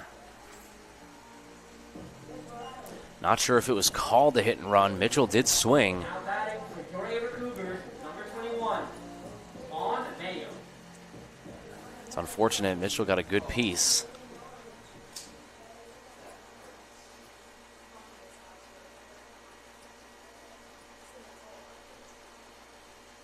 Mayo now with 2 outs and nobody on, and he takes outside for ball 1.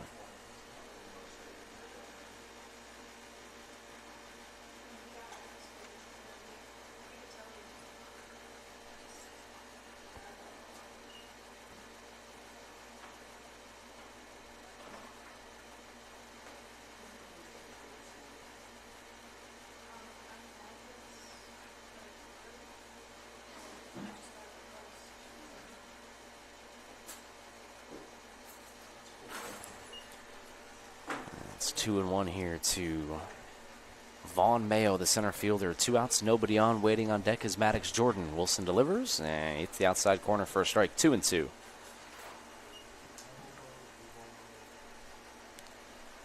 Heading into the top of the 7th here, Josh Gunn will be on the mound as Vaughn Mayo takes strike 3. The aforementioned Gunn will hit the mound when we return, and you got to imagine it's going to be his game to finish here. Gunn, number 22, back on the bump when we return.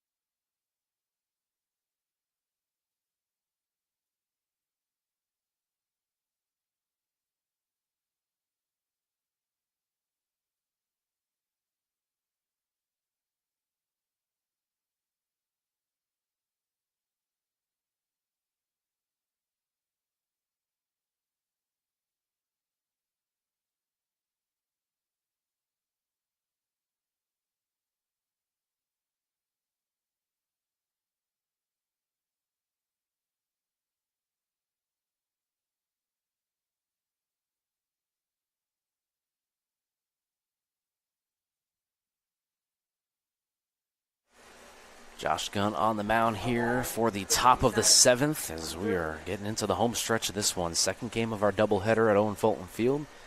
Hampden-Sydney won the first one 4-3. This one just as good, 2-2 right now. Swearing to bunt and pulling it back.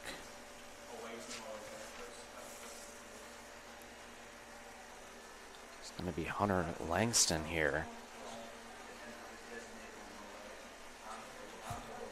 Langston against Gunn to start off the 7th inning, and Langston swings and fouls it back.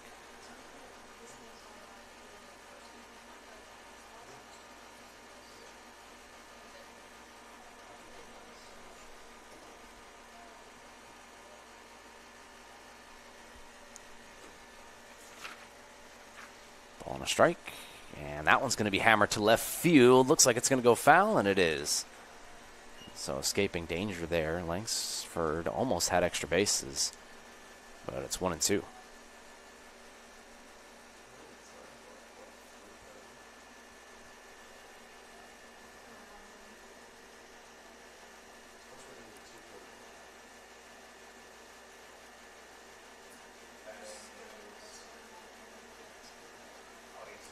Langsford comes into this at bat 1 for 2.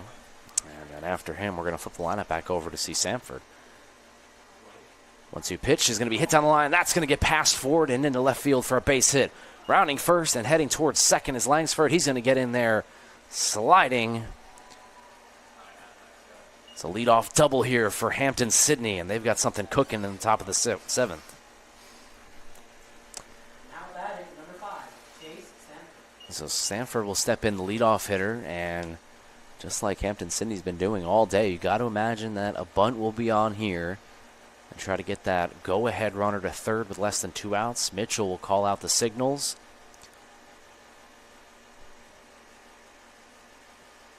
Skinner will probably crash.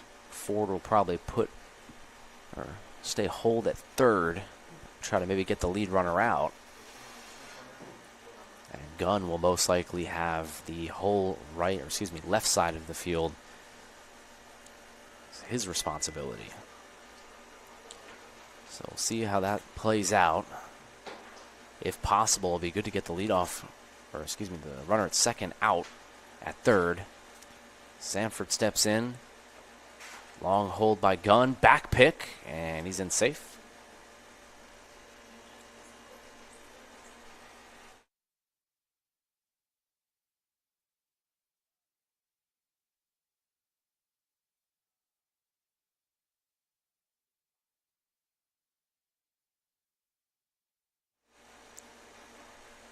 So Gunn here with Samford up, runner at second base.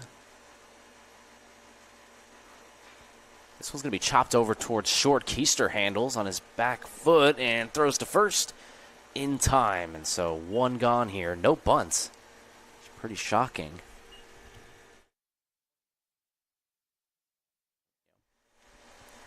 So that runner stays put at second base. Now batting, number 3, Sam Vick. Bring up Sam Vick, who's 0 for 2. He had one hit in the first game. Skinner playing in still.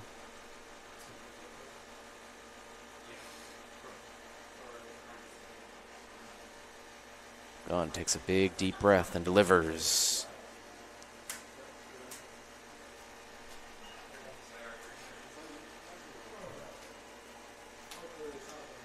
Two runs, 7 hits for Hampden-Sydney and an error, and for Averett, 2 runs, 6 hits and 1 error. It's been that tight really from the jump at 12 o'clock in the first game.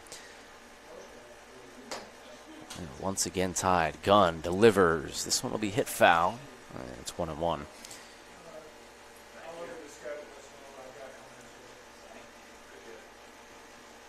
And I said it earlier too, but you just never know with tiebreakers down the stretch of the season, and these teams are so evenly matched, and both of them made the playoffs last year at the back end of the seeding. Averett is the 6 seed, Hampden-Sydney is the 7. So this game could be huge down the stretch, as this one's going to be chopped in towards the hole. 4 dives, can't get it. Keister can, throws to first. Skinner with the scoop, but he's in there safely.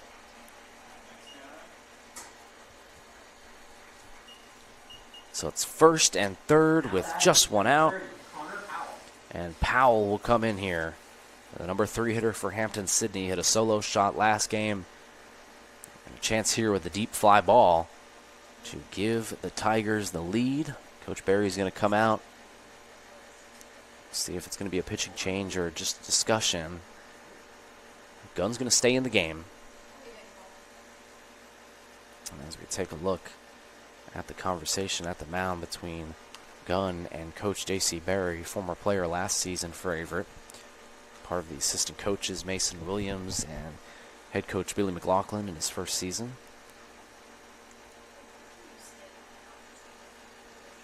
We'll see what the Tigers do. Obviously, you always think about a first and third play. They've been sneaky here today, a lot of sacrifice bunts, trying to chip away any way they can. In a tight game like this, you just never know what the other team might try to pull out. And so I actually love this mound visit here, making sure everyone's on the same page, knows what to do just in case anything happens. As you see Joshua Gunn there on the mound.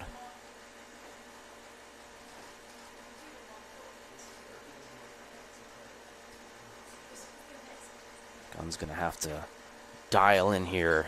He needs a strikeout or a ground ball bad. It's going to be a bunt attempt, and they're going to pull it back. The runner will swipe second, and so there you go. It's kind of what we were figuring. Hampden-Sydney might try to pull something there, and they do. They fake out the sacrifice, or that would be a squeeze bunt attempt. Averett's going to have to play the infield in now. Runners at second and third with one out.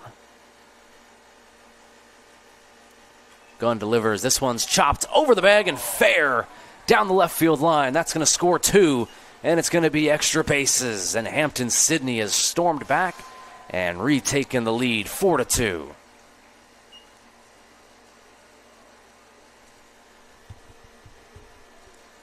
So the Tigers have taken the lead back from Averett here late in this game, top of the 7th. Some timely hitting here as you see Truesdale come up big. Pitching change coming out there for Averett. It's a 2-run game now as Gunn will exit. We'll take a look at who's coming in here in just a moment. Hampden-Sydney.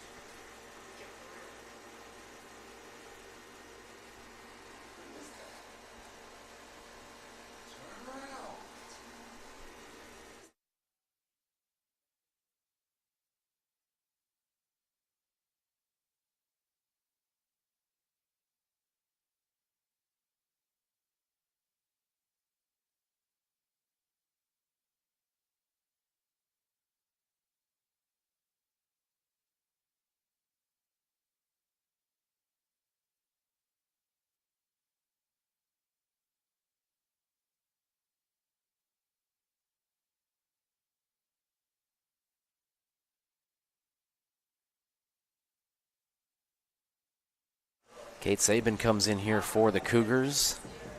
2-run ball game now. Hampden-Sydney has come back and scored 3 unanswered after Averett had a 2-1 lead. We'll take a look at Cade's numbers here for you. 2-1 record on the season. Only Averett pitcher in the plus as far as win-loss. This will be his 5th appearance out of the pen.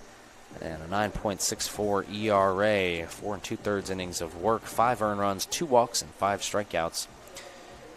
So Saban, who's another one of those guys that had a great freshman campaign last season, struggled a little bit here and there this season, but you know, once conference play starts, that's when all the real stats start to come in. And right now, Saban and everybody, as far as Averett's concerned on the pitching staff, ERA coming into today was 0-0 because conference games matter the most, and what you do in these games really will determine the type of season that you have. And so the Tigers with a 2-run lead, but they want more. They've got a runner in scoring position here in less than 2 outs. Number 8, Saban, right there on your screen, getting set here to take on Hampden-Sydney.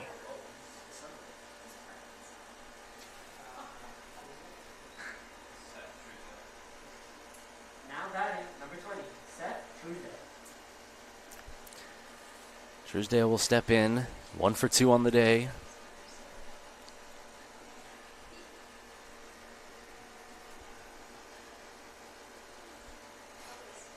And the first pitch here by Saban. Big cut there, and a swing and a miss. It's a strike. Truesdale, Howell, and Farr. Next 3 batters coming up here for the Tigers. 2 runs have already plated. They've scored 3 runs in the last 2 innings. After Amerson was very good the first 6 innings of the game and then stumbled a little bit last inning. In the dirt. Good block there by Mitchell.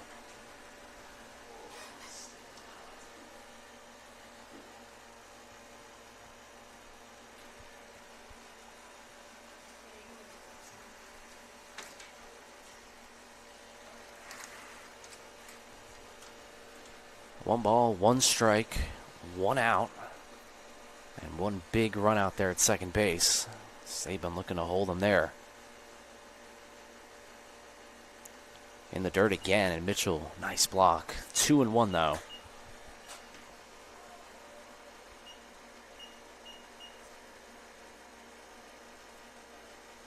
Chase Howell waits on deck, the first baseman for the Tigers.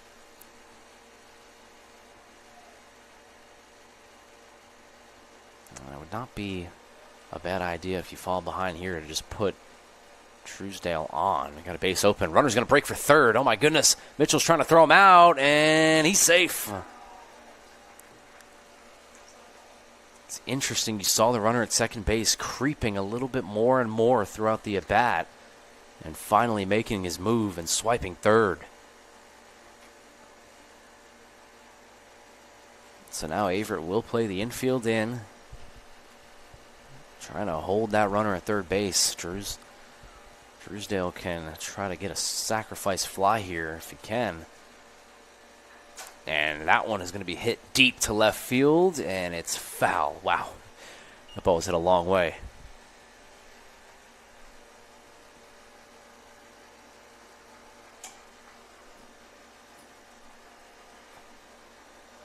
It's 3 balls, 2 strikes, and 1 out. Base is open at first base, so walk wouldn't be the worst thing in the world here. Saban looking for the strikeout. And he gets it. Strike 3 swinging. Cade Saban with a huge strikeout there, and there's 2 gone. Looking to strand that runner at third base. Now batting, number 14, Jace Howell. Jace Howell will step in. 0 for 2 so far with an RBI.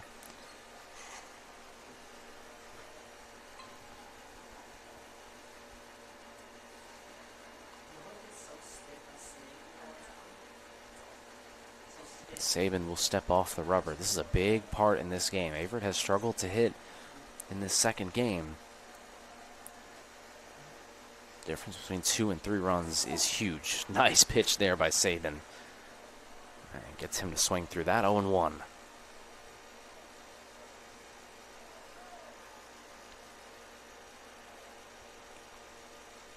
Saban gets the sign, comes set, and delivers an 0-1 pitch. And that one's in there, 0-2.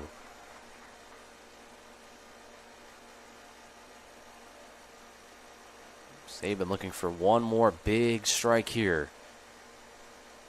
Try to get the boys back in the dugout, only down 2, heading into the bottom of the 7th. He's way ahead of Howell here. And this one's going to be popped up into left field, low, goes to his right, makes the catch. And that will retire the side. Nice job there by Cade Saban to come in out of the bullpen and strand the runner in scoring position. Send us to the bottom of the 7th inning, but Averett's got some work to do. They're down by 2.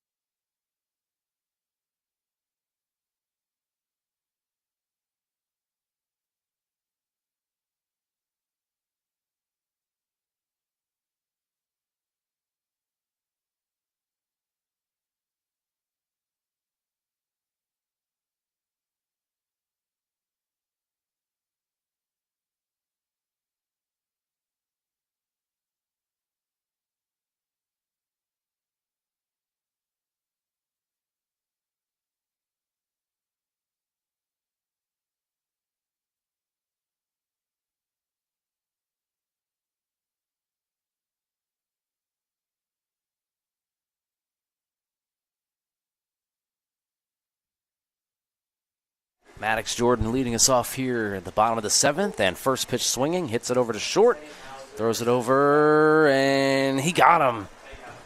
Close play at first base. Maddox Jordan.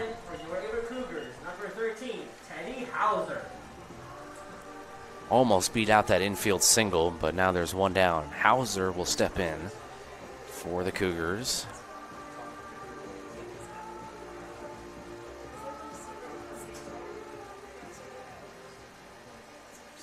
Hauser's 0 for 2 in this one, and then after him, it'll be back to the top of the order with Ty Lowe. Hauser first pitch swinging and hits it over to the shortstop again, Lester. And so 2 pitches, 2 outs, and Wilson making quick work of the Cougars. Now batting for your favorite Cougars, number 3, Ty Lowe. So not the inning so far that Averett envisioned. 2 pitches, 2 outs, and Wilson keeping that pitch count down here. He's got 69 pitches. As this one's going to be hit into left field and caught. So the immaculate inning, 3 pitches, 3 outs, and Wilson does a little Jordan shrug as he walks off the mound. That'll help your pitch count out, as he is at 70 pitches exactly through 7 innings. And so Averett still down by 2 as we head into the top of the 8th.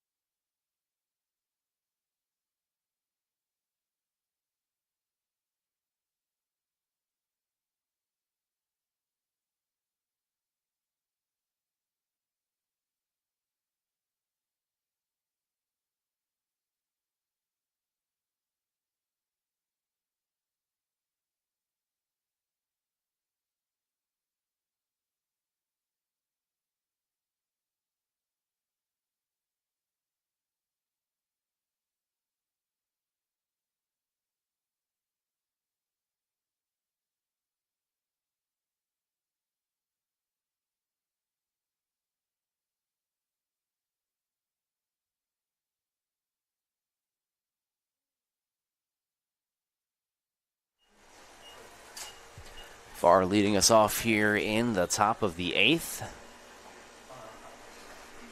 Back there on the mound, Cade Sabin. Swing and a miss, strike 1, and 8th inning is underway here. Averett swept Hampden-Sydney last year, winning both games. But right now, 6 outs away from losing their back-to-back here at home. Nice pitch there by Sabin, 0-2.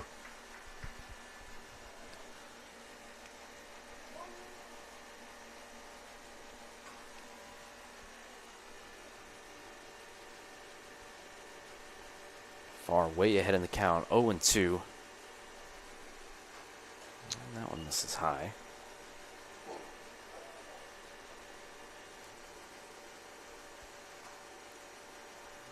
Coming up for the Averett Cougars next inning will be Keister, Skinner, and Ford. 2, 3, and 4 in the lineup for Averett. Sabin gets him looking on the inside corner, strike 3. So Sabin coming in with a couple of strikeouts here.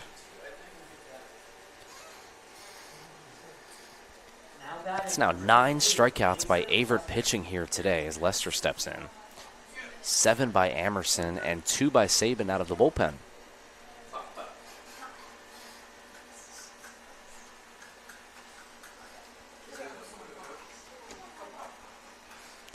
Lester bunts, and it's a good one. That one is going to have to roll foul or else it's a base hit, and it just dies right there. That's as good of a bunt as you'll ever see, as Lester just laid that one right down the third base line. And it's an infield single for Lester. Now batting, number 1, Matthew Kim. Second baseman Kim steps in. Runner at first base is Lester.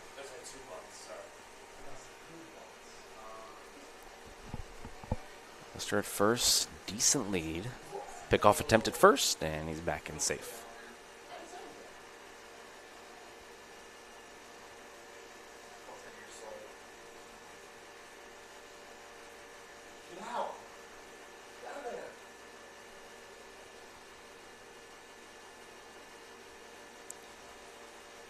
Kim takes low for ball 1. And Hampden-Sydney would love to try to put this game out of reach here. They've got a runner at first. They're up by 2. Top of the 8th. And their pitcher, Brady Wilson, has been as advertised here today, coming in with a sub-2 ERA, one of the best pitchers in the conference. Struggled in the bottom of the first. Averett did scratch a run through and actually had 3 straight hits. But since that point, he's really locked in, and Averett has had a hard time either getting on base or hitting with runners in scoring position.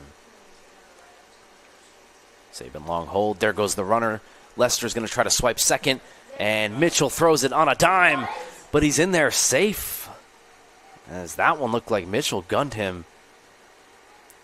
Maybe perhaps went under the tag. It's hard to see from here, but it sure looked like the throw beat him.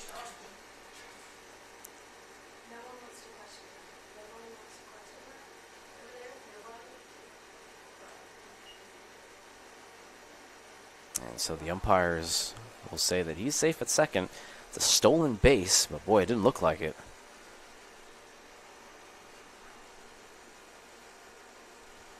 Two and 0 here to Kim. And now Kim squares to bunt and pulls it back. It's a strike. Hampden-Sydney's done that a few times, and obviously they're trying to bunt for hits when they do it because it doesn't really make much sense to sacrifice the runner over to third with 2 outs. You'd much rather have him at second with 1. But they've done that a couple of times. You see Skinner playing in at first. Ford's playing in at third. 2-1. Kim swinging and Kim fouling it back.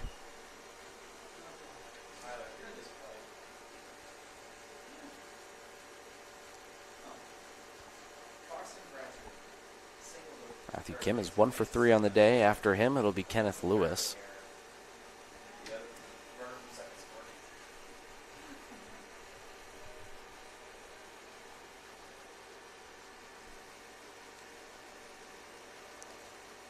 Long hold by Sabin. 2-2 is fouled back.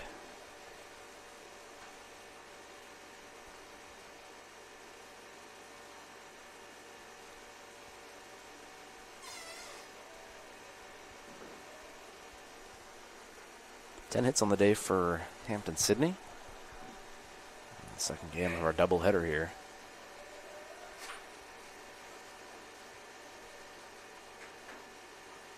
And just barely tapped foul. Just got a piece of that one.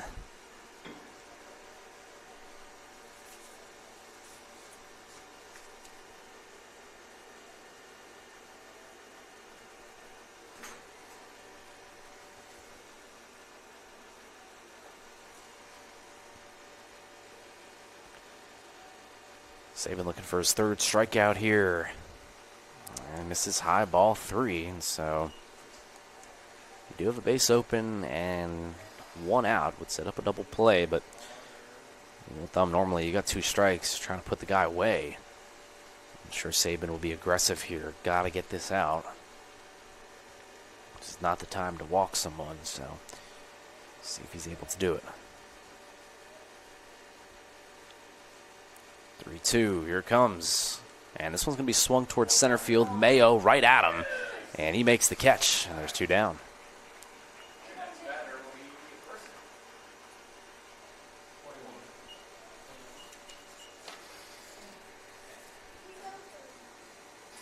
Now batting, number 21, Cannon Lewis. So here comes Lewis. Lewis, third baseman for Hampden-Sydney.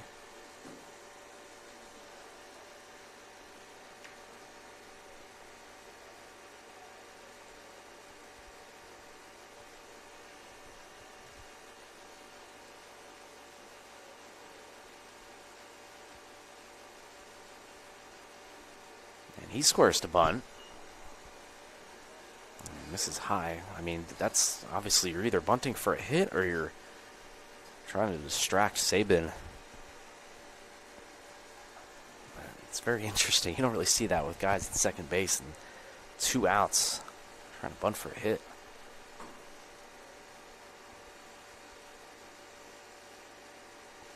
Bunting again and pulling it back. 2-0.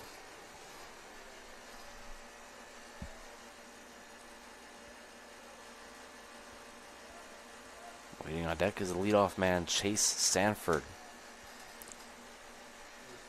He would be next if Lewis is able to reach base.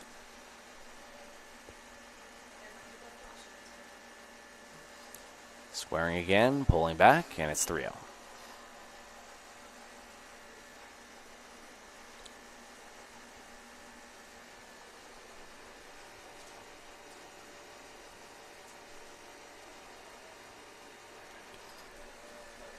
Ford playing halfway to the bag. Skinner not buying the bunt as he's behind first base.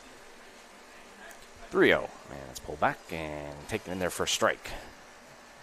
So now you got to imagine he's swinging away.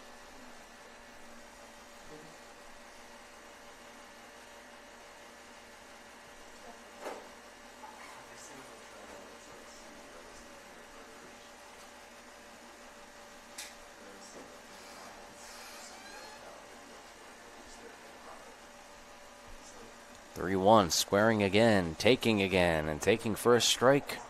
And it's 3-2.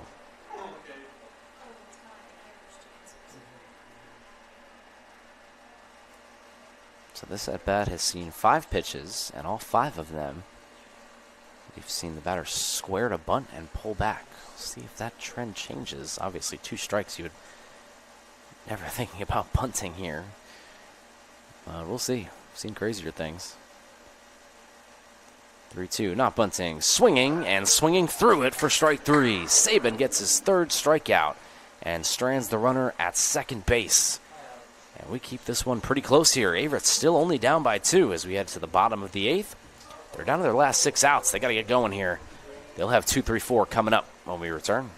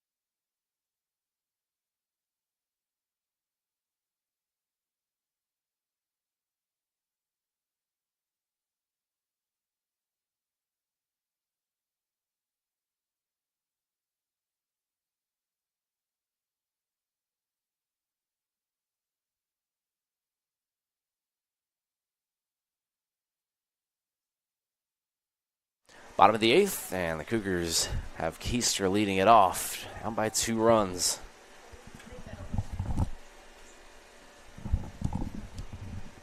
Still Wilson out there looking to finish this game up. He's got only 71 pitches. This is his game to lose right now. He needs 6 more outs for the CG, a complete game.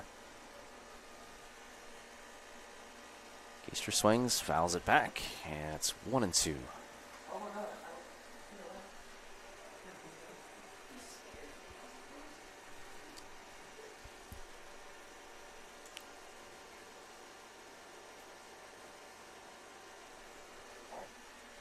Keister fouls that one off, coming into this at bat 1 for 3.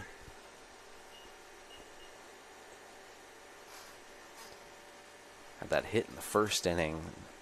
2, 3, 4 in the order, actually had 3 straight hits against Wilson in the bottom of the first.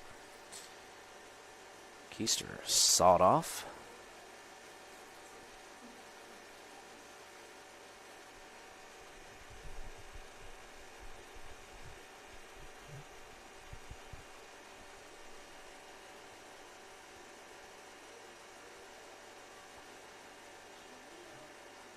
Wilson fires in and misses outside. Keister trying to dig in and get a good at-bat here. Averett needs a base runner to get the tying run to bat.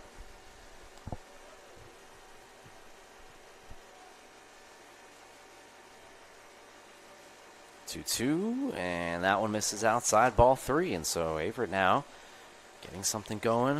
They need one more ball here to get the tying run to bat. It would be Drew Skinner.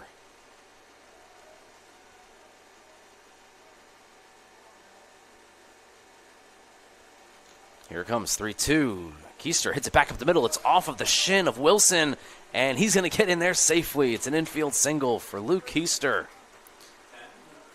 Averett has the tying run aboard, or at bat, rather. It'll be Drew Skinner coming up to bat. And Wilson there, who had a 7-pitch duel with Keister, ultimately falls and gives up the infield single. So now one swing at the bat could change this game. And Skinner comes up here in the bottom of the 8th, down by 2.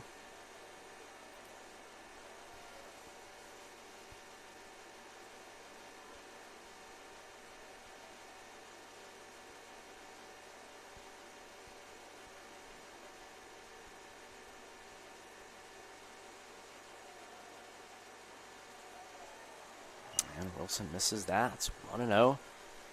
Averett's top of the order here, looking to create some havoc. 6 total hits, but 3 of them were in the first. This one chopped towards the middle. It's going to be a tough play for Lester. Throws to first in time. Smart there. At this point, you'll trade the runner at second for the out. Just a matter of trying to get guys out at this point. Lester not trying to be a hero there and try to turn double play. Just try to get the easy out, and that's what he did. Now it's Austin Ford. Runner in scoring position here. Base hit would cut the lead in half.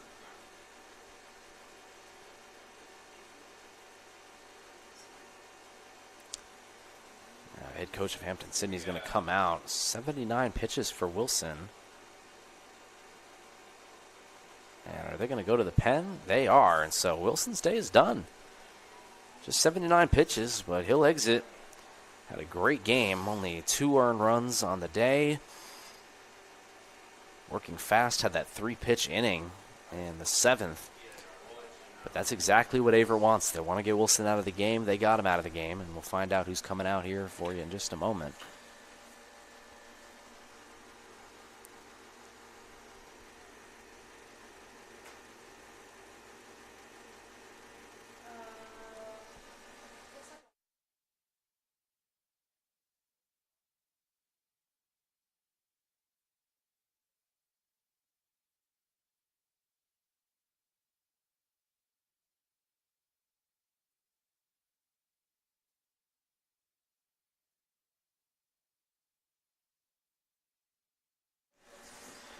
So it's going to be number 10, Jacob Williams.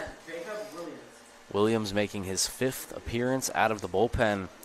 5.87 ERA and 7 2/3 innings of work. He's got 5 earned runs, 2 walks, but 7 strikeouts. Opponents are batting .300 against him this season, and so if you're the Cougars, that's a very interesting move, right? I mean, Wilson's only got 79 pitches, and now we don't know when he last pitched or anything like that, but still, I mean, looked like it might have been his game to finish here with a 2-run lead and needing just 5 more outs.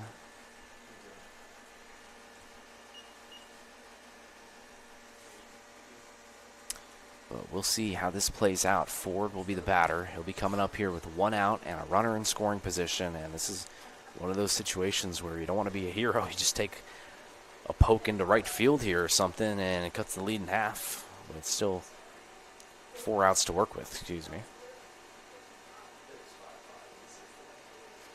No, I had it right the first time, 5 outs. There we go, 3rd time's a charm. It's been a long day here. Ford, the batter, runner at second base. 2-run game.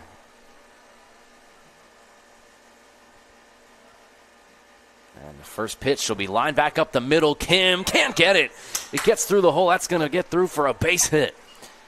And it's an RBI single for Austin Ford, and Averett cuts the lead in half. It's 1. 8th hit of the day for Averett. And it'll be Nathan McAllowitz here coming up in a big spot. He's 1 for 3. He struck out twice in his first 2 at-bats, but had a base hit in his last one into right field. Ford, the runner at first. Maybe think about a pinch runner. Ford's going to stay in there and run for himself. McAllowitz comes up to bat. Williams delivers, and it's in the dirt, and it's past the catcher. And Ford is going to take a hard turnaround second and hold there. And just like that, Averett has the tying run in scoring position. And for McAllowitz, who has had such a great sophomore campaign so far this season, this is arguably one of the biggest spots he's been in. The stage is set for the sophomore. Runner at second. A base hit will tie this game up against Williams and Hampden-Sydney. McAllowitz digs in. Williams comes set, takes a look at second. From the belt and delivers. McAllowitz swing and a miss. And it's 1-1.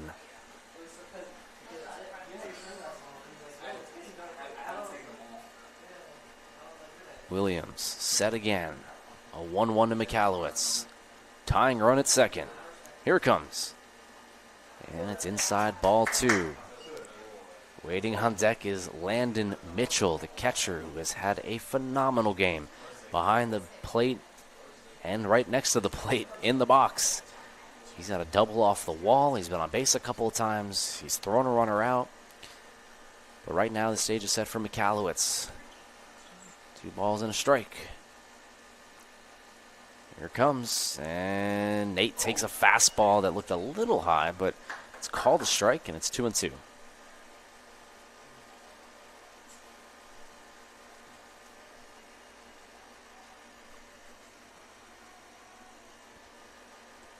Williams set. Takes a look at second. Long hold. Here it comes. McAllowitz saws this one into shallow left. This might get down, and it does not. It's caught by Vic in left. And there's 2 gone. Now batting for your Averett Cougars, number 35, Landon Mitchell. Mitchell steps in now, runner at second base. Averett down to their last 4 outs.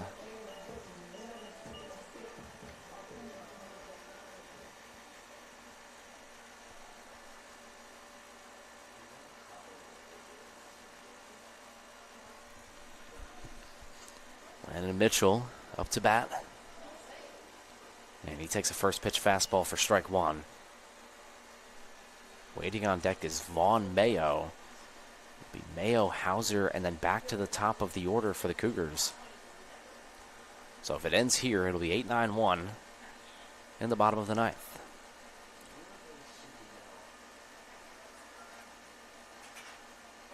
Mitchell hammers this one, and it's caught! Howell with the play of the game so far as he leaps in the air and brings that one down. Jace Howell saves the game so far for Hampden-Sydney. They hold the lead. It's 4-3 as we head into the top of the 9th.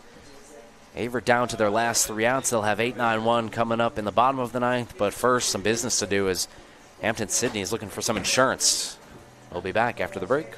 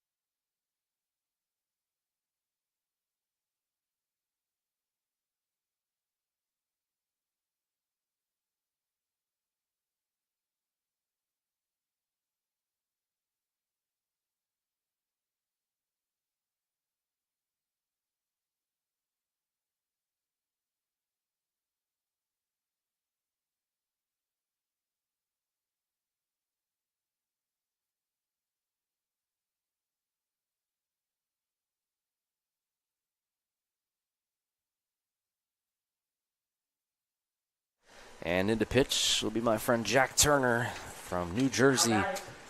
The junior coming in here, making his 4th appearance on the season. 3 innings of work, 2 walks, and 2 strikeouts, and he'll be tasked with holding this one here at where it is. Big spot for Jack. Jack started in game 1 at right field, batted 9th for Averett, now coming out of the bullpen. And the first pitch by Turner is up and away, and the 9th inning is underway here. Jay Sanford, Vick, and Powell, 1, 2, 3 in the Tigers' order.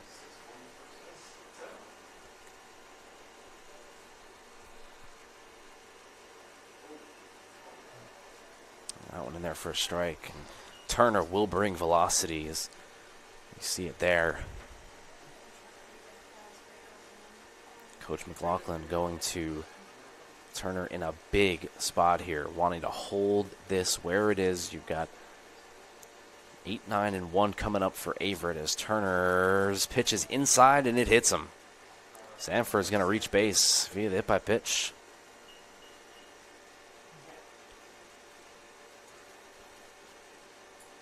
Now batting, number 3, Sam Vick.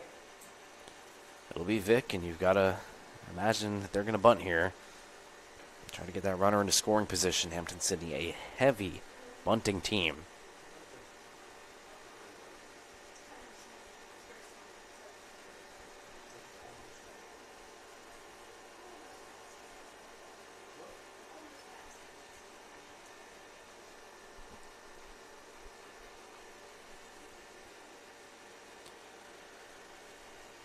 So Turner sets. Vick not bunting and swinging away. I'm going to foul tip that one for strike 1.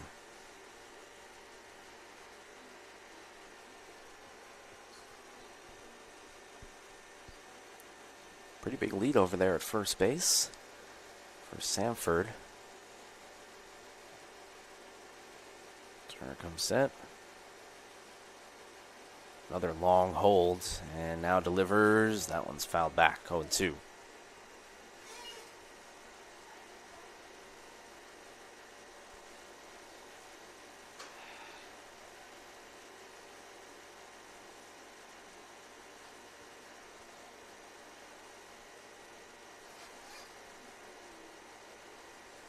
The ball's in 2 strikes here to Vick, the number 2 hitter. This one's going to be tapped. That's going to be a tough play if it stays fair, but it won't. It's going to go foul.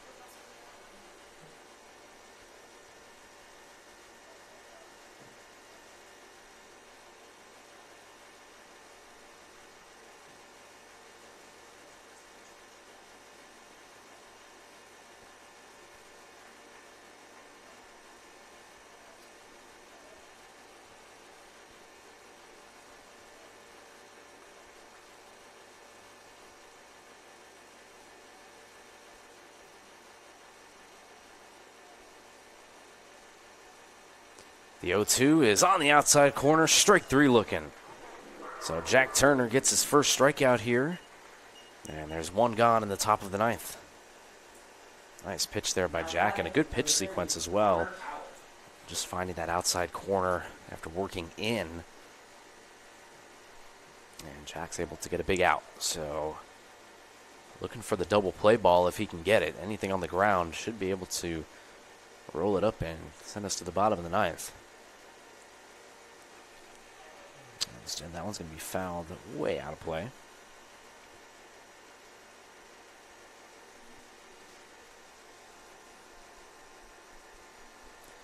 Connor Powell, 1 for 4 coming to this at bat.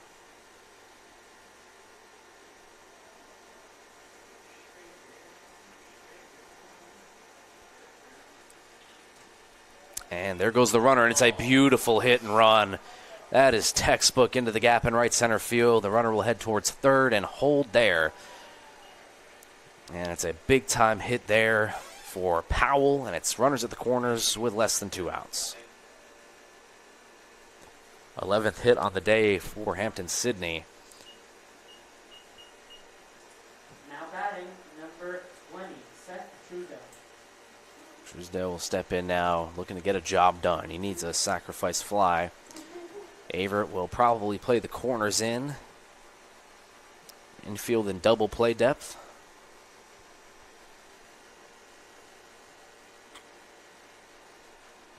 And that's exactly what they'll do, as Skinner and Ford creep in.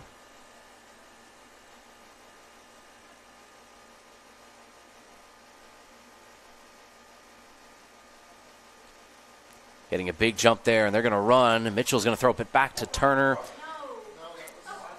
And he's going to be in safely there at second base, and that's normally one of the plays they'll run on a first and third, try to dupe the runner out at third base and try to get him caught, but he wasn't biting. And so second and third now with one out after the first and third play is successful for Hampden-Sydney. Averett tried to counter it, but it didn't work. Infield will go in now. And that one's in there for a strike, 0-2.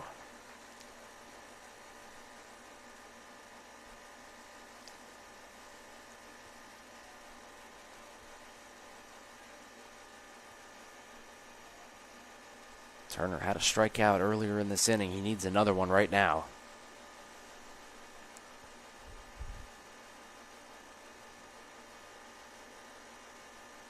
Oh, 0-2.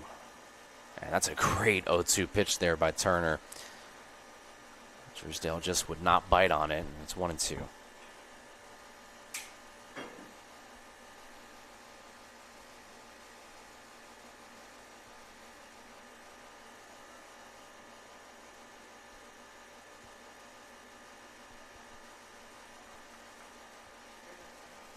One ball, two strikes, two runners in scoring position here on the top of the ninth. And this one's going to be chopped foul down the first baseline.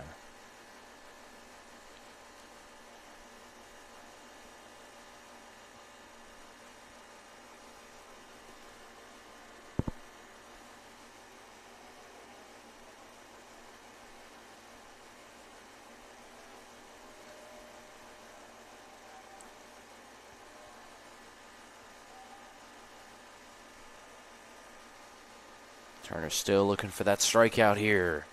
And he gets it. Swing and a miss. Jack Turner with two big strikeouts. And just like that, there's two gone.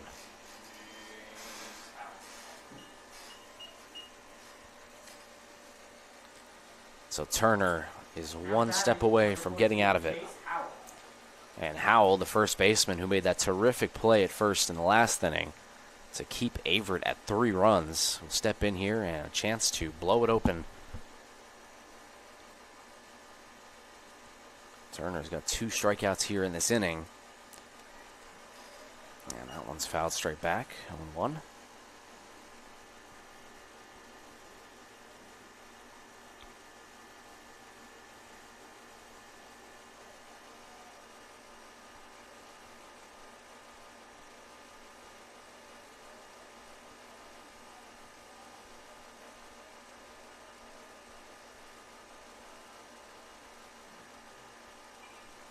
One is fouled back, and again, it's 0-2. Turner getting ahead on the hitters.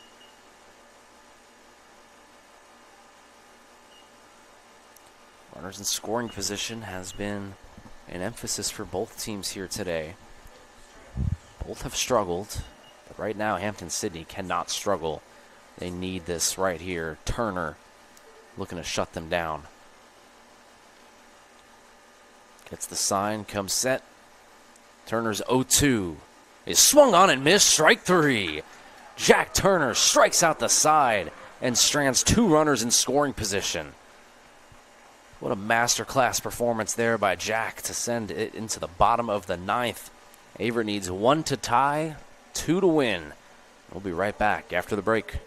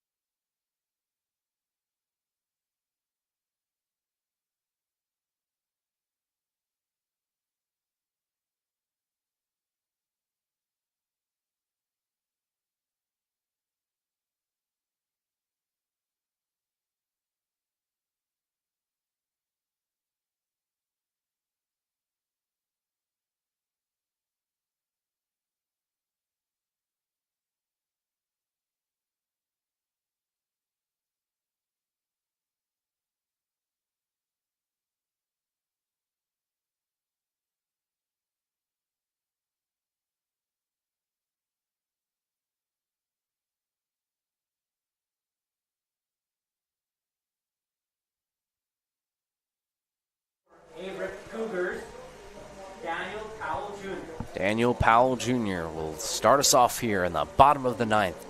Averett lost the first game of the doubleheader 4-3, and they trail 4-3 right here down to their last 3 outs. And it'll be Powell Jr. coming in to pinch hit for the Cougs.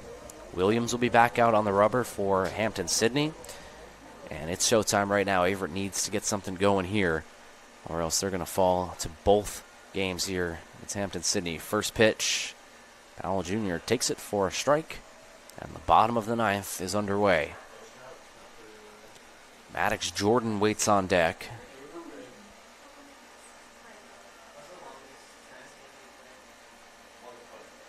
The 0-1 Williams.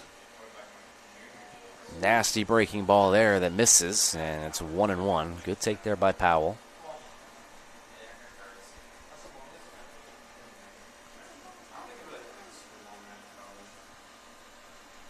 Powell Jr. has one of Averett's 2 home runs this season, as that one's fouled.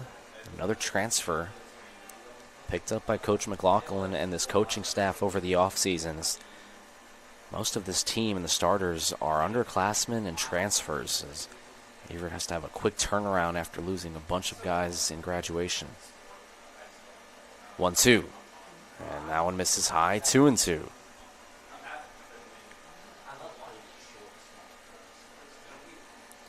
Powell Jr. coming off the bench after starting last game behind the plate. 2 balls and 2 strikes. Williams delivers. Powell checks his swing, and they're going to call third strike. And he goes down 1 away here in the bottom of the ninth. Now batting for your Averett Cougars, number 6, Maddox Jordan. Maddox Jordan comes in now. Nobody on, 1 out.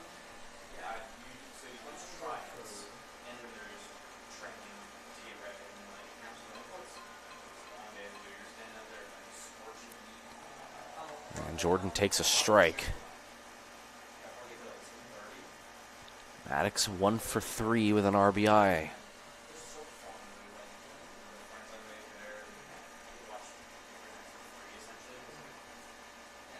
Breaking ball in there for a strike, and Williams is dealing here in the ninth. Quickly behind 0-2. Jordan's got to dig in and make an AB out of this. Williams comes set. Here comes 0-2 pitch. It is a high fastball, perhaps a setup pitch for breaking ball low. We'll see. Teddy Hauser waits on deck. Redshirt sophomore out of White Plains, New York, looking for a base runner. A ball and 2 strikes. Here comes. Jordan does not deliver on that one, as it's going to be in the dirt. Ball 2.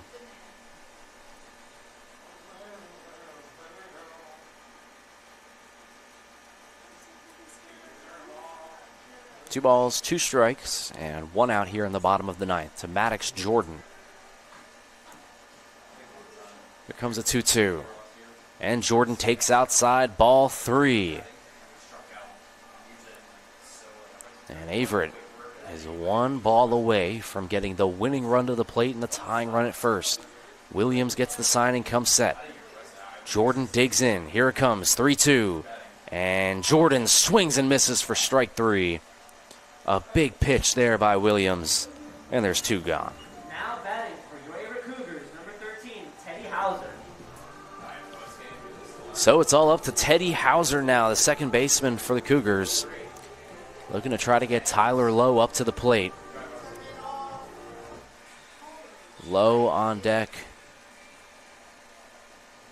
And looking to try to get on a chance to win the game. Right now, Hauser trying to keep the game alive. First pitch in there for a strike.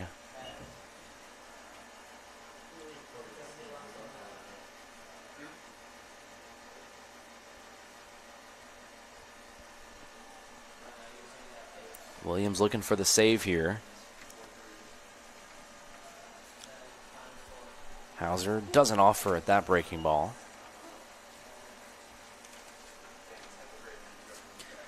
For Jacob Williams, this would be his 3rd save of the season. He is the closer of this team, and he's looking to close it right here. 1-1. Hauser takes for a strike, and it's 1-2. And now the game comes down to this. Ball and 2 strikes, and Averett down to their last strike. Williams comes set. Takes a breath. 1-2. And Hauser swings and misses. Strike 3. And Williams strikes out the side to end the game. 3 batters, 3 strikeouts for Hampden-Sydney's Williams, earning his 3rd save of the season. And Hampden-Sydney gets the win 4-3. They won the first game 4-3, and so a little deja vu score-wise for the Cougars, but Hampden-Sydney gets the doubleheader sweep over Averett. They improve to 2-0 in the conference. Averett drops to 0-2. Hampden-Sydney 8-4 overall, and Averett 5-9. And so that'll do it here for Owen Fulton Field at Averett's North Campus. The Cougars drop 2 games here to Hampden-Sydney, and they'll look to try to rebound next week and try to get some wins on the board. But for this one, they lose 4-3 both games. And for everyone here at the Averett Sports Network on Flow College, my name is Thomas Heaney III. We'll say so long, and we'll catch you on the next one.